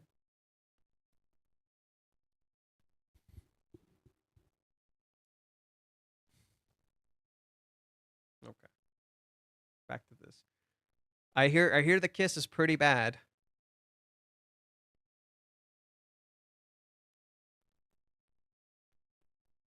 He looks normal.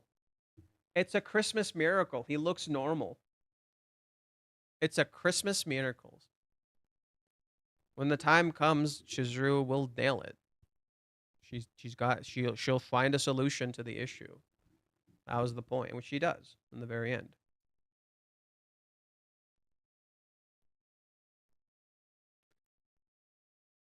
He actually looks good. Why can't they do more of this? Do more of this. Please, he actually looks good. It's not that hard.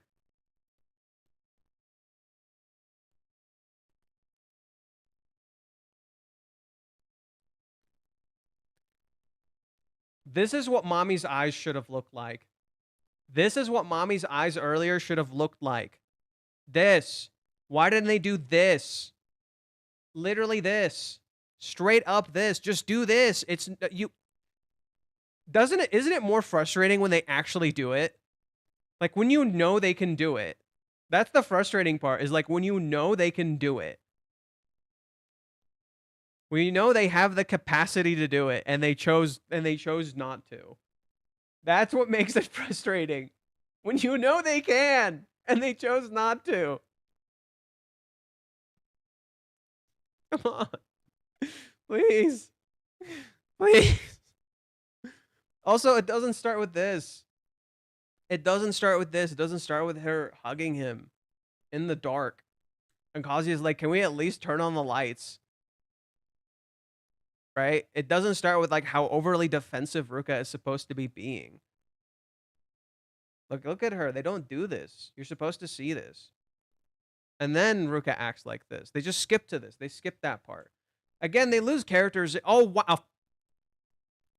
How funny. The scene that should have had intense eyes doesn't.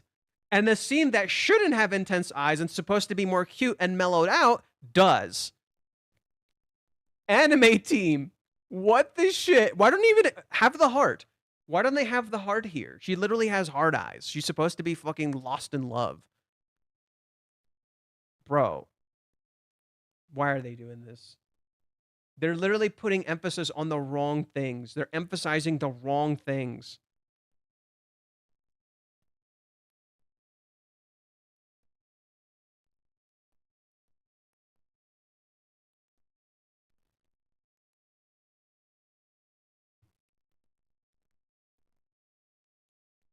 They actually made Ruka look cute here.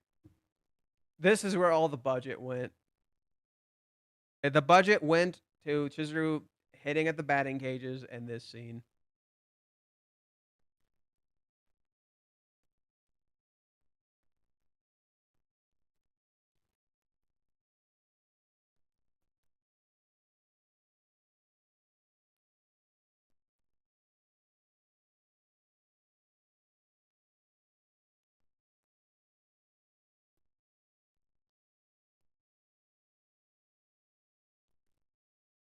They should lower the music. It's too loud. The music is really distracting because it'll constantly have these so this song that they're currently playing has what is it? It has like actual check stands or like check boxes or like like when you open a thing and it makes the money sound. It constantly has that in the background and the music is too loud, so it's distracting from what Ruka is saying.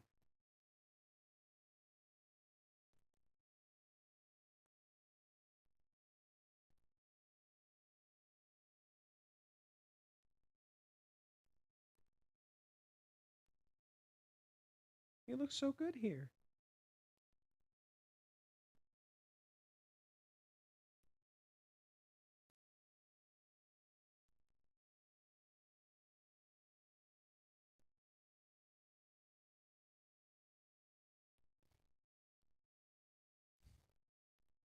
Okay, that's kind of funny.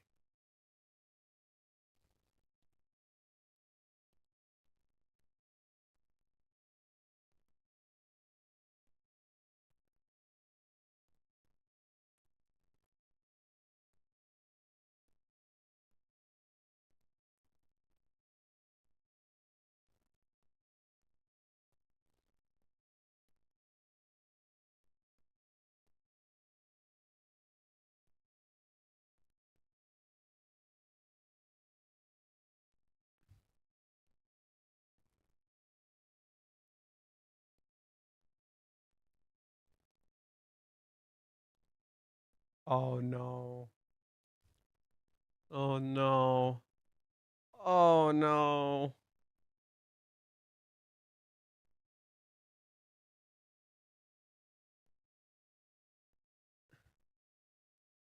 No, no, no, no, no. It's too slow. It's too slow. It's too slow. They did it wrong. This is supposed to be fast and uncomfortable. The whole point of this kiss is that it is not slow, it is fast and uncomfortable. Look at this. Suddenly she crawls super close to him. It's literally in a frame, just Instantly. She's right there. Oh, you guys can't see it. Sorry. One frame, Kazuya's like, what? Instantly closes the gap. He tries to push back. Hey, just calm down. Just calm down. He tries to push back more. He hits his head, grabs him, immediately kisses him. He doesn't even get a chance to breathe. The anime frames it too slow. It's making it passionate and intimate when it shouldn't be. It's not supposed to be passionate and intimate. It's one-sided. It's just Ruka completely on her own. Like, look at how they do this.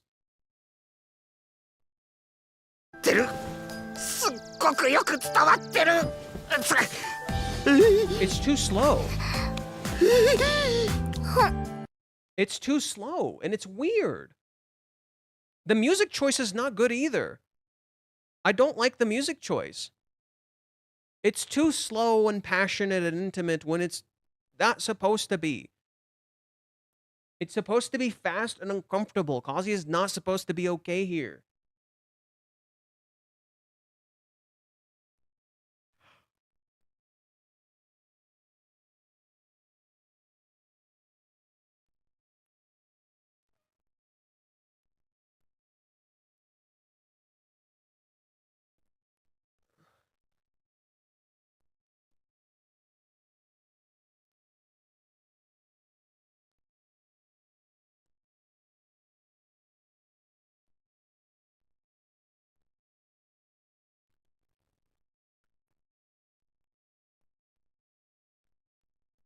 It's season 2 all over again.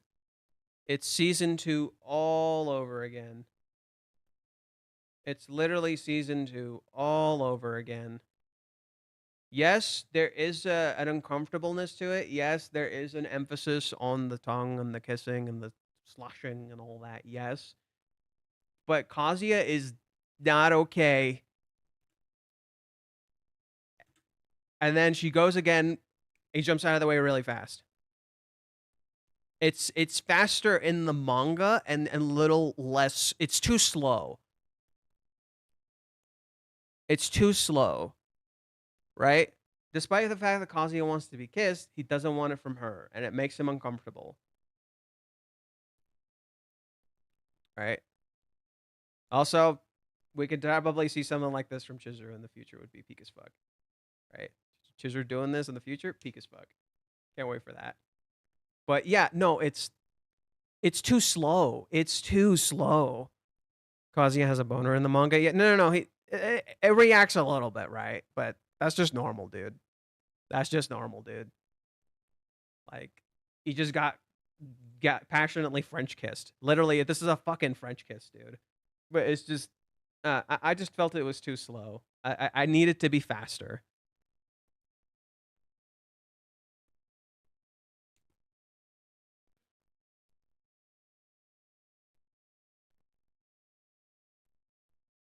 Oh dear.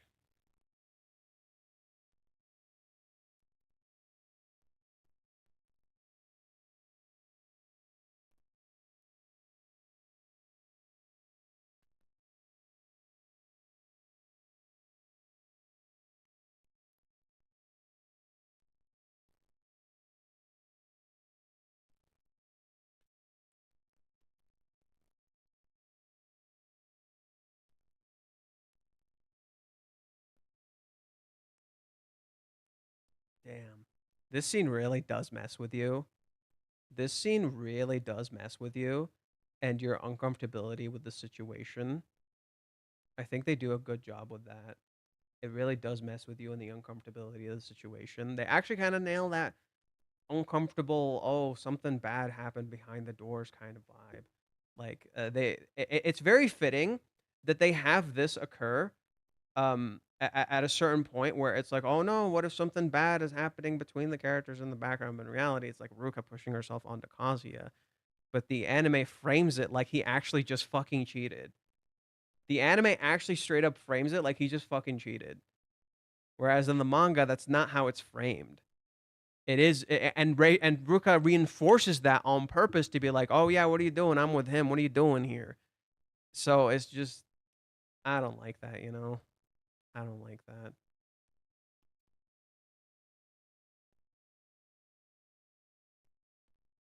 Huh. Ruka is like messing with her shirt. Does she do that then too? Hmm.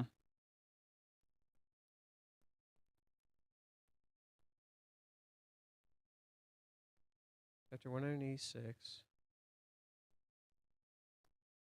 Yeah, there's more stuff going on in this chapter. There's a lot more motion happening. There isn't really all that much motion, right? You see Nagomi like directly sees Ruka, um, and then Chizuru immediately covers. They added an interesting detail where they have Ruka like messing with her shirt because she can't stand the waiting. That was a cool detail they added.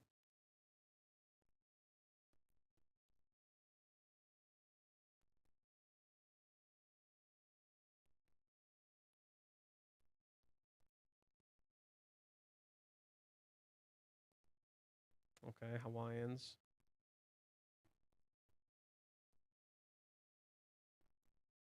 They already let Nagomi into the house, but they're supposed to be standing outside. Right, the idea was that they were standing outside and then immediately step in. Then afterwards Nagomi drags them into the house.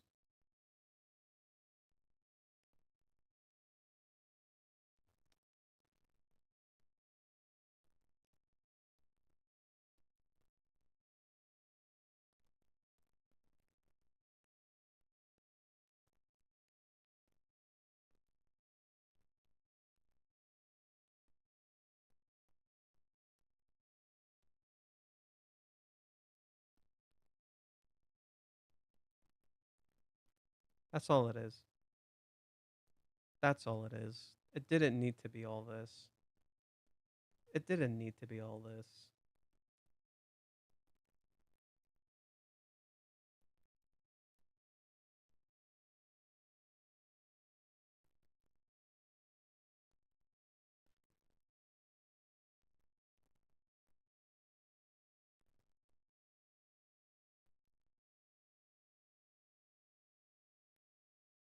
So far they've blitzed through chapter 184, 185, 186 right now, and they're probably going to adapt 187. I think that's what they're going to do. Your mic is muted sometimes? No, it isn't. It's always on. I don't know, tell you. So yeah, I don't know. I don't know, dude. I don't know. I think this is another case of the anime making something more scandalous than it needs to be. The anime really dials up the scandal factor, like consistently. They always dial up the scandal factor. Like I gotta know. Let me know what you guys think. Do you agree that the anime is seemingly dialing up the scandal factor with with these scenes?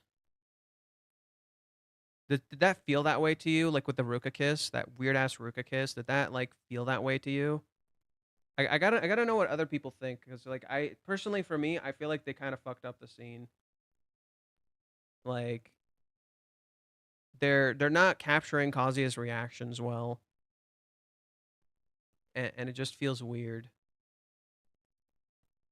Why is no one saying anything? There's supposed to be 43 people here. Why is no one fucking saying anything? Okay, Jojo agrees.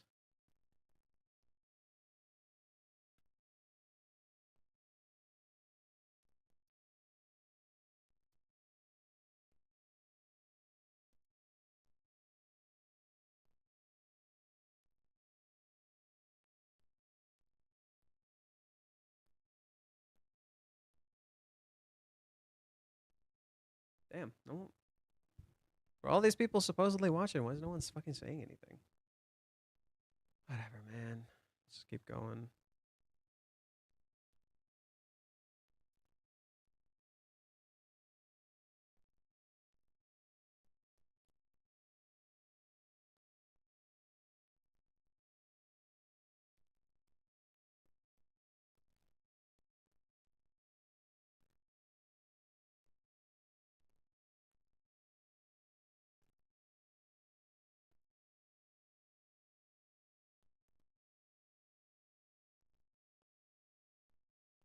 Mm.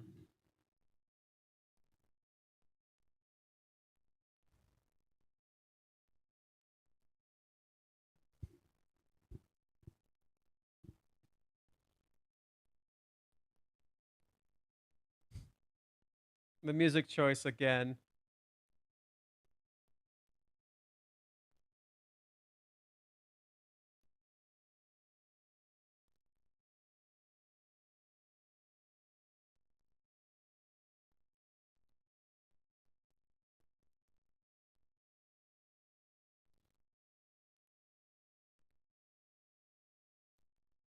And then Chizuru.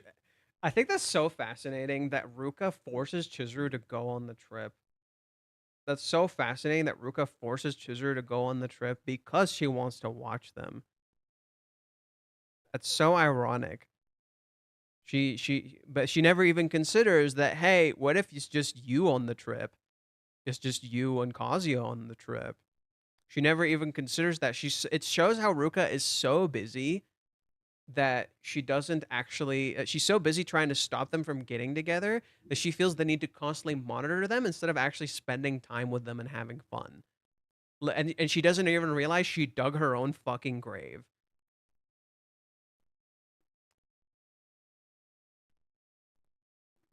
I haven't seen the episode. I haven't seen the episode. Okay, I guess everyone hasn't seen it. Considering how they botched half of season 4 already, just imagine how they'll massacre Turrentine and the Kiss. Don't don't do this. Don't do this, Bacon. Don't do this, Bacon. Not right now. I don't need this right now. Don't do this, Bacon. I'm gonna hope and pray to God they don't do anything stupid with 218. And if they do, so be it.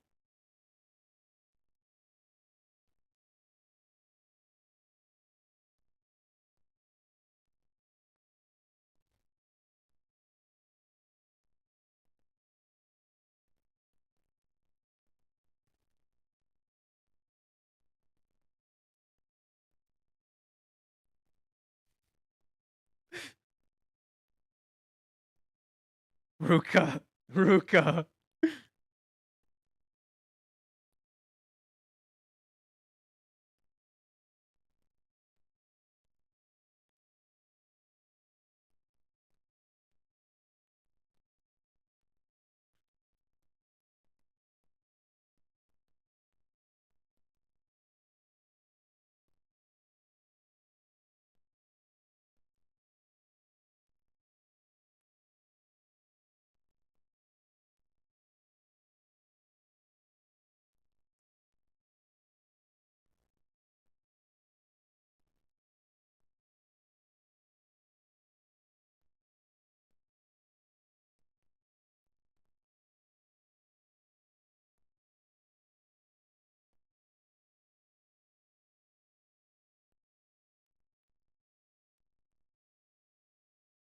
Oh.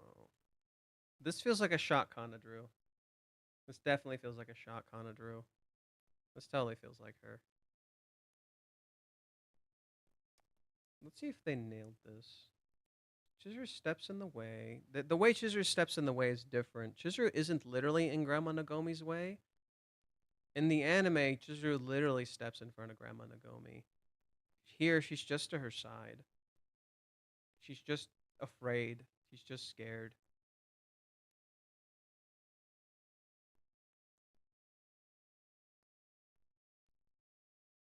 Interesting. I think they kind of nailed it. Mmm. Oh, oh, wow. Oh, wow. Nah, dude. Nah, dude. It ain't even close. It ain't even close. Reiji swinging, dude.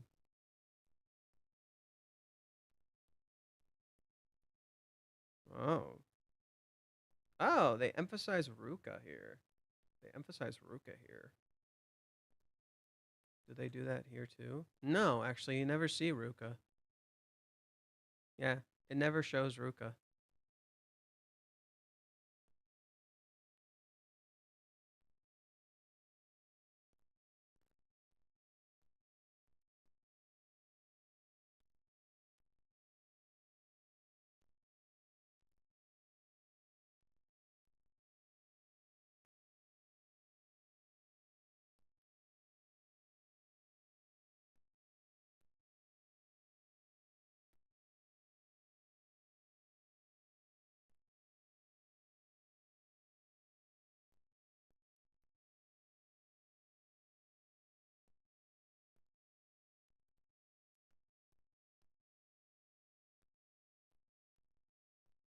Oh my god.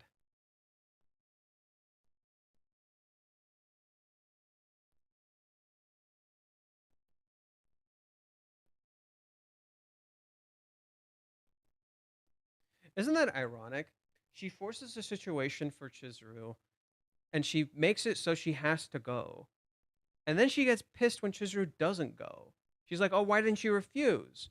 Or no, she gets pissed when Chizuru does choose to go. Why didn't you refuse? Why aren't you refusing? Huh? Why aren't you refusing, Chizuru? And it's like Ruka's literally digging her own grave. And that's the whole point. Ruka's actions don't make sense because they're not supposed to.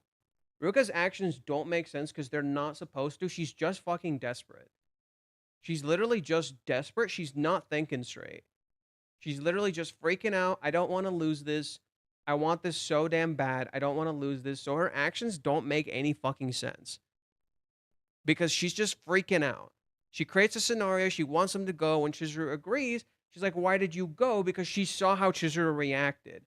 Which means Chizuru might have feelings for him. So Ruka starts freaking out even more, and she gets even more desperate, and she starts cornering Chizuru even more.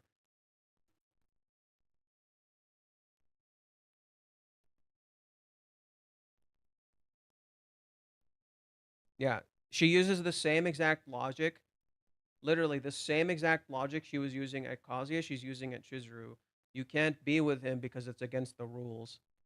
She tries to reinforce authority as a mirror to how Mommy tries to reinforce authority. She's literally almost becoming Mommy in this portion of the story. That's by design.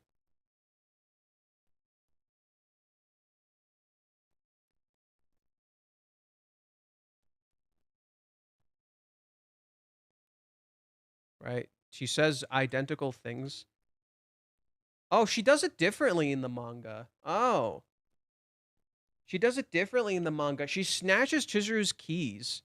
Chizuru's about to go into her room, or to her apartment. Ruka snatches her keys, opens the door, and then Chizuru's like, what are you doing? And then Ruka shuts the door. Right? She forces Chizuru into the room and shuts the door. I think Ruka snatching the keys is more fitting than Ruka fucking tackling her into the room. Ruka literally snatching the keys is more fitting than Ruka tackling her into the room, because it's literally Ruka trying to steal Chizuru's key.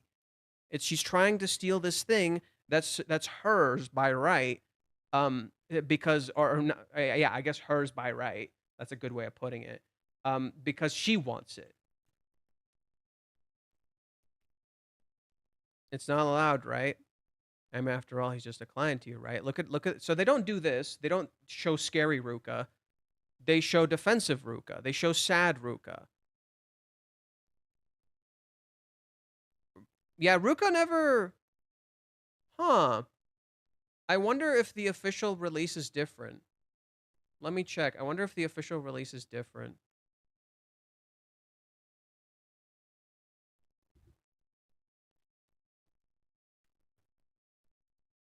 Now it's just got me curious.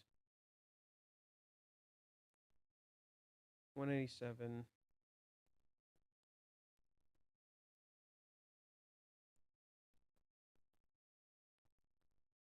No, it's the same.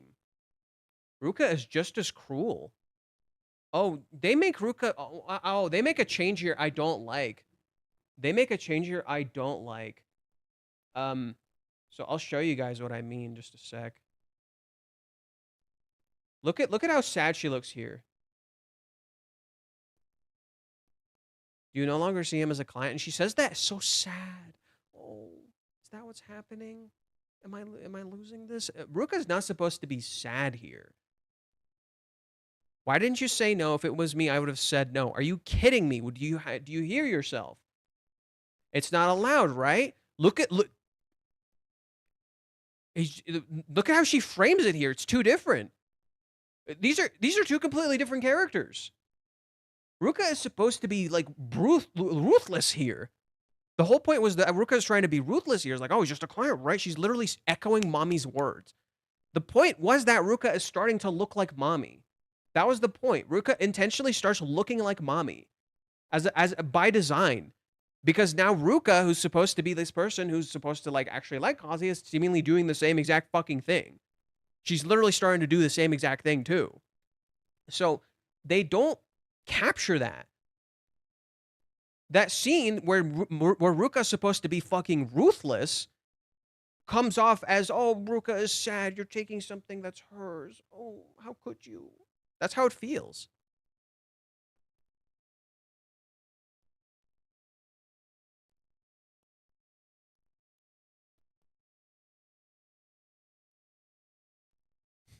I'm sorry.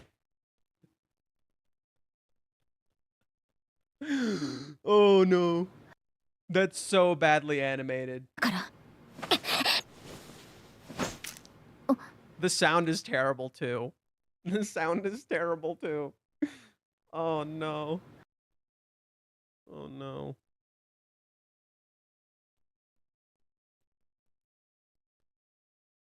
The music choice is terrible. Immediately. 私もうエッチしましたから。 The music choice is awful. I disagree. Adamantly. Adamantly disagree with the music choice. That was poorly timed, poor music choice. All the negatives. All the negatives. Terrible choice of music.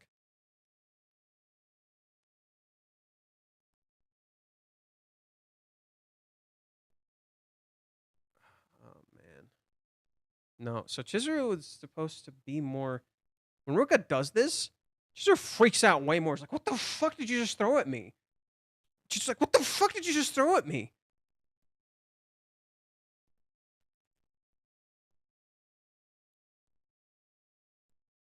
Right? And all this stuff, right?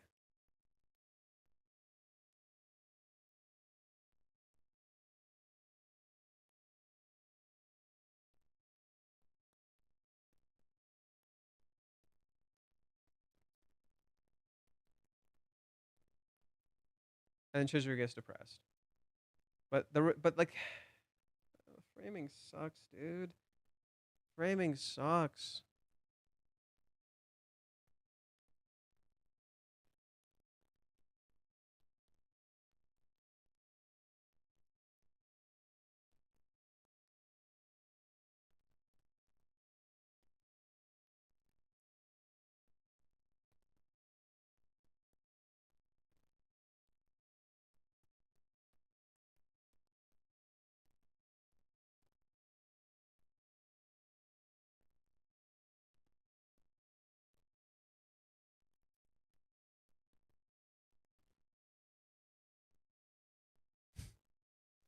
I'm sorry. The scene makes it so stupid. The scene makes it feel stupid. It's like this exaggerated, oh, it's too late. He picked her because sex. Ooh, ooh. The scene makes it feel stupid. What the fuck, man? The scene makes it feel so stupid. When it's literally just the whole point of this scene is that it's a scare tactic. Yes, it's Ruka just doing a fucking scare tactic. But she keeps like yelling at her, and she guilts her. This isn't about Chizuru being like, "Oh, that actually happened." That's just part of her insecurity that does come up later. It's the guilt. It's the guilt and the fear that that happened because of how Ruka presents it. It's insecurity. That's the idea. It's like Chizuru's insecurity that um that like what she has is fake and it isn't real, and everyone keeps telling Chizuru, everyone around her keeps telling her, what you have is fake and it isn't real. What you have is fake and it isn't real. What you have is fake and it isn't real. And so Chizuru is afraid she's going to lose that, and she has her doubts and insecurities taking over.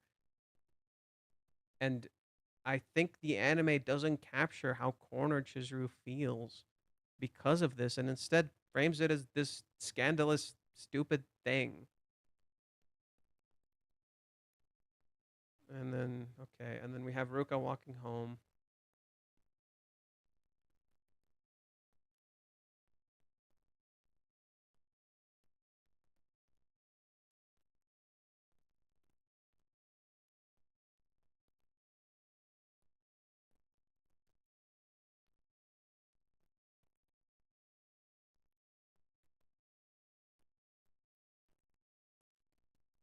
Wait, what?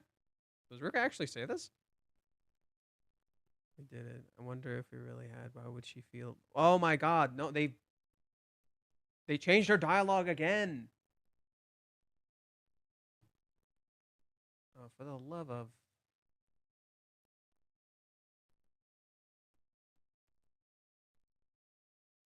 Oh, okay. I guess it is different in the official translations. Never mind. It is different in the official translations.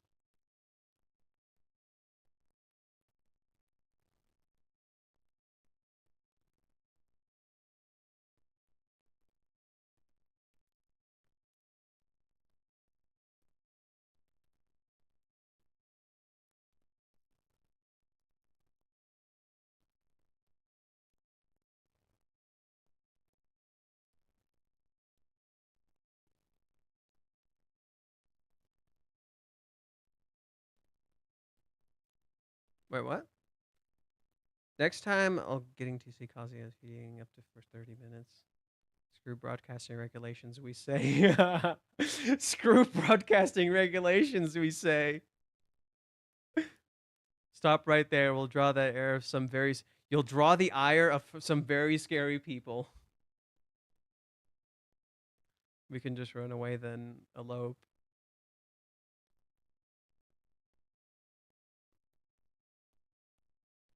What? Oh my God! Next chapter has this scene? Or next episode has this scene? Oh man. Oh man.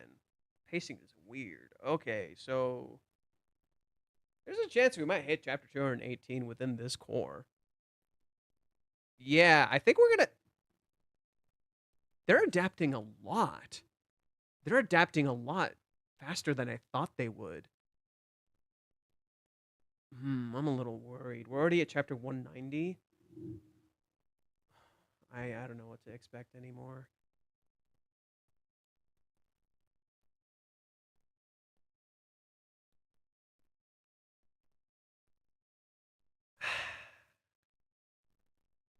To me, that actually wasn't a good episode. It had good segments, but it wasn't a good episode. People are dooming for the clicks. So that's what they do best. To me, that wasn't a good episode. If anyone else fucking asks me if I'm watching Fragrant Flower, for fuck's sake, I've read the manga already. I've already read I have not watched the anime. I've read the manga. It is good. I like it. I just think the characters are too perfect and too nice and all that fun stuff. That's the only thing I don't like about it. The characters are too perfect. I'm just not a fan of that.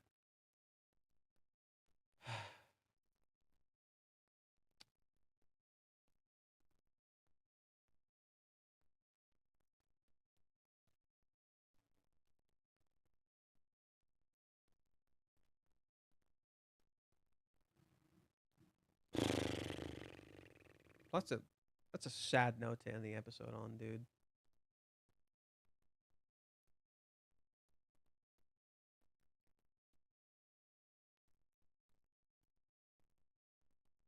I don't. I'm gonna talk about this briefly on Twitter. I don't like how the anime is presenting Kazuya.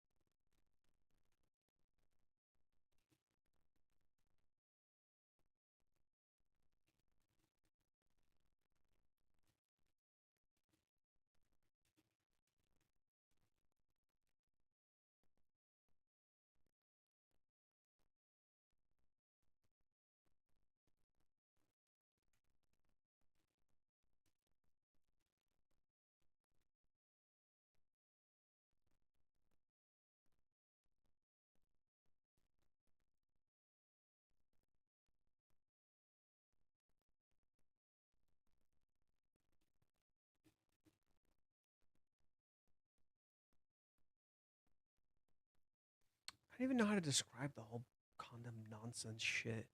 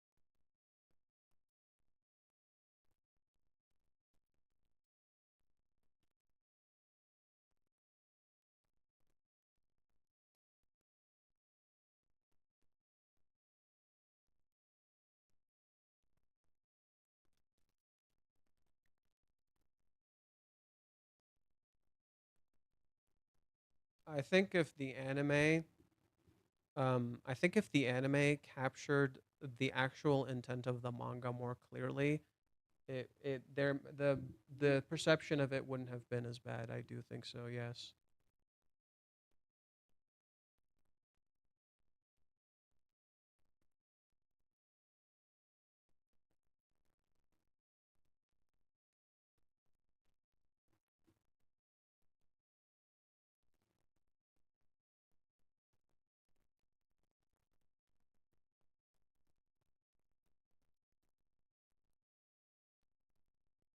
Mm. Image.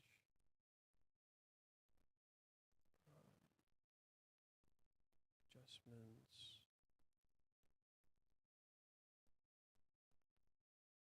Yeah, it's image. Canvas size.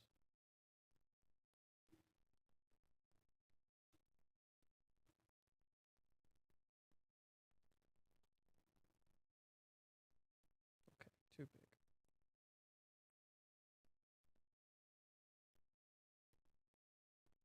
Oh, I guess I'll just show you guys what I'm doing.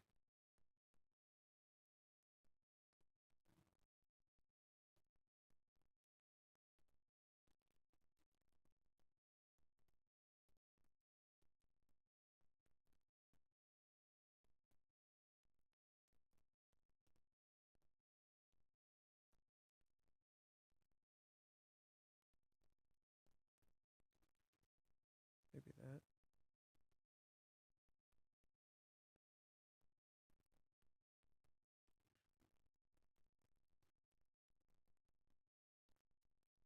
It's not what I pressed. Come on. That. What the hell? What the hell?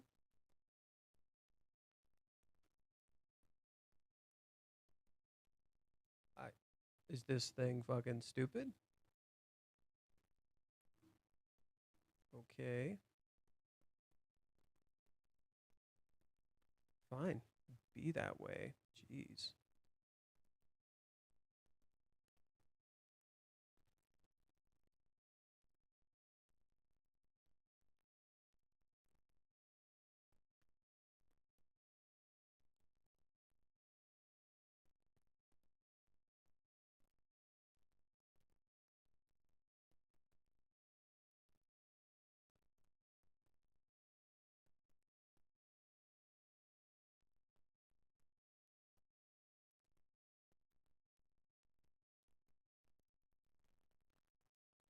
I'm okay for now, thank you.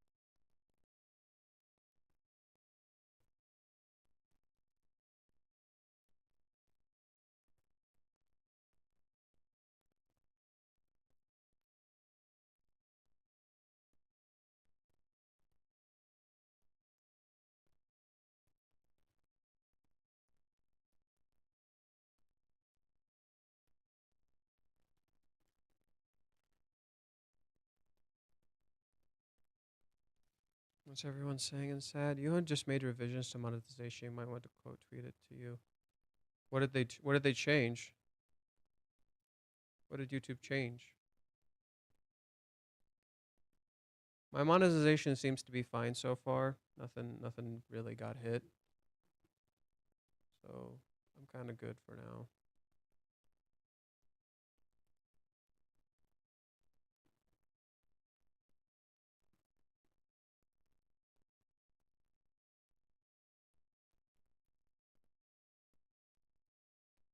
But why are people fucking talking about Cloverworks here? Cloverworks isn't gonna do shit. Why do you keep talking about Cloverworks? Stop talking about what ifs. They don't exist.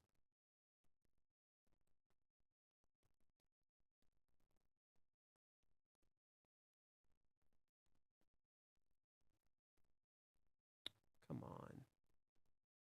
Unbelievable. Can you please work? Sure. Why not?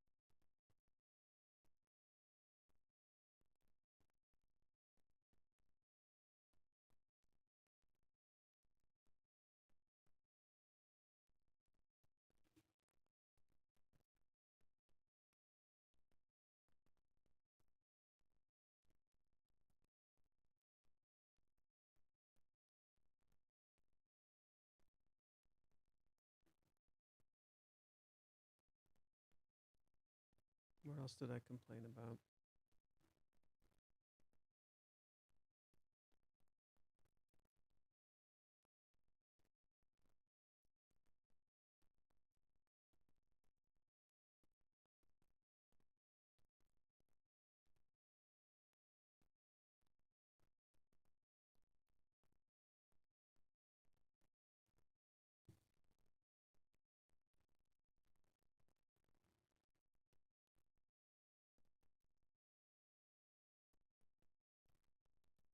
No, wait.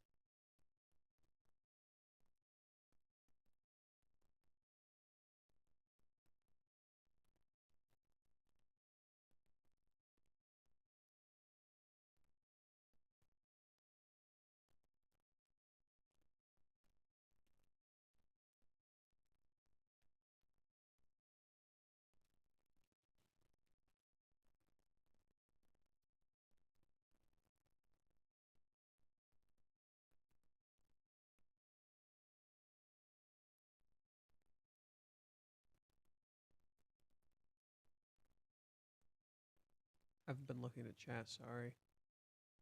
A little distracted at the moment.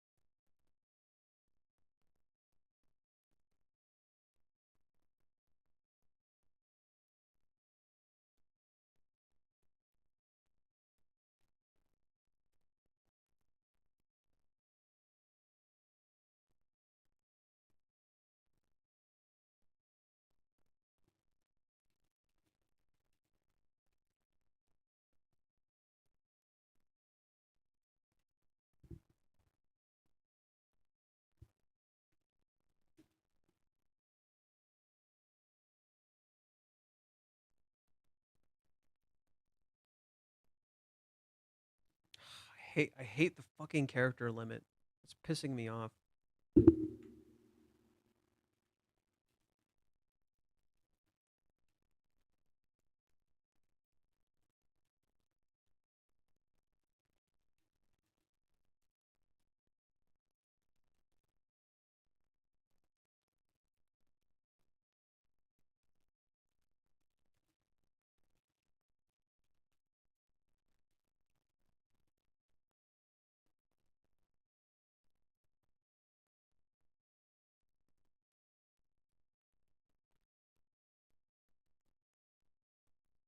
Me?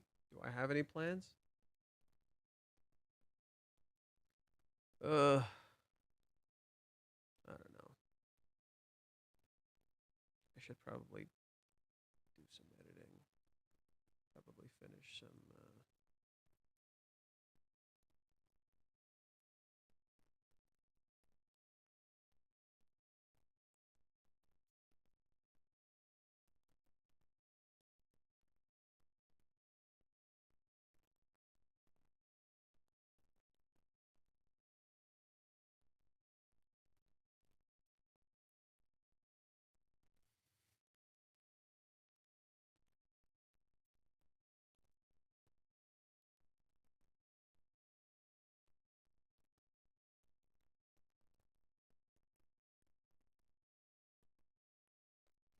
Can I not watch the Ruka kiss for the billionth fucking time, please? Thank you.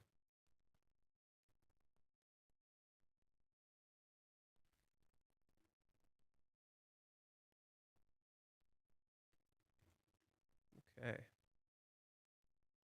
Wait, you guys like can't see what I've been doing, huh? Sorry.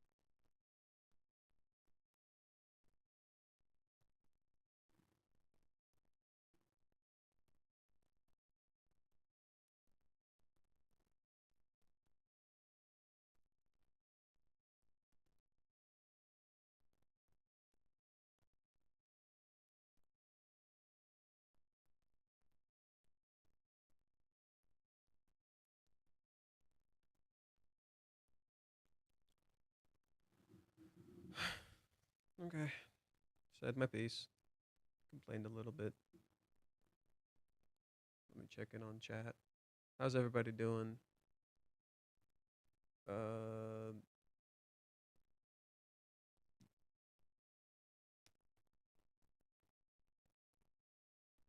Can Cloverworks take over? That's not gonna happen. We're never getting that. That's not gonna happen. We're not getting some magical reboot from Cloverworks. That's not a thing. The only real big change is swearing in the first 7 seconds is now fully monetization as before no mon. Wait, first 7 seconds is now fully monetization as before with no monetization. If you swear, basically creator feedback drove the push. That's good. YouTube priority is all screwed. Demonetizing channels for swear. Oh, yeah, we already know that stuff. Back from meeting what happened. I watched the anime. Kind of got fucking annoyed at it.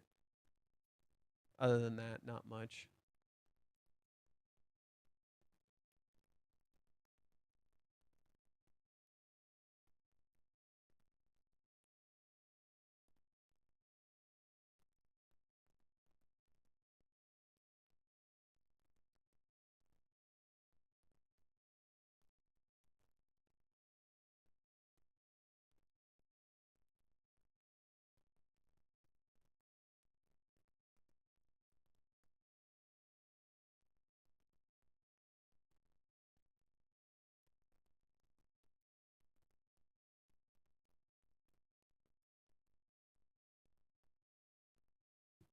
Anyways.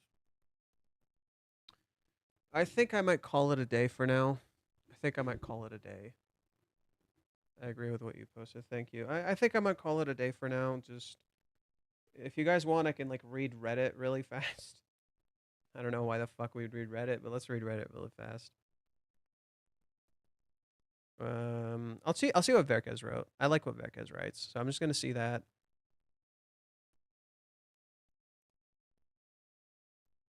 Yeah, as usual, people are being stupid as shit.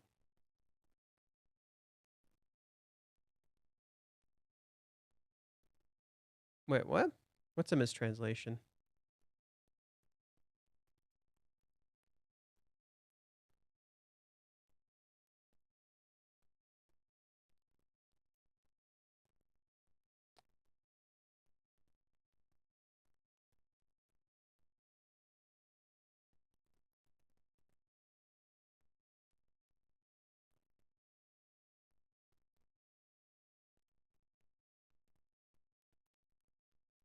Chizuru isn't lying here.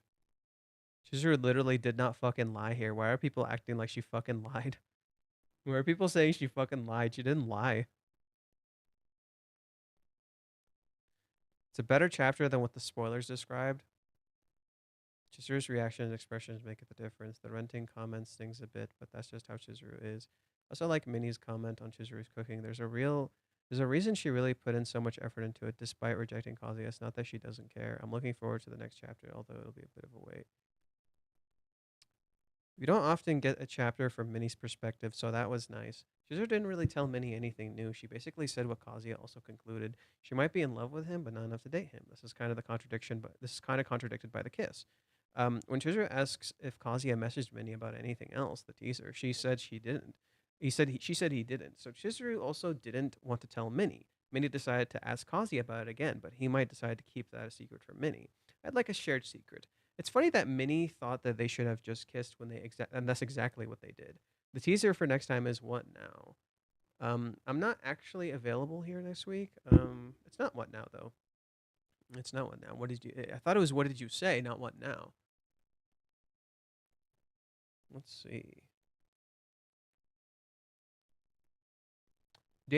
Don't hate her, guys. Look how amazing she is. Rishi's trying his best to make her lovable. Sorry, Rishi. I didn't know another about other. Is this person being rude?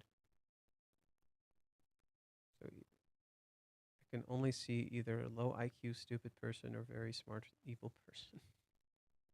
What the fuck is going on with Twitter, dude? Minnie's a game changer. She completely dismantles Chizuru's defenses and pretenses. Minnie didn't do shit. That's so funny. This dude's giving credit to Minnie so much. Minnie didn't do jack shit. Chizuru already knew this ball game. Chizuru was already familiar with this shit, and she's just like, yeah, okay, let's just play with this. Let's just go along with this. And then Chizuru just plays along with it. And Chizuru's just happy whenever Minnie compliments and stuff, you know? The dynamic shift entirely after the kiss, particularly how the Mizuharas finally confessed her love for him. She speculated he might rent her again, but I'm really hoping Kazuya puts an end to that. That he's not going to. She's saying, that's not what she's speculating. Who would want to go on? No, I'm envisioning it perfectly with Kazuya's birthday nearing. There's no rental request from him. I'd love to see her start panicking, worried he's moving on. Whatever. Another reason Kazuya should move on. Don't forget, Minnie is the first person Chizuru has ever made miso soup for. She made the miso soup for him. He didn't. I'm surrounded by idiots. Where's that scene from Ratatouille? I'm surrounded by idiots.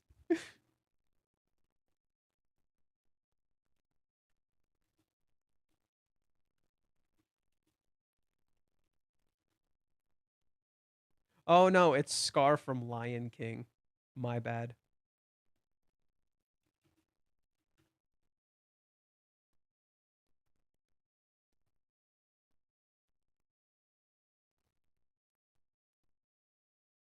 Oh my god, go away.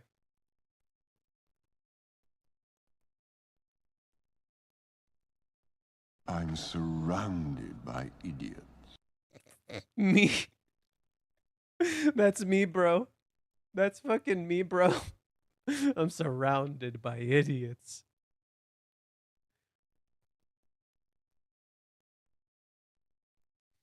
Let's see. There's one other person whose comment I was somewhat curious about. I don't see them though.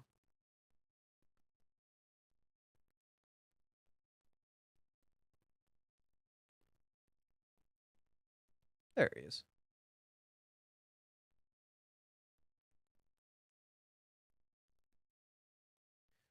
I don't think she's being honest there in the whole conversation with Minnie. It's on purpose, in my opinion. To me, it seems she wants to discuss things with Kazuya before talking with anyone else.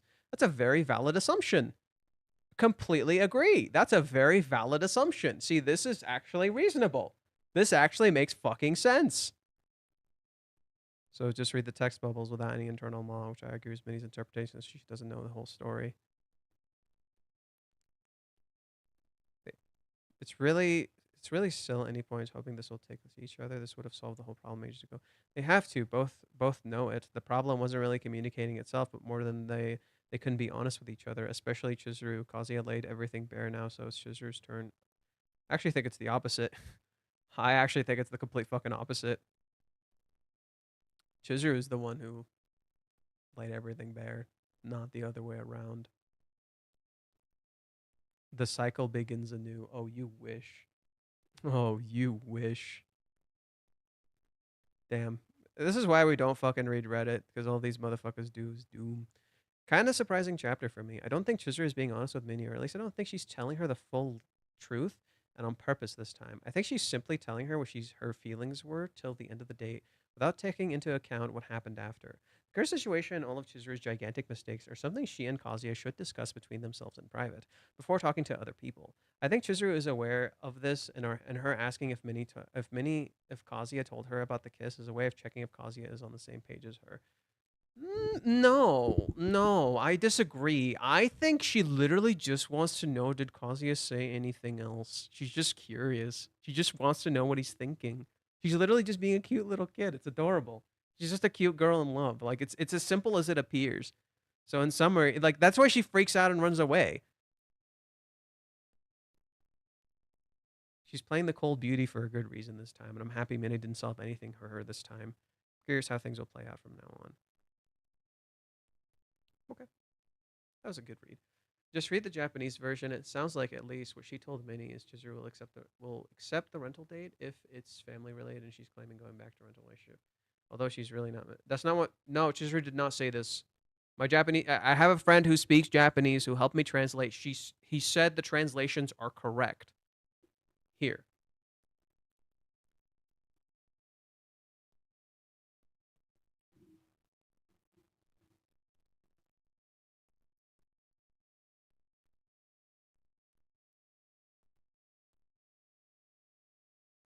Yeah, he says all the translations are correct. They're not different in Japanese. I'll gladly double check it.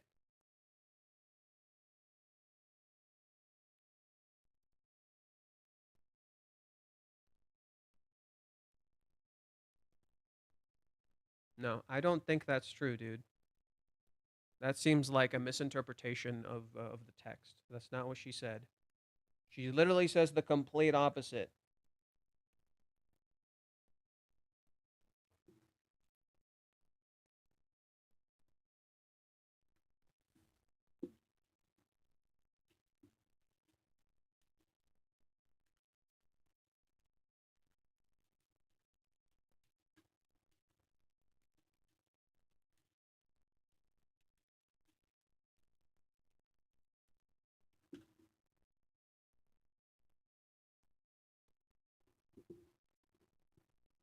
You speak Japanese on a native level? So why is the text so different? So now I'm just confused. So you claim to speak Japanese on a native level, and here's Chizuru telling Minnie, I would never allow him to rent me. But you claim that that's what she said. He might try to pay me again in the future. My consciousness won't allow me to string him any further. So she's saying, oh, since he's gonna try to pay me again in the future, I have to cut it off. So that way, if he does pay, he understands there's nothing between us. Is that what you said she said? Is that what you're saying she said?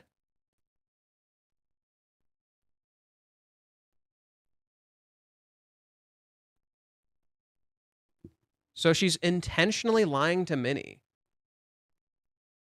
Huh. So, okay, so here in this text, she's actually intentionally lying to Minnie. She's intentionally lying to her, saying he might try to pay me in the... Oh, wow. Reishi's really doubling down on this idea of just like, oh, Chizuru is lying. Chizuru might be a bad person, all that. But then you constantly contrast that with the blushes and smiles. Oh, he's really doubling down on the idea that Minnie never saw them get together. Oh, it's the reverse. I see what he's doing. I see. Okay, thanks for that. That actually helps. That actually helps. That I see what he's doing. What is this a reversal of? When Chizuru and Minnie talked in chapter 234 or 35, 235. When Chizuru and Minnie talked in chapter 235, what does Chizuru not want to do? What does Chizuru tell Minnie she doesn't want to do? She tells Minnie, we can't keep renting. We can't see each other like this anymore. And that's why I can't see him. Here, it's the opposite. Here, it's literally the opposite. She tells Minnie, oh, we might go back to that role again, so I can't string him along any further. Before, she was actually lying to herself. Here, she's intentionally lying to Minnie. That's interesting. She's intentionally lying to Minnie. Huh. That's actually quite interesting. She's intentionally lying to Minnie. When her actual meaning is the complete reverse. She's saying he might rent me again in the future. That's probably going to happen. Oh, wow. Chizuru is blatantly lying here. I knew it. The panel was some kind of mistranslation. It's not a mistranslation. It's how they phrased it. They did translate it correctly. It's just phrasing it is weird. So it's how you interpret the line that's messy. What she says is he might pay me to see him again in the future for family matters and such. My consciousness won't allow me to do that, to string him along, so I'm making it clear that we don't have anything emotional. We're just doing this because of that, because of rental. She's lying to Minnie, straight up, right? She's straight up lying to Minnie. It's intentional. She doesn't want Minnie to know. So it's the opposite. She actually doesn't want Minnie to know. But she wants to know what Kazuya is thinking. Wow, that is interesting, actually. What I'm saying is that she's actually lying to Minnie, and she's, in fact, has no true intention to take the relationship back to rental. Yeah, it's literally the opposite. She tells Minnie one thing, and she means completely the opposite. What happened when Minnie was talking to Chizuru in chapter 245? Minnie can immediately recognize Chizuru is in love, and she's lying to herself, and she's making excuses. Right? Chizuru opens up to Minnie here, and Minnie can tell you're making excuses and you're fucking lying to yourself. And I think you're actually ready to be in a relationship with him.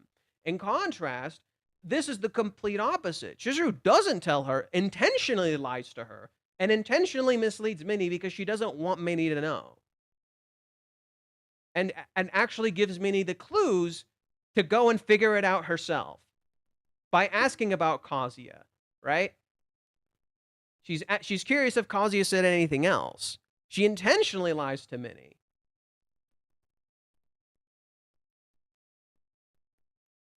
And she wants to know what else, if Kazuya said anything else. That makes you wonder, does she want Kazuya to not tell Minnie? That's actually curious. She almost wants Kazuya to not tell Minnie. Or maybe she wants him to say it. We don't know. I think that's the question lingering in the air.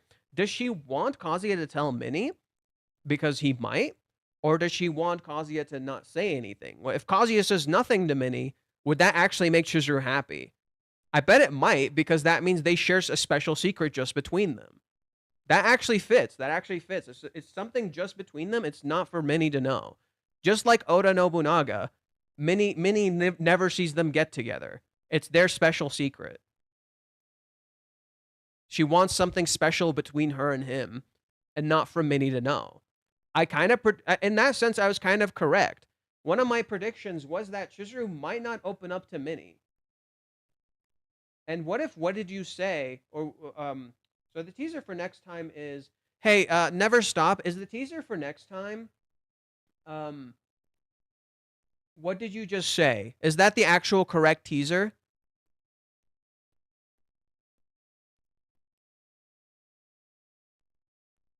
She needs to draw the line between private and rental relationship. Was that she's lying to Minnie, and she is in fact has no true intention to take the relationship back to rental. She's drawing the line. So it actually says, so what it actually says in the Japanese version, because he's going to rent me in the future for family and related issues, I can't string him anymore. This is a more correct translation. Okay. So she considers being rented by Kazuya in the future. No. She's lying. She's straight up lying. Because if you look at her actions, that would make it look like she just strung him along. So it doesn't add up, right? It's literally telling you what she's saying and what she's doing does not add up. She straight up lied to Minnie. The first sentence should start with, because he's going to pay me to date for family-related issues in the future. That because is missing in the translation. Oh. So right here, because he might pay me again in the future. Because is missing in the translation. She's using Minnie to bring Kazuya back. At least my prediction is right. She didn't open up to Minnie, lol. Yeah, I believe I made a similar prediction. I'm stupid. I don't get anything. It's okay, dude. It's cool. So here's what I wrote last time. That last time Minnie and Chizuru talked, Minnie told her what she's feeling is love. She then told her going no contact is the worst thing you can do. But while the events appear similar here, they aren't the same. Maybe Chizuru will tell Minnie what she isn't seeing. In reality, it's literally the reverse. She doesn't want Minnie to see anymore, right? This is not Minnie's story. She doesn't want Minnie to see anymore. She talks to Minnie, and she acts like a sister with her, and she feels happy whenever Minnie says certain things. But Chizuru this time, unlike before, lets Minnie into her house, but actually straight up lies to her and doesn't tell her things because it's their private relationship. Chizuru values that, right? So, right, and I pointed out Minnie's whole thing is creating illusions and being misleading and all that stuff. So, and I said how Minnie's like living out her life through them. So I thought like, hey, maybe the anything else might actually be Chizuru, not Minnie. And I love that Chizuru like gets the praise from Minnie, and like whenever Minnie says, "Oh, he must be super happy," isn't it similar, dude? Isn't this so similar to when Minnie talked to Kazuya? Straight up, this is actually more akin to Minnie's talk with Kazuya, like in chapter 234. So I bet next chapter is Minnie talking to Kazuya, whether it be on the phone or in person. That's my bet, because in chapter 234, she talks to Kazuya. She hears they kissed, and she's super happy. And she's like, "What are you still doing here? Why aren't you going there? I'm so happy." And then she's like, "Wait, what?" And then Kazuya explains. She's like, "What the fuck? Why?"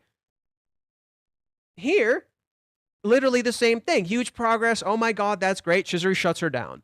She's like, "Wait, what? Why? Wait, what? Why?" And then, oh, see? And then Kazuya tells her, "Well, see, okay, see, that proves my point, right? Just like right here. That's because you did it. You confessed, right? Like you did it. So that means it's all good, right? You got to go for it, you know? Same exact thing here. It's literally flipped. It's literally flipped. And last time, when Chizuru was buying ingredients for food, last time, she literally sees him. So that should tell you she made the food for him. It's so funny. It all links up. Which is why Minnie's very confused, because she's telling things out of context. Yeah, Chizuru is intentionally lying to Minnie. I think this is the first time Chizuru's intentionally lied to Minnie. Just straight up. Chizuru before would just be like, "I don't want to talk about it." Before, Chizuru would just be like, "I don't want to talk about it." Here, she's intentionally lying. And it makes you wonder, like, what is Kazuya gonna say? What is Minnie gonna ask? Right? We don't know what Minnie texted him. What is Minnie gonna ask? Minnie's probably gonna say, well, so let's see here. For now, I'll just have to ask Master. Hey, what happened? What happened? Let me know. What happened? I don't know what's going on. And I think she's good. Like, Kazuya may tell her or may not tell her anything. And that'll be interesting because I can see Minnie saying, hey, I talked to Chizuru and she didn't give me the details. And Kazuya hearing this, oh, Chizuru didn't give her the details, probably means Chizuru, like, he shouldn't tell Minnie, right? I think this is gonna be that little trust moment for Kazuya's character. Don't tell Minnie, right? So what did what was it? Yeah, yes, it is. The teaser for next time is what did you just say? So either Minnie will find out or Minnie may not find out. Either way, it'll be interesting because it'll be about that clarity. It'll be about that clarity of, hey, I want this to just be between us. Like a special moment just between us, not with Minnie. And it'll be something they probably need to discuss. So Reishi is setting up some interesting things. It's like, what should we talk about and what shouldn't we talk about? The secrets between us and all that stuff. Okay. Minnie will cause another trouble because of Chizuru. I kind of hope not.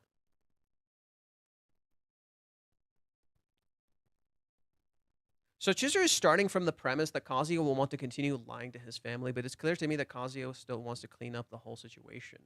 Maybe she wants to get together, but clean that situation up in the background. Like, they're together, but it's just between them.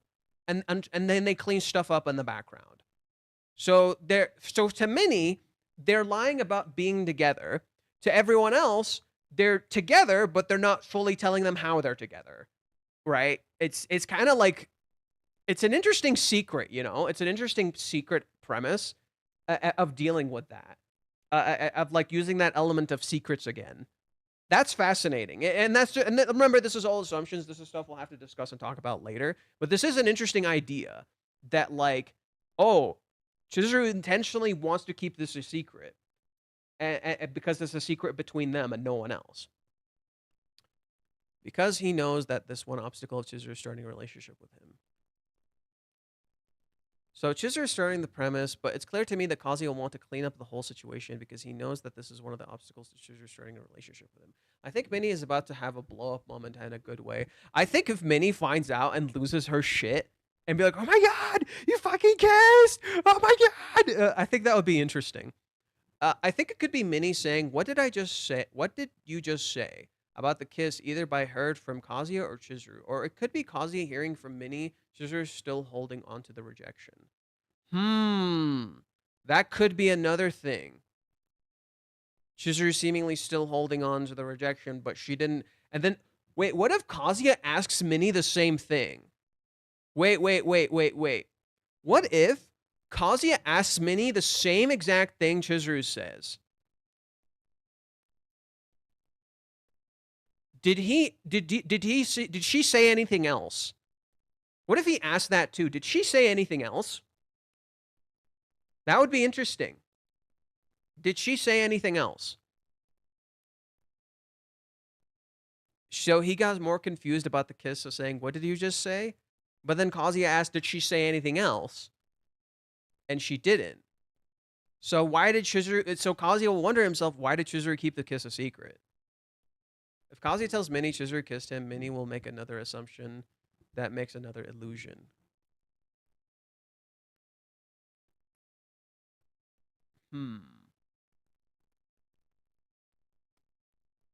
Really, it does get you curious, doesn't it? Chizuru saying that with both eyes closed gives me the impression she doesn't believe what she's saying. Yeah, she definitely does not believe what she's saying. Right? So whenever Chizuru talks, and it's half, one eye open, one eye closed, half truth, half lie. Says that with, Minnie says this with full eyes open. Chizuru closes her eyes here for most of the entire time. Then Minnie closes her eyes to reflect how she doesn't know what happened yesterday, right? Minnie closing her eyes when talking here reflects how she doesn't know what happened yesterday. Chizuru closes her eyes here and lies to Minnie. Just literally just tells her, nope, oh yeah, that's what happened. And then when Minnie jumps up, Chizuru's real feelings start to pop open. Minnie here's like, oh my god, huge progress. And then Chizuru, when Minnie says this, oh, I bet that made Master super happy, closes her eyes and leans, oh, you think so? She's hiding the fact that she's excited, right? And it's cute as shit. Then eyes closed again, and then when she's being honest, her eyes open. Her eyes stay open.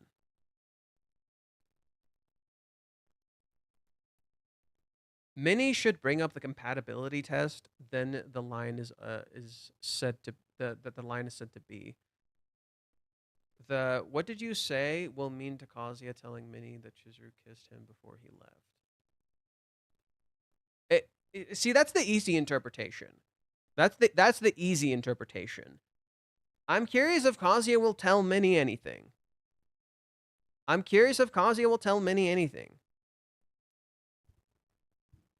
the easy interpretation. But I don't know. I think the big thing is Chizuru seemingly wants to keep this a secret between her and Kazuya, but she knows Kazuya may tell Minnie anything, and then Chizuru runs off. We don't see if Chizuru's happy that like Kazuya didn't say anything. We never see that. Chizuru is confused as Kazuya as much with the kiss. I don't think so. I don't think she's that confused. I don't think she's as confused as she appears. I think Chizuru is actually more certain than she appears. I definitely think Chizuru is more certain than she appears. And we should definitely be getting more soon to explain what's going on with Chizuru's end. Was there anything else that was interesting, Never Stop? Was there anything else that was interesting that was completely missed in the text?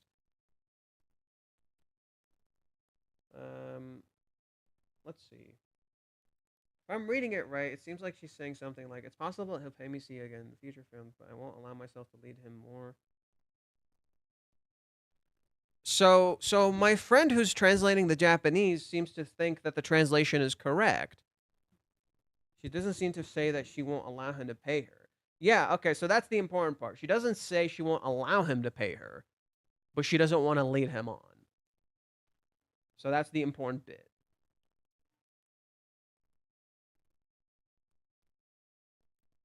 Okay. The thing is now, how will the conversation between Minnie and Kazuya will go? Like the starting point is key. Kazuya looks as high in that pot. Kazuya does look high, doesn't he? Or Minnie just lies about some Chizuru said in test something. Not really. I haven't followed up with the entirety of your stream. It's okay. No worries. I'll probably be condensing the stream, so it should be easier to interact with everything. Yeah. So we discussed the element of time.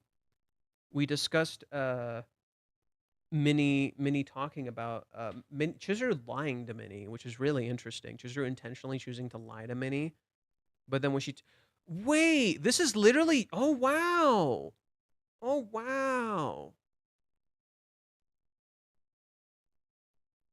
I was explaining how this is literally the same as this, but what happened in this chapter? Chizuru gets the 100, closes her eyes, and tells this thing that's not true to who she is. Then Minnie is like, wait, that is not the max after all. That doesn't make sense. And then because it doesn't make sense to Minnie, Chizuru has to clear it up. Right? And then Chizuru clears up the actual thing. And what happens? What happens after this point? Kazuya talks to Minnie, and there's a misunderstanding about Chizuru's intent. And Chizuru overhears the misunderstanding about her intent. Then, what does Chizuru do? What does Chizuru do in private? Oh my god, it's literally the same. What does Chizuru do in private in chapter 302?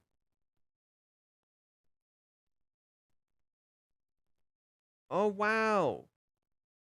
Chizuru seemingly lies to Minnie, but clears it up to Kazuya.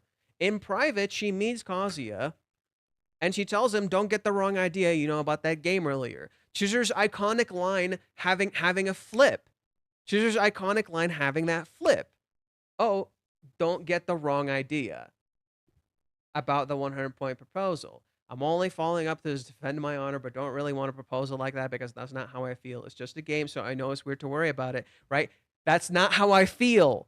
I want you to know that specifically, but not Minnie. I want you to specifically know that. Right? That's not how I feel. It's just a game, so I know I'm weird to worry about it, but I don't want you to get the wrong idea. I'd be happy with anything. If it's from the person I love, I'd be happy. Chizuru being happy if it's if anything from the person she loves. Minnie, what did she say earlier? I bet that made Master super happy. You think? She loves him. She's saying I love him.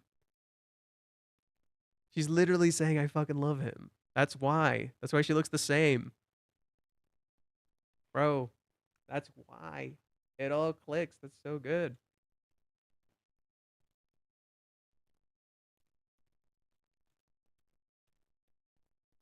And then we reintroduce the element of time. We reintroduced the element of time and time running out. But now time is infinite. Time isn't running out anymore. Ooh. Ooh. Wait, what if they have an unspoken relationship and as you said, it's a thing about don't tell anyone else until they clean everything up? Yeah, that seems like what it is. Minnie never saw them get together. And she may not. Just like Oda Nobunaga. She never saw them get together, and she literally may not. And she may find out later they got together. I think that's what Reiji might be setting up.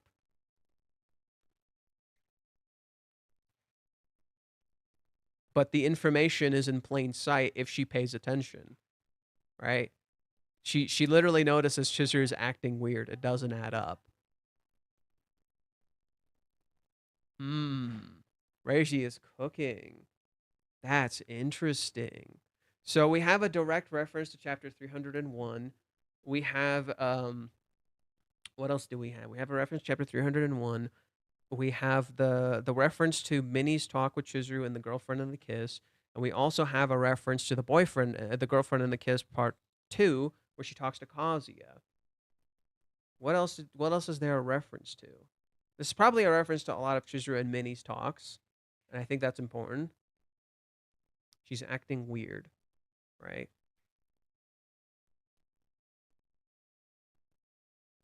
And then we have Kazuya. So now it seems like we're going back to Kazuya again. Oh yeah, oh yeah, oh yeah, the big thing. This right here is a reference too. I didn't realize that. Just give me a sec.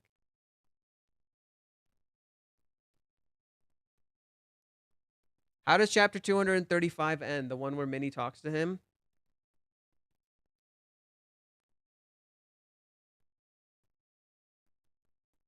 These scenes are literally reversed. These scenes are literally reversed. Just as... Right? Kazuya is going to understand why Chizuru keeps to herself a lot. I think that's what Kazuya is going to start understanding. Why does Chizuru not share these things? Why is Chizuru so secretive about certain things? It's literally reversed. It's the flip. It's the opposite. Wow. Dude be cooking.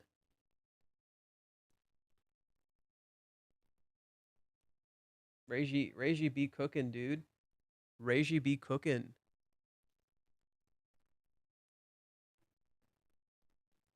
Also, Kazuya is clearly in a daze, so maybe think of him saying something just going along with the conversation, not paying attention.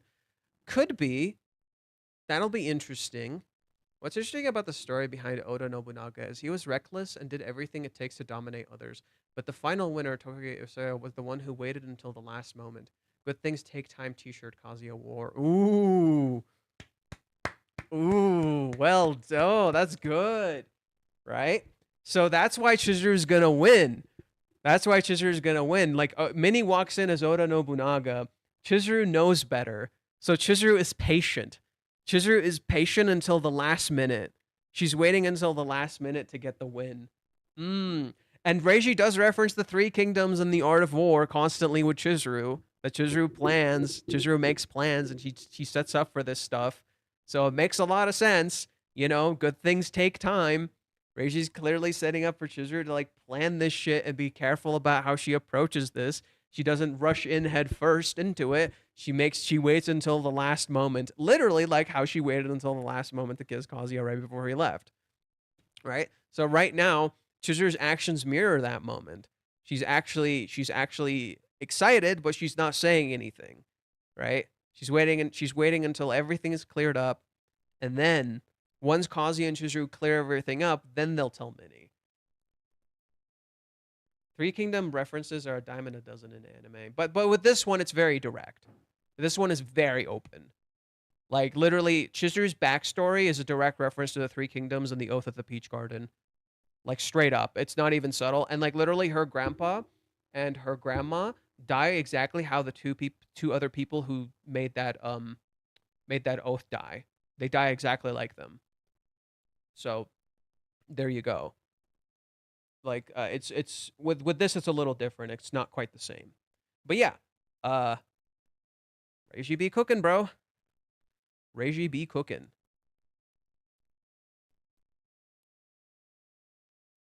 So yeah, Minnie is reckless. She's running in head first.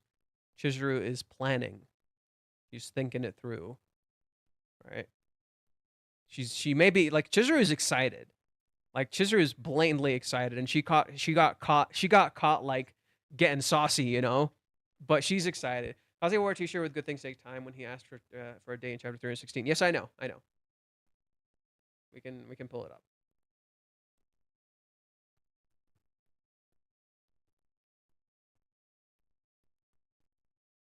You can see it best in chapter 315, interestingly. So let's find that real quick. Good things take time. Right.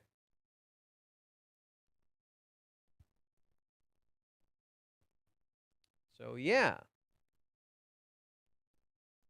Hello, retro noob. Welcome. What is a cooking in the background? I think yeah. Once Kazuya, and I think what Chizuru really wants here is for Kazuya and her to clear some stuff up, like just to talk and clear some stuff up. And before, also, it's very important that Chizuru says this line right here. It's very important Chizuru says this line right here about renting, because they might rent again in the future. What Chizuru, what that means is simple. That before, remember what Kazuya tried to do? How did Kazuya try to reach Chizuru in the 3-month time skip? How did Kazuya try to reach Chizuru in the 3-month time skip?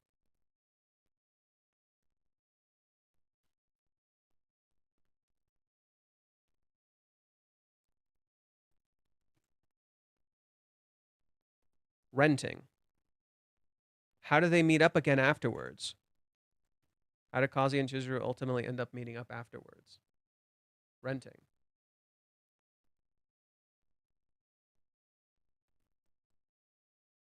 Right.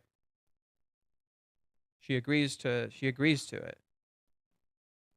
This is telling you that's not what they're going to do anymore. This is telling you that's not what they're going to do. Like literally saying, Chizuru saying it will be that is Chizuru saying that's not going to be that. As a contrast to that earlier chapter, how it's not going to be this anymore. What do you think will happen in the next chapter? Will our Minnie get something out, or will they act in some way? I don't know. He was wearing that too when Chizuru's name was mentioned. T-shirts with good things take time. What shirt is Kazuya wearing right now, actually? Nothing. His shirt is blank. Kazuya's shirt is blank. How interesting.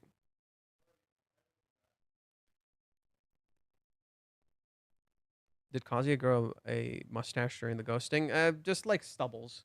Not really a mustache, just stubbles on his face. Fernando, Kazuya became practically a hobo. Oh my god.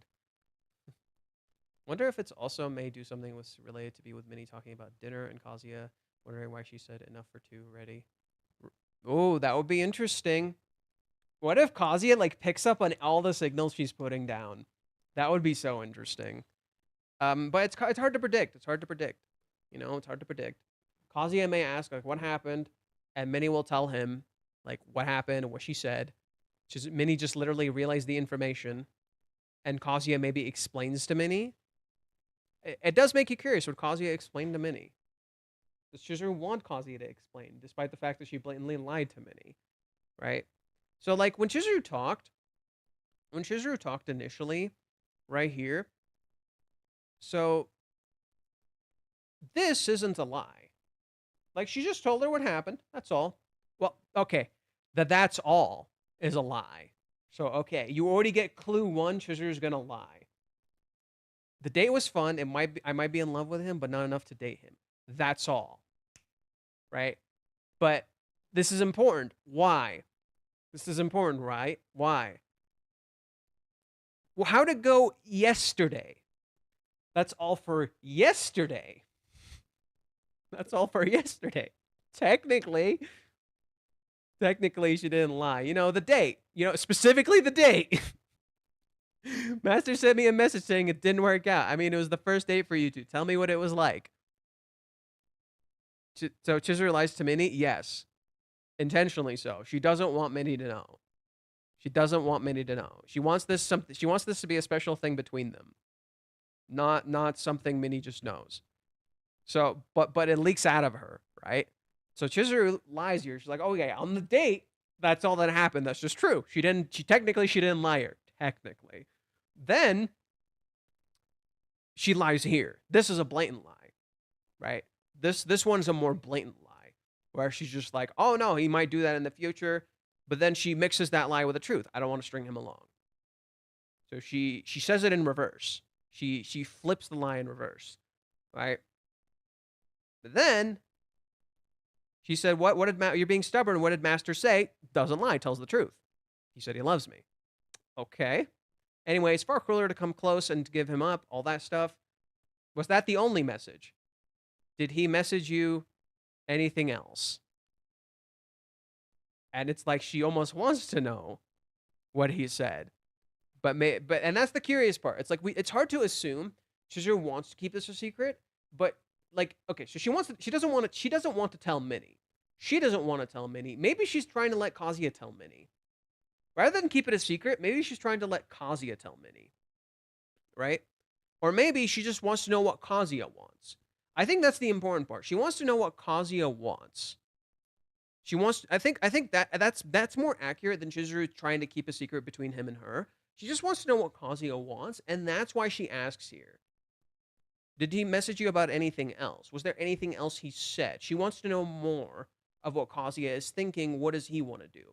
So if Kazuya tells Minnie, it's okay. I actually think if Kazuya tells Minnie, it's okay. That's how I believe. That's my viewpoint. I think Chizuru's okay if Kazuya tells Minnie, because it should be Kazuya who tells her, not the other way around.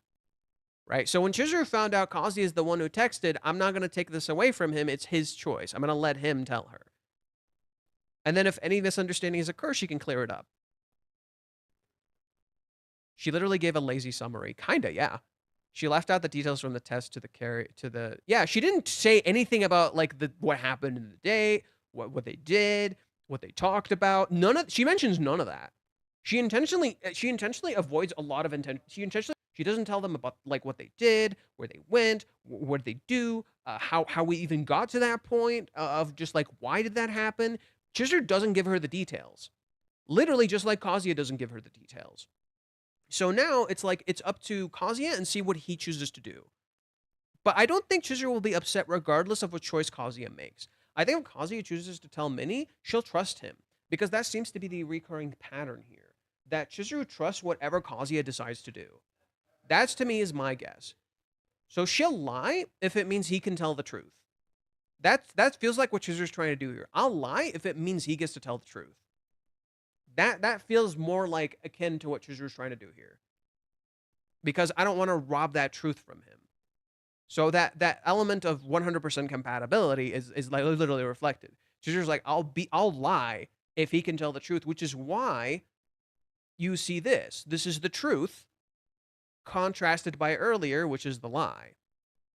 She wants to know more in contrast to the fact that she lied earlier. So it raises the question, why is Chizuru lying? So he can tell the truth. It comes back to my original theory. It's about giving Kazuya a choice. What is Kazuya's choice? It's about giving Kazuya a choice. If Kazuya tells Minnie, Minnie will lose it. If Kazuya chooses not to tell Minnie, we don't have to tell Minnie. Right? It all comes back to that element of choice. I'm not going to tell her what she does not know. I'll let Kazuya say it. I'll let him make the choice. She left out the details from the test of the carried kiss. I think it was something. I think it was something. Chapter 247 with the shirt. She literally gave a lazy summary. She won't tell Minnie because she knows how Minnie will react. No, again, I think it's because she's letting Kazuya say it. She's letting Kazuya say it, and she wants to know how he feels about it by letting him tell Minnie. Because if he tells Minnie, she'll get a more honest answer of what Kazuya is possibly feeling, because he'll always tell Minnie, right? So in many ways, Chizuru is letting Kazuya tell it to Minnie, so that way she can know, right? Like, depending on how many reacts will say a whole lot, right? How many reacts will say a whole lot. Actually, Chizuru tried to deflect, but she gave herself away when she hinted at a possible other messages. Yeah, pretty much. Chizuru pretty much tried to deflect here, but gave herself away, right? So she is kind of like planning here. She has a bit of a plan here, where it's like that was this is her actual intent, contrasted by this lie, which mirrors directly. Not this, not this. Okay, we're gonna just have to pull it up again. This mirrors directly with chapter 301. Right? It looks pretty similar. It looks pretty darn similar. Closes her eyes, blatantly tells a lie because she thinks that's what the lie is supposed to be. Right? Kazuya hears about this, but then Minnie is like, wait, that doesn't make sense. That doesn't add up. Literally, just like right now, it doesn't add up. Then Chizuru's like, but it's 100. Isn't that what you want? So she corrects it. She fixes it, and then you see the honest her. Right? Just like you see the honest her here. So literally that chapter mirrors this chapter. That the whole idea here is that Chizuru lies intentionally, just like she lied intentionally in that because she thought that's what the 100 is supposed to be, right? So here she lies intentionally again, and then she says the honest truth, which matches more with hers. And then in the end, it's Kazuya lying in bed freaking out, but here Kazuya is not freaking out, and she overhears, right? So here, Chizuru doesn't overhear anything.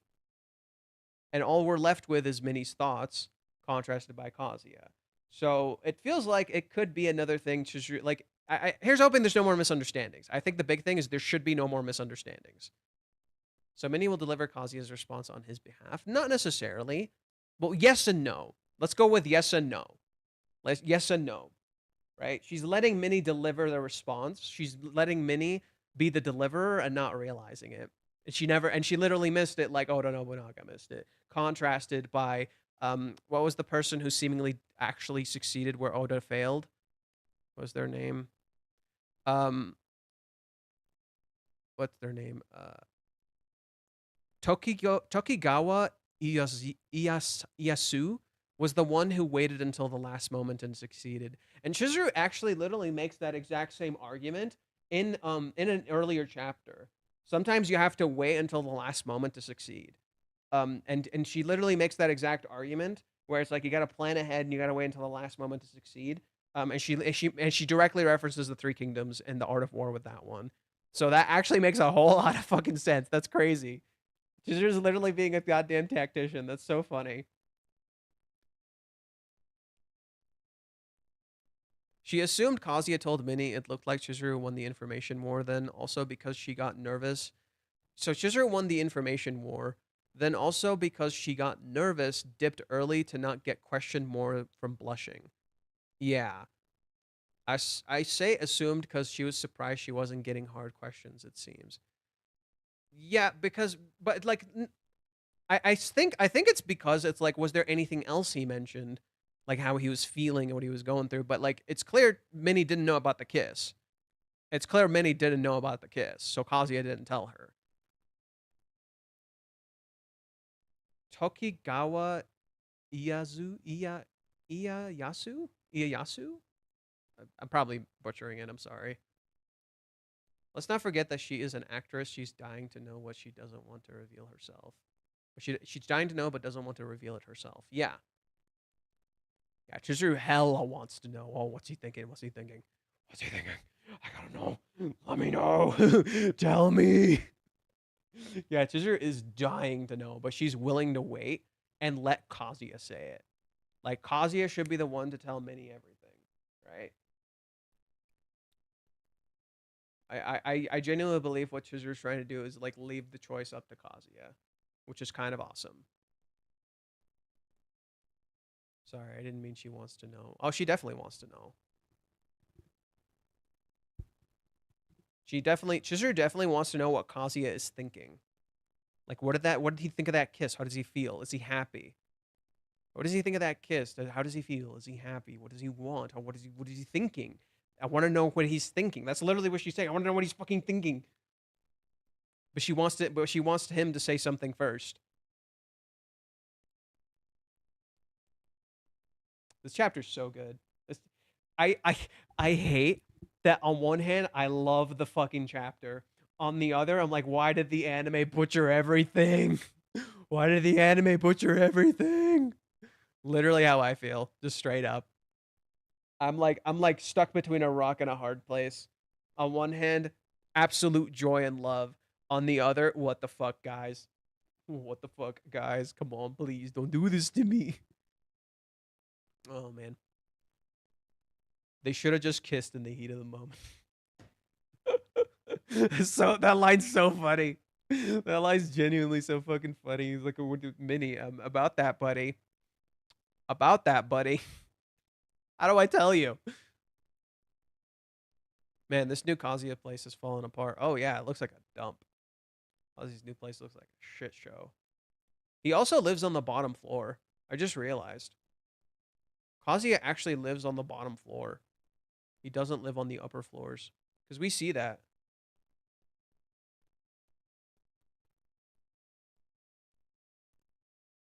Yeah, where does we see the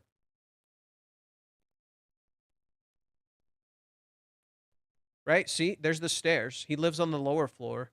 He doesn't live on the upper floor.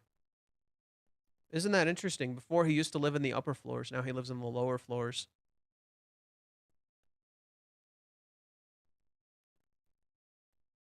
The ladder is missing parts of the roof. Wait, it is? What? Wait, what? Oh yeah. Oh yeah. This place is definitely run down, dude. Hella run down. The ladder is missing parts of the roof. Please don't be something dark like grandma getting hospitalized. That doesn't feel like this kind of the current story. The current story feels a lot more hopeful and positive rather than anything dark. Isn't it funny? We see the moon and Kazuya is looking up. She's the moon princess. Oh my god. Shizuru is literally called the moon princess in the opening. And what do we have Kazuya doing at the very end? He's laying down in bed staring up at the moon. He's not literally looking at the moon, but come on. That's great. That's so cool. I think somehow Chizuru might have misunderstood might have misunderstandings that Kazuya may not have physical intimacy with her. May not like I think somehow Chizuru may have misunderstandings that Kazuya may not like physical intimacy with her, so her questioning her love because of her love involves physical intimacy that Kazuya doesn't like. You're not wrong. We actually already have that understanding. Because Kazuya actively avoids physical intimacy with her consistently. And a big part of Chizuru's struggle is that she's afraid she's asking too much. A big part of Chizuru's struggle in the cohabitation and in the date itself is that she feels like she's asking too much. That if Kazuya doesn't like this, he won't be happy. So she's asking too much from him. Even though she's seen him get horny before, he never seemingly touches or engages in any way. right? He used to, he doesn't do that anymore. So it leaves Chizuru confused. Maybe Kazuya's love became super pure, whereas hers is dirty and messy. So she doubts herself, even though she knows Kazuya is more open than that. Kazuya struggles to open up to her too, which in turn makes Chizuru feel kind of bad about it. That like, oh, I want these things, but he's seemingly not doing that, so I feel like a bad person for putting him in this position. That's why she actually apologized after she's holding Kazuya's jacket after I forgot her name, Haunting House thing in the Dropolis. Yeah, that's why. Because Kazuya didn't show that he looked uncomfortable after that. If she knew the truth, her doubts would disappear instantly. Chizuru looks like one of the Emperor's concubines from the Apothecary Diaries. That's kind of the idea in some sense. So she's asking Minnie if she has done the right thing by kissing him. But yeah, in some ways she's getting affirmation for that. I definitely think that too. Chizuru's kind of doubting herself. Chizuru's definitely doubting herself and their physical compatibility. And she's worried if she's asking too much from him. We said this in previous streams. We definitely said this in previous streams. Chizuru is worried she's asking too much from him, right? So that's definitely a big part of it. Yeah. And now she's just excited to know what he thinks. Did he like that? Did that make him happy? Right? Chizuru just wants to know if he's happy. That's why we see this. Chizuru just really wants to know if he's happy. If that made him happy, she's happy. That's literally it. She just wants to know if he's happy, if that kiss was important to him, if it meant something to him. Like, she just really wants to know. And then you just see how deeply fucking in love she is. Like, she really kind of revealed herself. Chizuru really fucking revealed herself in this moment. Like, she literally let it all out, and she completely had faith in him. I said this in the last stream. In the last stream, I said this. Chizuru just had complete faith in him, and she just let it all out. She just completely trusted him. And she let out herself, even if she considers that self bad. That's what Chizuru did. She let herself completely out when she kissed him, and even if she considers that self bad, she believes he'll still accept her. So this is her wanting to know, did he accept me? Did that make him happy? Does he still love me? Does he still connect to me because I love him and I feel these things? And like literally Chizuru just really wants to know, right? But she's letting him say it. Mommy isn't going to do shit. I don't think so. Mommy isn't going to do shit. No. Kazuya does not care about Mommy right now. Literally, it's just them. This is about them and no one else right now. Once they feel like that connection form, like, okay, I still think next chapter is going to be huge because it's chapter 388.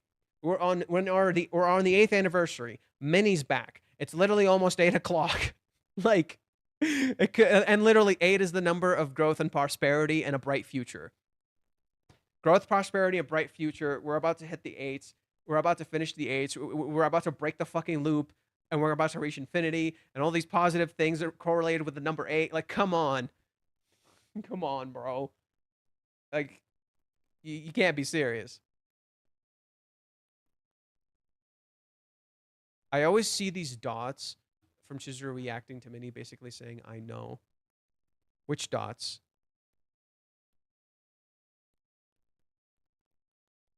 Oh, this? Yeah. Well, she's not saying I know. She's just, yeah. I love the chopsticks. I love how she keeps the chopsticks right here. And she talks with the chopsticks in her mouth. It's so cute. It's so cute. She just keeps the chopsticks right there. She keeps talking with the chopsticks in her mouth. Oh my, it literally mirrors the kiss. She's touching the chopsticks with her mouth because she just kissed him. She's hiding the fucking kiss. It's right there. Oh my god. Oh my god, the chopsticks are on her mouth because she kissed and she keeps thinking about it. Dude. It's just literally her continuing to think about the kiss, even right now. Even right now, the chopsticks are touching her mouth. She's literally still thinking about the kiss. That's so funny. That's so funny. She's still thinking about it even right now. Bro. She's still thinking about the kiss even right now. She's literally using her mouth and talking and eating. She's so fucking in love. And literally the chopsticks are right there. The chopsticks drift a little bit away from her mouth. And you still see them. There's still the emphasis on the chopsticks being near her mouth.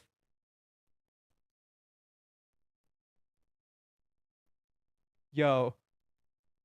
She's literally imagining the kiss. The chopsticks like remind her of the kiss. They're literally right there in her mouth. She's like, oh my god. Like that's literally what it is. She's out of it. She's literally still thinking about the kiss. They're literally right next to her mouth. That's so funny. That's so funny. I love that. I actually love that visual imagery. That the meaning of the chopsticks gives more stuff, more intention behind it now. Minnie is not focusing on the food. Chizuru is. Chizuru is focusing on what she's eating, what she just had, what she just experienced, aka the kiss. Oh my god, it's right there. She's literally experiencing it.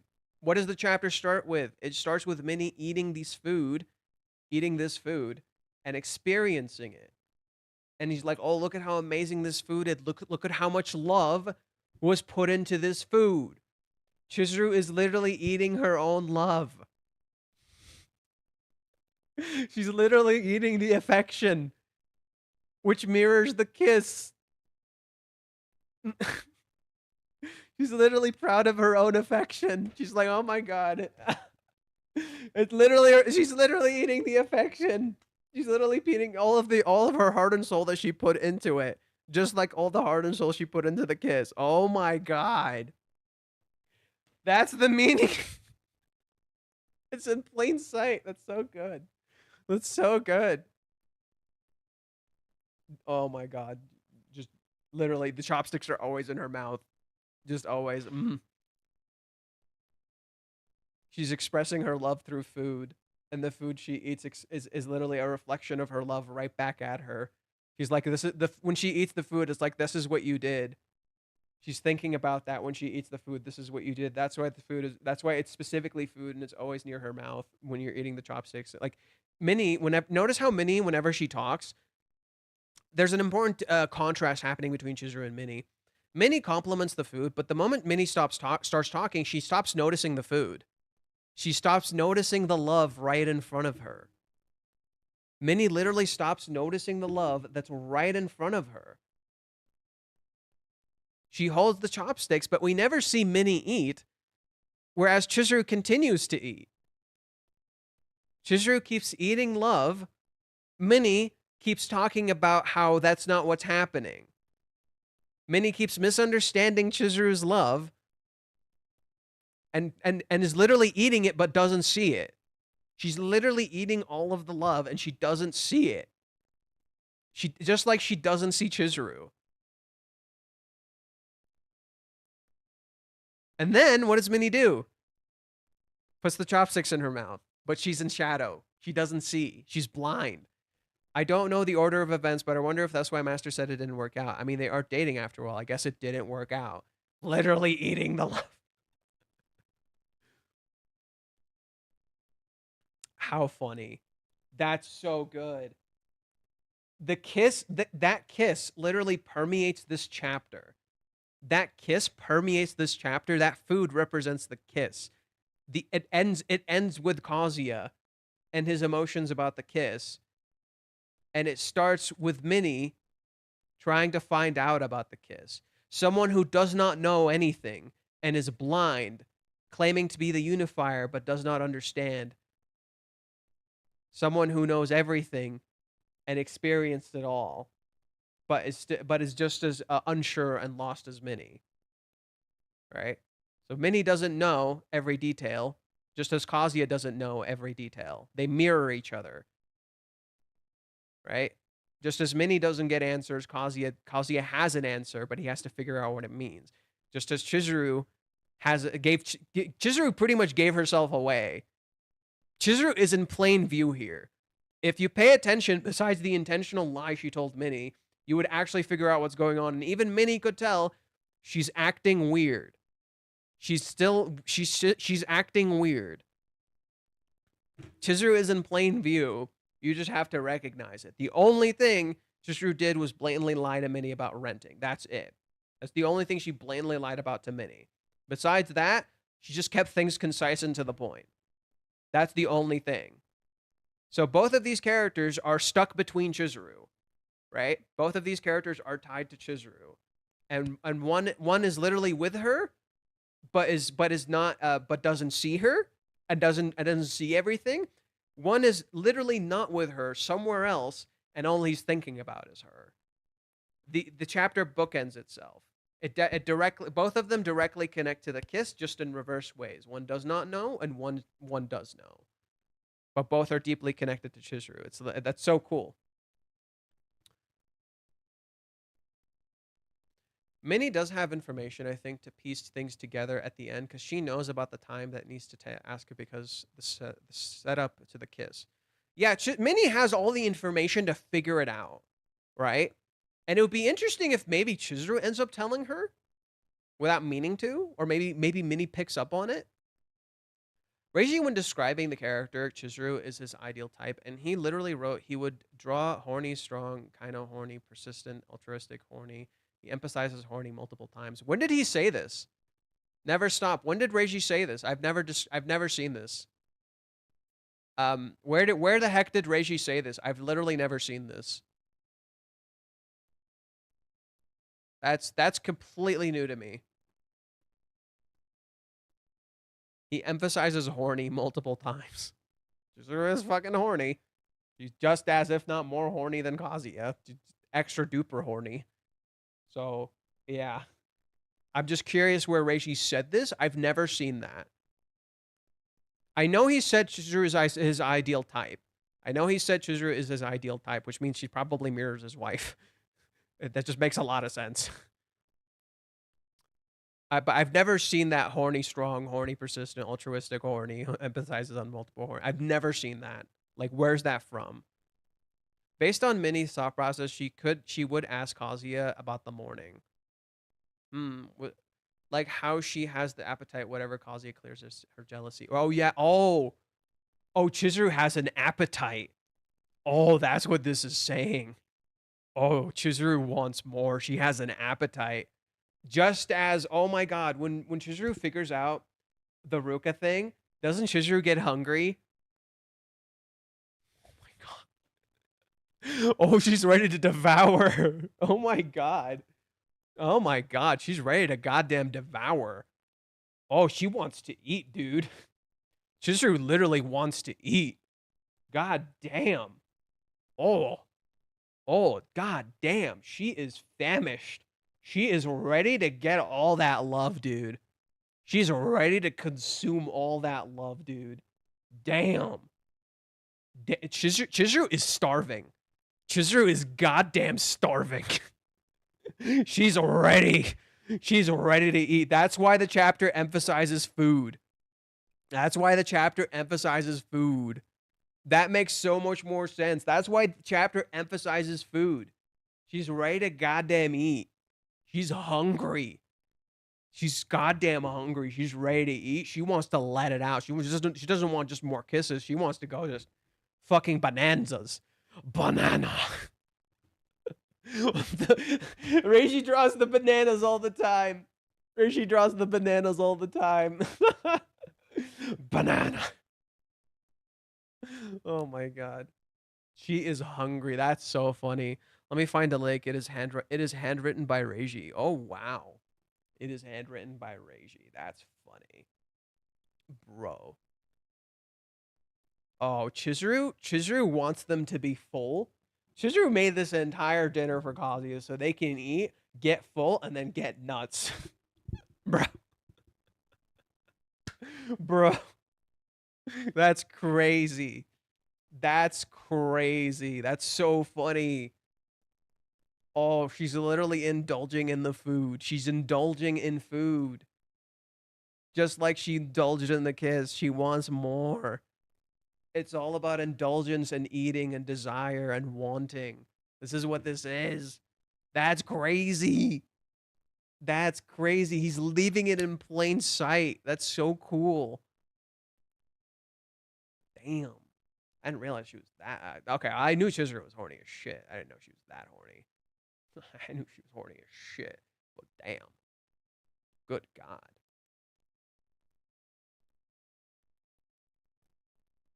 So now it's all Kazuya's hands, and he should decide to take action in many ways. I think that's the first meal after the hot pot last night. Yeah, that's probably Chizuru. I don't know if it's her first meal. Maybe she ate breakfast. Maybe she ate breakfast. But yeah, Chizuru, we see Chizuru eating, and we end the chapter with Kazuya starving. We started the chapter with Minnie hungry for details, right? We start the chapter with Minnie hungry for details.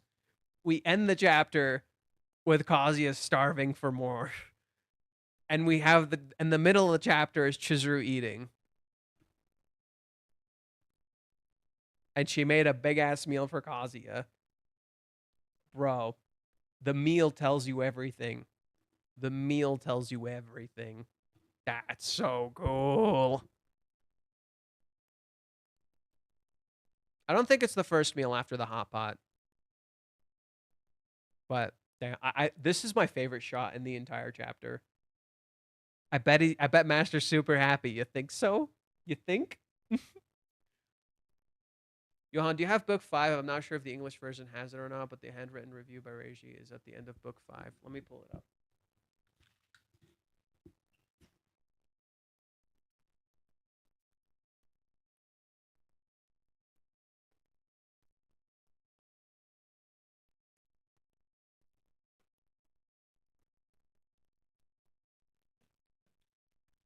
All right. Volume 5. Let me zoom in. Okay, the very end. Let's see what it says. Thank you for purchasing Volume 5 Rent a Girlfriend. There has never been a bonus page in the trades for the series. A wild example of falling behind the times, although I'd like to think we really packed in the content in the past in the rest of the volumes. And I almost lost my chance at one in the volume's structure too, so I went forward to remove the review page. So I thought I could reveal some secrets behind the production of this manga, but there's not much secret to it. I heard about Rental Girlfriends. It sounded really neat, and I thought I could make a manga out of it, so I did. For Chizuru Mizuhara, all I'm doing is drawing my idea of the ideal woman. Sexy, strong, gentle, sexy again, and trying to live with reality. Basically, I like sexy girls. So sexy is supposed to be horny, not sexy. Is that what it's supposed to be? Horny? So it's supposed to say horny, not sexy.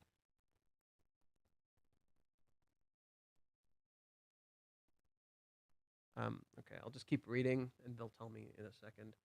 I like sexy girls who have the idealist traits and let their emotions get the best of them. Also, girls who get angry. This is important. It'll show up on the test, as you will know. The main hero, me, is an indecisive piece of trash, i.e., me. An example of how someone can be spoiled in every possible way, i.e., me. But seeing even trash, me, like that be supported, not abandoned. Isn't that wonderful? Really, with an oaf like me, you should just smile, say, "Oh, right, he," and live and leave. But look at Chizuru. She yells at you like, "You're wrong. You can't do this." And if that's not natural kindness, then what is? Modern society has been diluted by social media and the internet. But here's hoping that the Rent-A-Girlfriend can lend a hand and show you all the courage and the importance behind building real human relationships. Oh, I'm almost out of space. Still, I think Kazuya will slowly grow over this time as well. Hopefully, you'll want to spend a bit more time with them too. In Japanese, it says erotic. I see. Erotic. Jesus. Maybe it's Kazuya's first night in his new room, so maybe he will get another Sayuri grandma dream about like the time she wants Kazuya to get to go see Chizuru. That would be so funny. He slept like a room. Funny, he sounds like Kazuya. Yeah. Yeah, because he is. He literally said, I am Kazuya. Right? He literally said, I am Kazuya. He said this many times before. He is Kazuya. He's not someone else. So, okay. So horny. Got it. Erotic. Got it. Got it. He just finds Chizuru really attractive. Is he saying Chizuru is attractive, or is he saying Chizuru like acts this way? That's what I'm a little confused about. Is he saying like she acts sex or she looks sexy, or is he saying she like is horny? That's what I'm trying to understand. Because that feels a little like erotic and sexy are a little different. I'm just trying to understand the context here. But Chizuru being famished, oh boy. Let me show you guys what I'm talking about. When the Ruka thing clears up, when she clears up the Ruka thing with Kazuya, girl literally says, "I'm famished." I'm like, damn. Bro.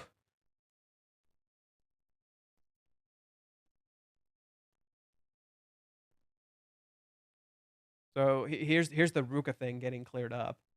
And Kazuya says, "No, nothing happened." Look at her. Oh, she's in fucking bliss, dude.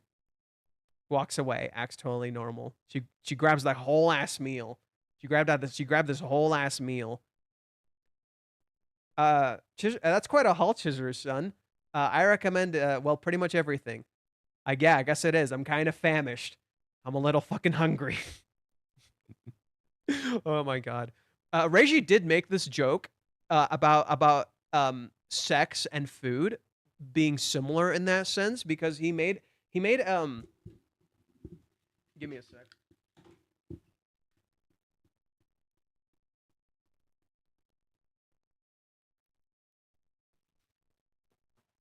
So he made this, which was only sold at Comic-Cat. This thing was only sold in Comic-Cat. You cannot buy this anywhere else than Comic-Cat.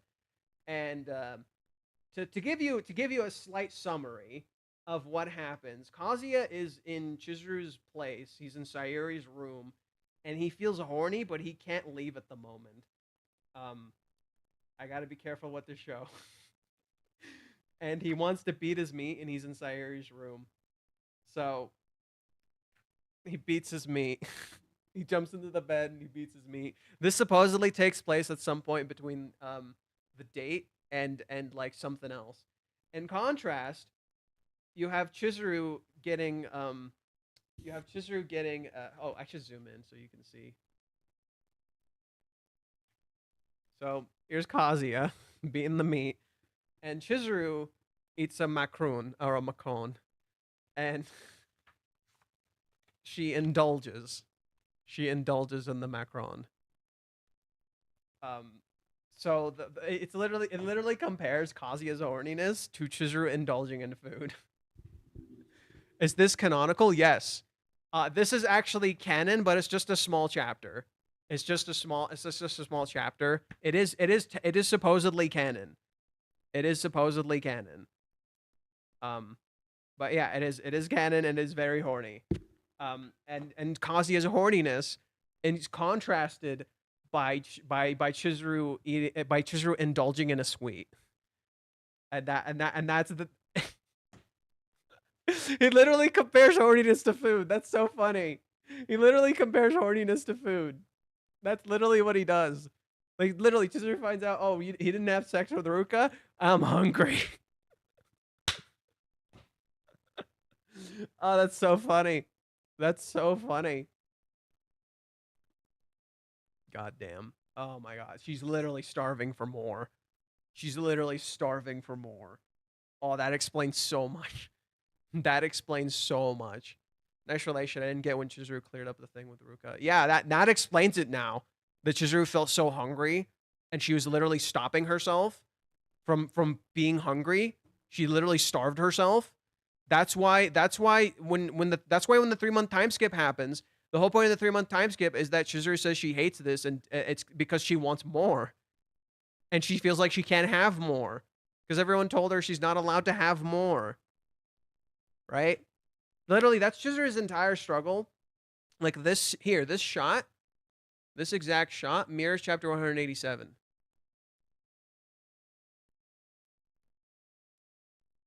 She looks the same.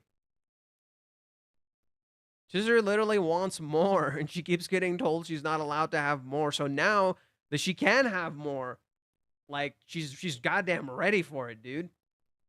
Give me more. Jesus Christ, Chizuru's literally hungry. Holy crap. Chizuru's literally hungry. That's one of my favorite panels, did you? Yeah, it's super cute. Right? That's why that like it literally highlights to you like sex is very important to Chizuru too, right? Like you don't want the person you love to have sex with someone else. Why would you want that? Why would that make you happy? It means he's not devoted enough. It means he doesn't care enough, right? It means he's like literally he's willing to cheat if he doesn't get what he wants. But that's not Kazuya. But Chizuru also feels very horny, right? So when she finds out, like, okay, nothing happened. Okay, I want some.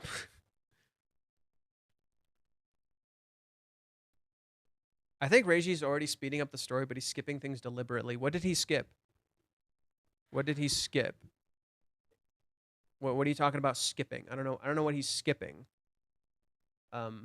If you're talking about them talking and stuff like that, then I can kind of get that. Right?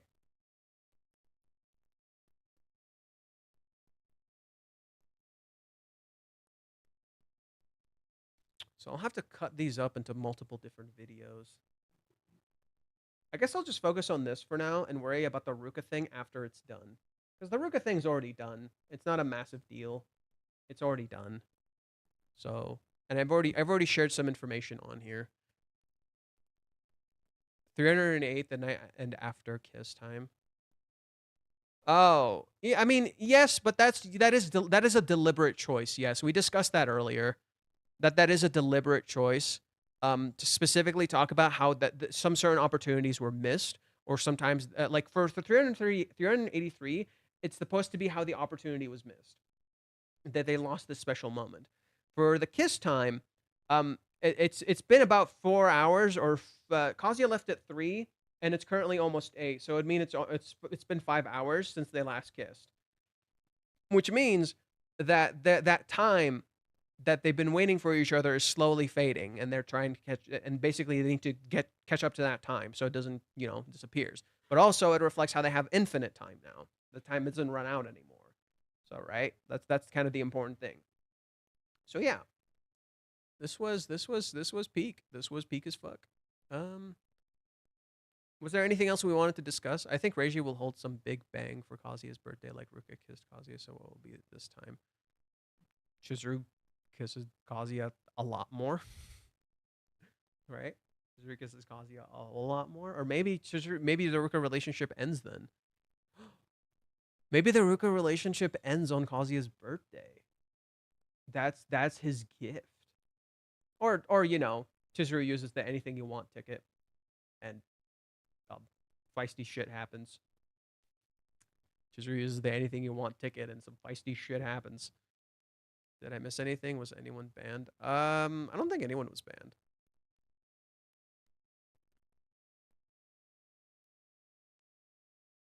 She looks sexy. Never stop. You never told me. In that thing, is he talking about Chizuru's look, or is he talking about how Chizuru feels and acts? Because as you can see in that same volume, the extra page is this. The extra page is Kazuya imagining this. So, So I am curious. Never stop. Does it when he says erotic? Does he mean she's horny, or does he mean like she just looks attractive? Because you haven't clarified. Right after I left, someone was talking about Kazuya being a simp, so I timed them out. They probably didn't care, never stuck around anyway, so who fucking cares? But yeah, what? Every extra page on volumes has that. What? Well, yes, true. Yes, it's true, but this one in particular. Wait, this one in particular, I wanted to see you, so I ran over. I've got a special report for you. I love you. I know, but this one is a little more eccentric. This one's a little more eccentric. But they do all involve sex, you're not wrong. But this one's pretty eccentric. Sometimes I feel like Kazuya is like Chizuru's grandfather, and Chizuru will become like her grandma. It's like seeing our future. I guess so.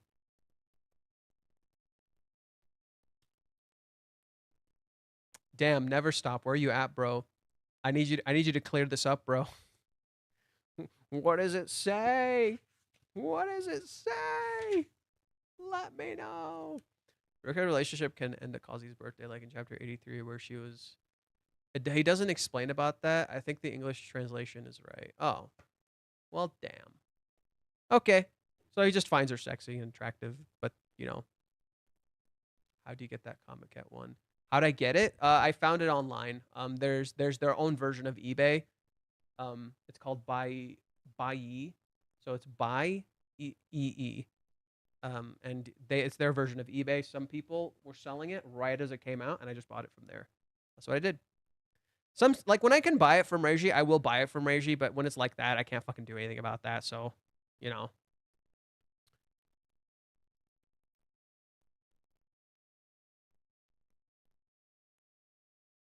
The Chizuru office boss is more eccentric. I mean, I do get you, but like at the time when the manga was releasing, like this is only volume 5. So this is like this stuff, right? This is pretty early on. This also happened to be the chapter, or this happened to be the volume that had this thing. the panty incident. So having that aligns well with that idea, you know. We can read more of these in the future. The not the volumes, but like the little text on the back. So yeah, I guess we're a little famished. We're a little hungry. I'm a little hungry. Oh man, Chizuru is fucking hungry, dude. That's so funny. That's so funny. She's hungry, dude. Did he message you? She wants to know more. Right? Isn't it fitting? Minnie walks in wanting to know more. Minnie walks into the chapter wanting to know more, looking at her phone. And she doesn't get the details from him. And then what does it end with Chizuru's interaction with Minnie? Chizuru wants to know more now. Right? But it starts with Minnie wanting to know more. It ends with Chizuru wanting to know more. And then it ends with Kazuya thinking about the kiss just like Chizuru. Right? He also wants to know more. He also wants more. I guess it includes both behaviors and looks. Like we can see how she desires for physical intimacy and looks as well as others Kazuya's imagination. And looks as well as from Kazuya's imagination. I can see that. So it's a large scale. It's an umbrella word. It's an umbrella word where it like covers the entire picture, and the whole idea is that it's, you know, desires physical intimacy. She looks sexy, and in Kazuya's imagination, horny, I guess. Right? It reflects like that desire, you know. Yeah. Okay. I guess Reiji likes, you know, horny women, which is fair. Understandable, dude. Have a nice day. Understandable, dude. Have a nice day. Oh my goodness. Who's gonna eat first, Kazuya or Chizuru? Oh, dinner.